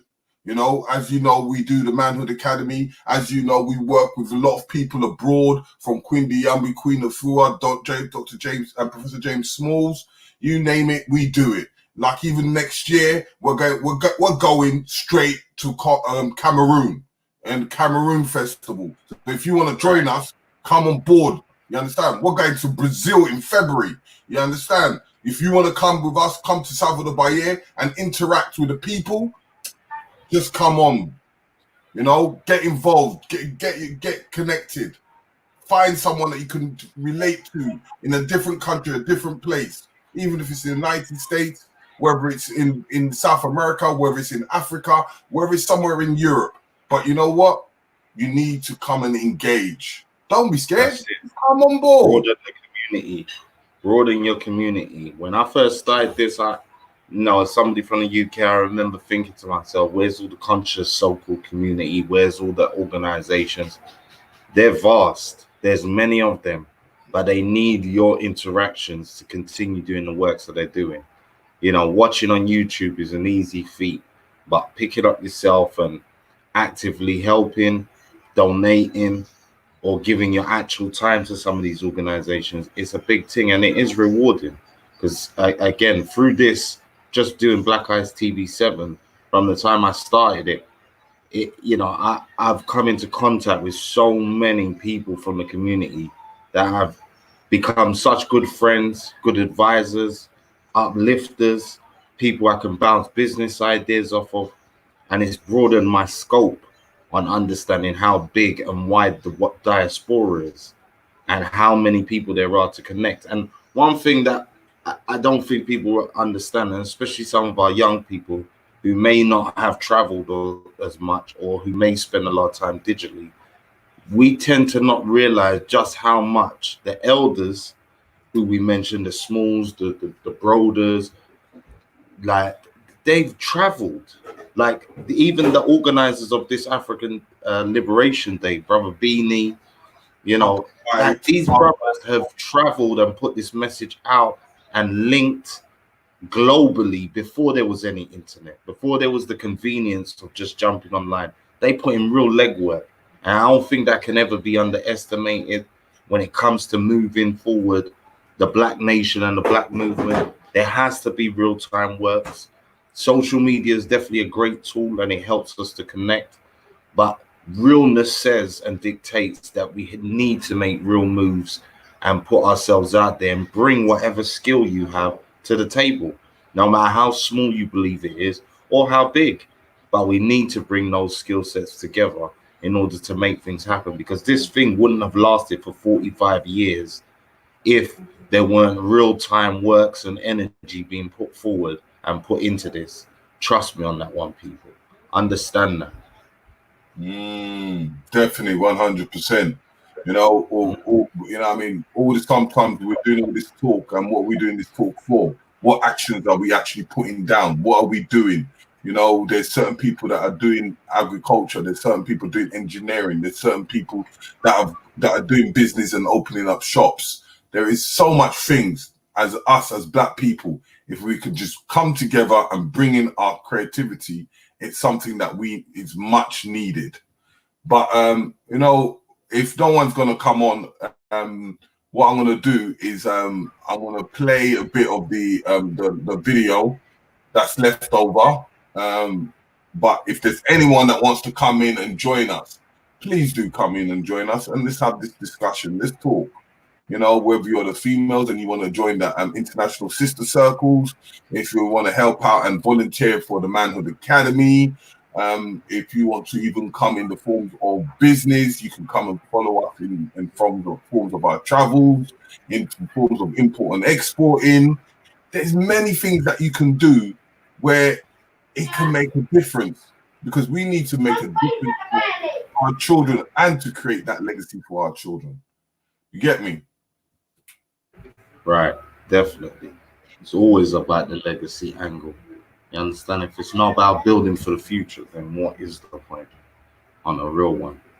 So, what you're gonna bring up that video, spirituality? That's what we was talking. That's what the video. You know what? Before I even do that, I want to bring back out how our week is gonna be like. You know, once again, we're going to be having, as you know, it's a 2-day event. It's African Liberation Day, and you know there is still more scholars to come. You know what I mean. So when you look at it, we've still got Professor James Smalls. We've still got a few others that are going to be coming up. Professor Bello. There is many scholars that are going to be coming on tomorrow. So you know what? It's time for us to take part, be in that activity. That is what's happening tomorrow. Then on Tuesday we have what we call a telephone exchange, which is going to deal with all the way from Washington to all the way to the UK, Africa, South America, the Caribbean, which is called the Exodus Alliance. And you know, there's going to be many things going on, as well as there's another event going on tomorrow, which I can't really engage because we're working in alliance with PACM, you know, and for this African Liberation Day. But you know, Tuesday we've got this telethon from 5 o'clock tomorrow, 5 p.m., which will be what time would it be in the States right now after 5? 5 hours backwards. You know what I mean? That 12 o'clock. It'll be 12 o'clock in EST time, which they will be kicking it off, and they're going to be going for this 2-day telethon, which starts tomorrow, but we're only going to be covering the second half. So, you know, there's going to be many scholars passing through, and then on Wednesday we've got we've got the Sister Ya, and this is what, don't even miss this one. This is where we're going in deep. You understand how we actually going to do what we're doing in places like Ghana, in the places like Washington DC and around the States and in the UK. How are we going to collaborate and come together like the UK USA link up all the way to Ghana and beyond? This is the mythical work we're talking about. We're not talking about just talking the talk. We're doing the walk. This is what that's about on Wednesday. Then you know what? We're going to let our hair down, and then we've got what we call total exposure. And we're going to listen to a few artists, music, and bits and pieces. And then on Friday, we have a lecture. And this lecture is by the one and only Professor Konsu. So he's going to... Can you remember what was the title? Could you remember? Oh, 1 sec. Let me just bring that up. Because he's going in. It's going to be a metaphysical breakdown of 2012 Olympic ceremony, because there's certain things that the brothers pointed out before that have become super relevant based on the times that we are. So the breakdown will be 2012 London Olympics, coronavirus, Peter pandemic. Yeah, that's Professor Konsu breaking down some of the imagery that we've seen, some of the things that we've now living. He'll be covering and showing some of the metaphysical angles of that, how it was shown incarnate in some of that ceremony and such. That will be on Friday. Yeah, Friday 8 o'clock, or is it 9 o'clock we're doing for the brother? I got confirmed that time with him, but that's definitely Friday, and we'll have the flyer anyway. Yeah, and then hopefully we'll have some form of special guest on a Saturday, and then Friday we're back with the International Sister Circle. And it's, what I'm trying to line up for the brothers and sisters. I got an elder from the Sudan and a good elder that's come on the platform before called Tarsika. He deals with time. He's got a calendar, and we're going to be talking on some comedic angles and catching up with our brother from the Sudan. So I'm trying to hook that out for Saturday, but they will definitely be joining us, which will be powerful. Usually the brother Tarsika has joined us in the past. Again, go back into the archives. He's come on with Professor Kaba, and they've done the Kemetic New Year. They've celebrated the Kemetic New Year with us now twice, and given certain lectures on the celestial procession and certain cosmology angles to our story. So look out for that. That will be a big lecture, but we'll confirm the date on that. So that definitely look out. Okay, so yeah, and then on the Sunday, as I said, the International Sister Circle, and we're going to be dealing with, we gave you a little taster because of the African Liberation Day, we gave you a little taster of what's to come next week, which is on the Sunday at 3 p.m. We're going to be having 3 p.m. people, 3 p.m. Don't forget, it's changed 3 p.m. That's the new time. And in American time, in EST time, that will be 10 a.m. in the morning. We will be having Cheryl Phoenix and talking about Black Child Agenda, understanding the system that we are putting our children in, and able to help you in the perspective of the questions you need to answer in the schools, understanding the direction of where your children are. You know, like when you have the interesting information when a child had dreadlocks and they wouldn't accept him in the school because of his locks. You know, she's going to be discussing on things like that, on what he should do and how he can do, and able to fight within the court system and with the board of governors, and able to taking it to the next stage and the next level. So that will be on Sunday. So and that's going to be really important. Sorry, let me just say this. That's going to be really important because, as we know, the kids are off school, and when they do go back, there's going to be a lot of new things that are going to be implemented, whether it be vaccinations, whether it be certain other changes to the school system. So the sister is really key at this point in time, and that's a show that you really need to check out. And as Riggsy said, due to today and the timing, we didn't do the full show, but she was on there, and we did play an interview of the sister where she went on a mainstream show to talk about some of these things, and she made a couple of statements. So again, it's worth going back today if you didn't check it out and see the International Sister Circle show and listen to what the sister said. So whet your appetite, ready, as the brother said, for next week, Sunday, 3 o'clock start. Yeah, and that will be 10 a.m. EST time. In saying so as well, let me just put a little add-on onto this situation. I'm asking loads of people that have children, especially our young boys, you know, as Manhood Academy is now online every Saturday, I ask you to register your children online. Doesn't matter whether you're in the States, whether you're in the Caribbean, you know, this is self-development. It can work alongside their schoolwork, which they come on like for an hour every Saturday. They will go online, and then the parents are on Sunday. So we have the Parenthood Academy on the Sunday. So, you know, go to the website, which is manhoodacademyofficial.com. I repeat, manhoodacademyofficial.com. And you can register your child or register your cousin or register your friend upon that website, and then the child can interact with other children across the globe on that on the Zoom call that they do every Saturday. And if you have the opportunity, you can have the people that are working around it on the Instagram, Manhood Academy Official on Instagram. You can see them around 11 a.m. in the morning, UK BST time. You can see them interacting, and you can ask info and information. So now, as I said, is that we've said as much as we can. We're going to show the remaining of the video, what we've been doing all day, so that we can at least teach some knowledge of spirituality as we've been doing all day. And see, it's only about 5 minutes before we log off. Rhonda. That's what it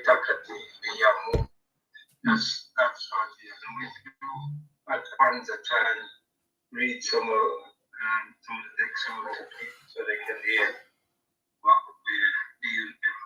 So I usually always say to them, meditation, to tell them about meditation, how to meditate, and what they should do in the evening or in the morning. They must set up a shrine and pour libation. We have had Christians come, we have had Muslims come, and some of the Muslim brothers they have to retreat because their family threatened to kill them and they go back to Africa. So there is a fear.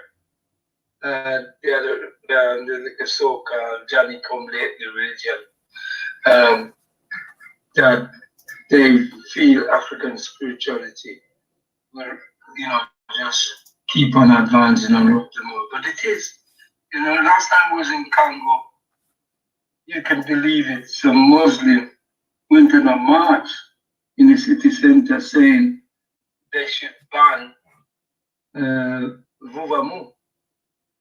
The group that Kunda belonged to, myself belonged, they must ban them. And that's just crazy. If they have any respect, well, mind you, as religion self, this is for control people, and it's there to make sure we take our wealth. And that's why all those conferences took place in Rome. Then conference to discuss how to control us.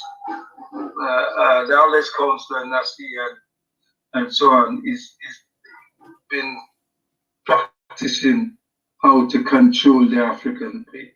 And a lot of people fear, because we're the original people that's been on this planet here. So we would definitely have a more connection to the spiritual realm and these other people. You don't, in African spirituality, you don't see our people worshiping an individual figure like the Christian, Muhammad. I mean, is Muhammad. In Christianity is Jesus. You don't have that in African spirituality. Because it's not a control mechanism, it's about how we live with each other, how we respect each other, how we respect nature and know of the nature spirit. So we take and choose some things that, programs that we're given to take and ask them a question, a certain question. Like, you got, they'll be saying, the Christians who said there was only Adam and Eve. And we said, all right, if there's only Adam and Eve, 2 people on the planet, yeah? That God, your God said, he make them put on the planet. Cain killed and they have children, Cain killed Abel.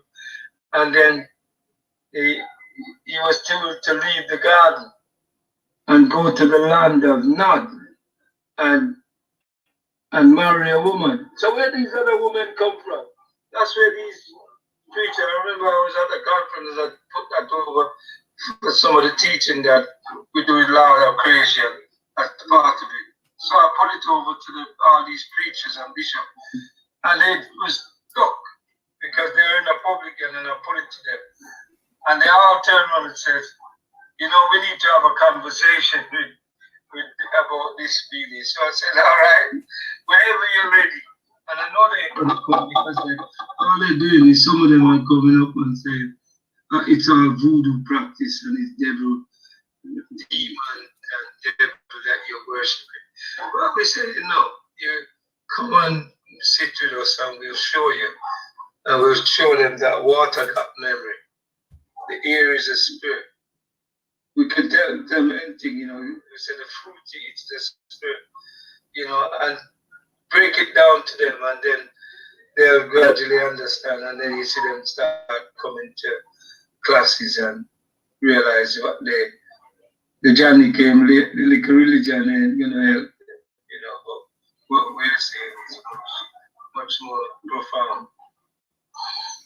Yeah, okay, all right. So, Sister Kentucky, I hope you can remember the question. The same to you. And then I finally end with Brother Marnie.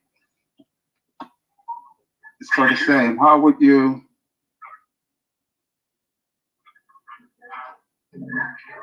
Okay, so firstly, I was...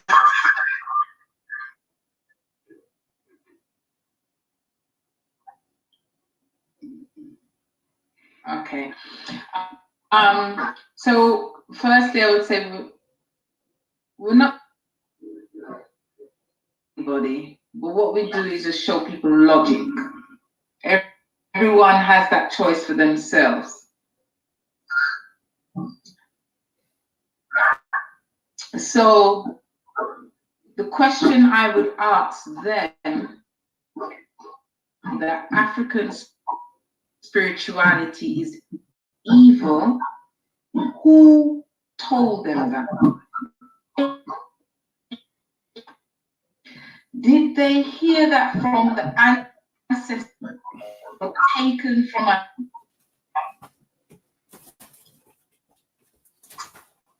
practice? Or was it the person who was responsible? Yeah, I think Sister Kendaki's connection, you can see, was having some problems, so she's finally dropped out. So what I'll do, I'll just pass over to you, Brother Marnie, to wine, and then I've got a few announcements just at the end. If she comes back, we'll just finish. Hope she'll be able to come back in. Yeah, the same point. Absolutely. Yeah, so well, first of all, in my understanding is that everything happens as it should and when it should. And so if somebody's asking that question, that's because the spirit has been moved in them to ask that question in the first place. And that's why they're coming to me to speak to or speaking to someone else and they're asking that question. So, you know, so it's already, it's not about, African spirituality is not about coercion, like the Abrahamic faith. It's, you know, it's not about sin, it's not about you going to hell or heaven. It's about nature, it's about life. It's about your natural state of being, the natural state of being. And so what I would be asking them or looking to them is, what led you to ask this question? You know, was it a book you read? Is it someone something, a talk you had? Was it a dream you had? Is it something that you used to hear from your grandmother, grandparents?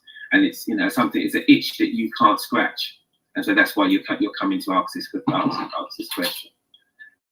So it's, you know, as in my own experience with my own spiritual awakening, you know, years before I came into a deeper understanding. So it happens as it should, when it should. We don't coerce people. We don't have to.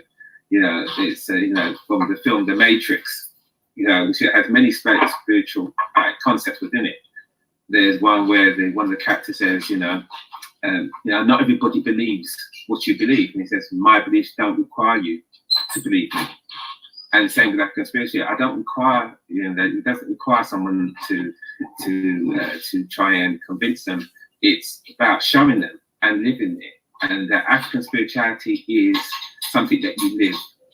And so it would be inviting them to a meeting. It would be suggesting a book to them. It suggested something they should read. Something they read. If they wanted to investigate them, and possibly perform a divination for them to help them to understand what is their path. But if they're just beginning, it's just about encouraging them and letting them know that this is happening for a reason. There is no coincidence. There is no luck, and that as a divine being having a divine human experience, this is happening for a reason. And that what I found when I've spoken to people who have the faith, that kind of works for them, that kind of speaks to them, because they wouldn't have come and spoke to us in the first place if they hadn't been called in the first place, and it wasn't the time for them to come into their consciousness. And that can happen when you're young, and that can happen when you're old, because in essence we are eternal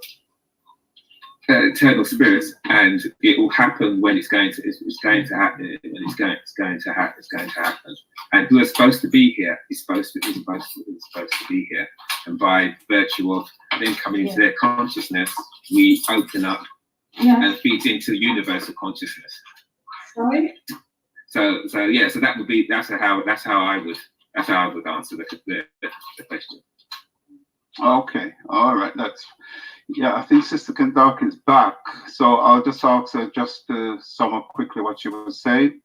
I'll put you back into the hello, Sister Kendaki. No, I don't think she's hearing me. She's on the phone, it seems. Hold on, let me tell you that one out. Yeah, so but I think she's still having some problems. So what I'll do, because time's beating us. So I'd like to thank Brother Marnie for a very inspiring presentation today. I'm sure those who were viewing would have learned a lot, because spirituality is such a huge area. And I'm sure you would learn a lot, and I hope this leads you to investigate further, if you haven't already, our spirituality, the African spirituality, the original spirituality from which everything sprang. I hope this will stimulate those curiosity in you to go and look further. And I would say so, that's final, that the greatest book that you can read to understand African spirituality is yourself. The answers are written within in your DNA. That's it. Just to look. So just before we wind up, what I like to do, for the past couple of weeks, I've been mentioning African Liberation Day. That's a big event we have coming up. We are busy planning that event right now. And I did say by this week, I'll be in a position to give a bit more information in terms of what we're doing. Well, African Liberation Day is next week, in fact. We're having it over 2 days. We're having it on the 24th and the 25th of May. And behind me, you can see the poster, the flyer that is coming out, showing some of the speakers that we'll be having there. Now, we're very privileged and honored to have managed to get all these people together to come together on one program.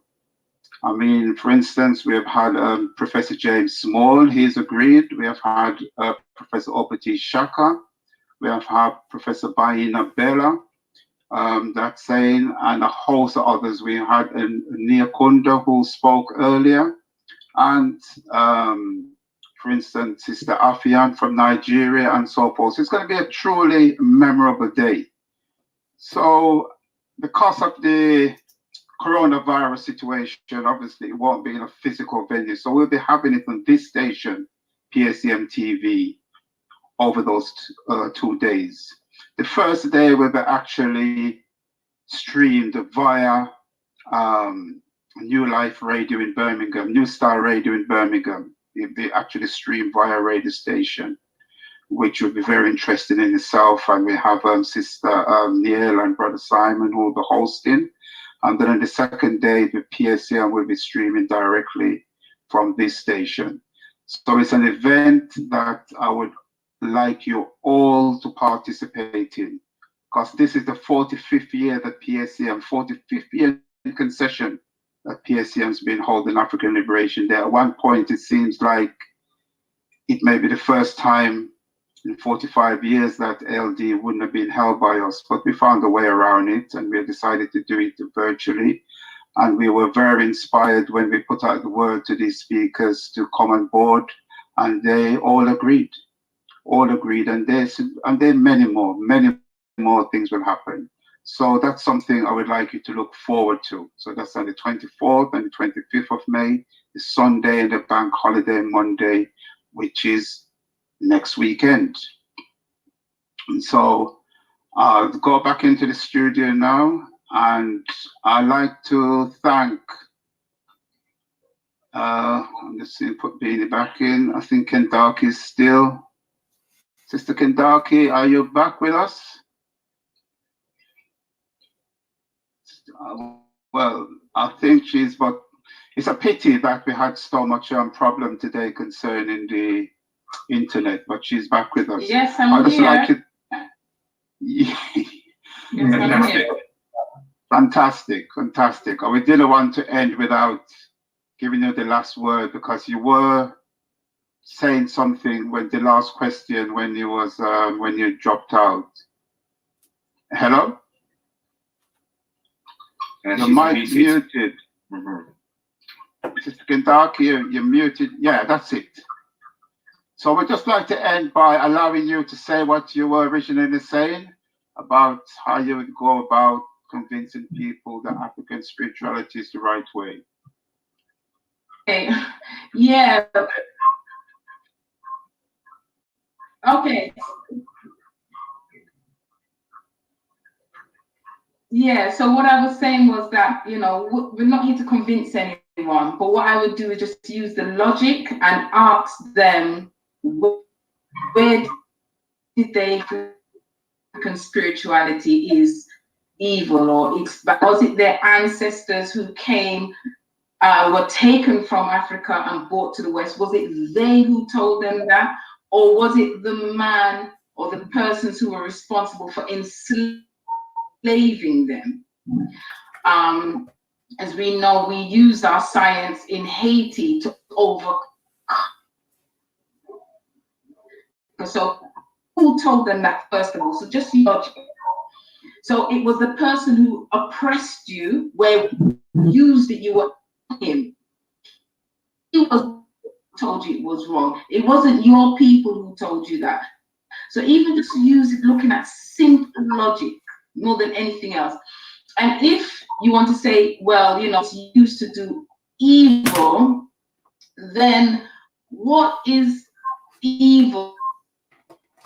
Is evil not going into a man's house, taking him out, taking his wife out, raping him?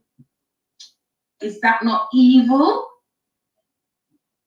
So I would say look at the logic, and then if you want to go further, then look within yourself, because your ancestors, the blood that you carry is that of your ancestors. And if you listen, there would be a religion, because there is something that is fighting against the program that you've been given.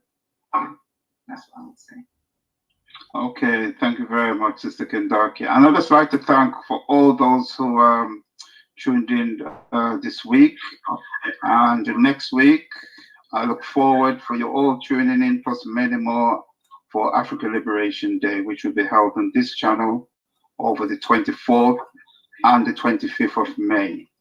I just see behind me, we have a flyer which we'll be distributing very well. It's probably starts being distributed already, with the links to take part in the African Liberation Day. Today, as you can see, we've been streaming over 2 platforms, which we'll be doing at ALD. We're streaming over YouTube and the Facebook platform, and we'll be doing that next week.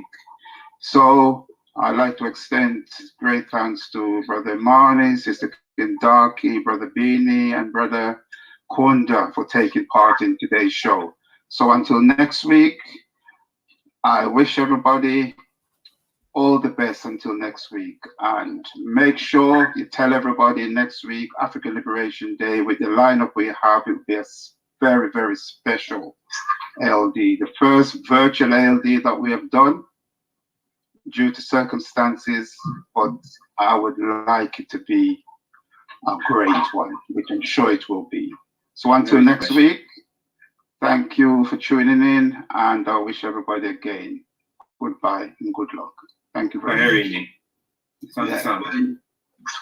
Yeah, and Asante Sana to everybody. Okay, I'm going to end it now.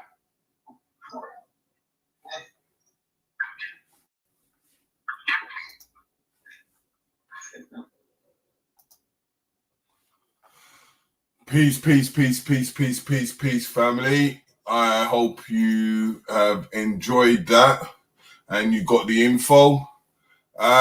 Is there any last words you would like to say, Brother Rich? Brother Rich, are you there? Okay, Brother Rich is not there. I just want to say last words. Tomorrow, we will be starting early from 11 a.m. in the morning all the way to 10 p.m. It's going to be 11 hours strong. So you can jump on, jump off, have a break, take a Kit Kat, you have your whatever you want to do, come back and watch, relax, and absorb the information, because we're going to have some special elders tomorrow. Other than that, so we'll be starting at 11 and finishing at 12. So, my brothers and sisters, I hope you've had a good day and you've enjoyed it. And hopefully, we shall be back.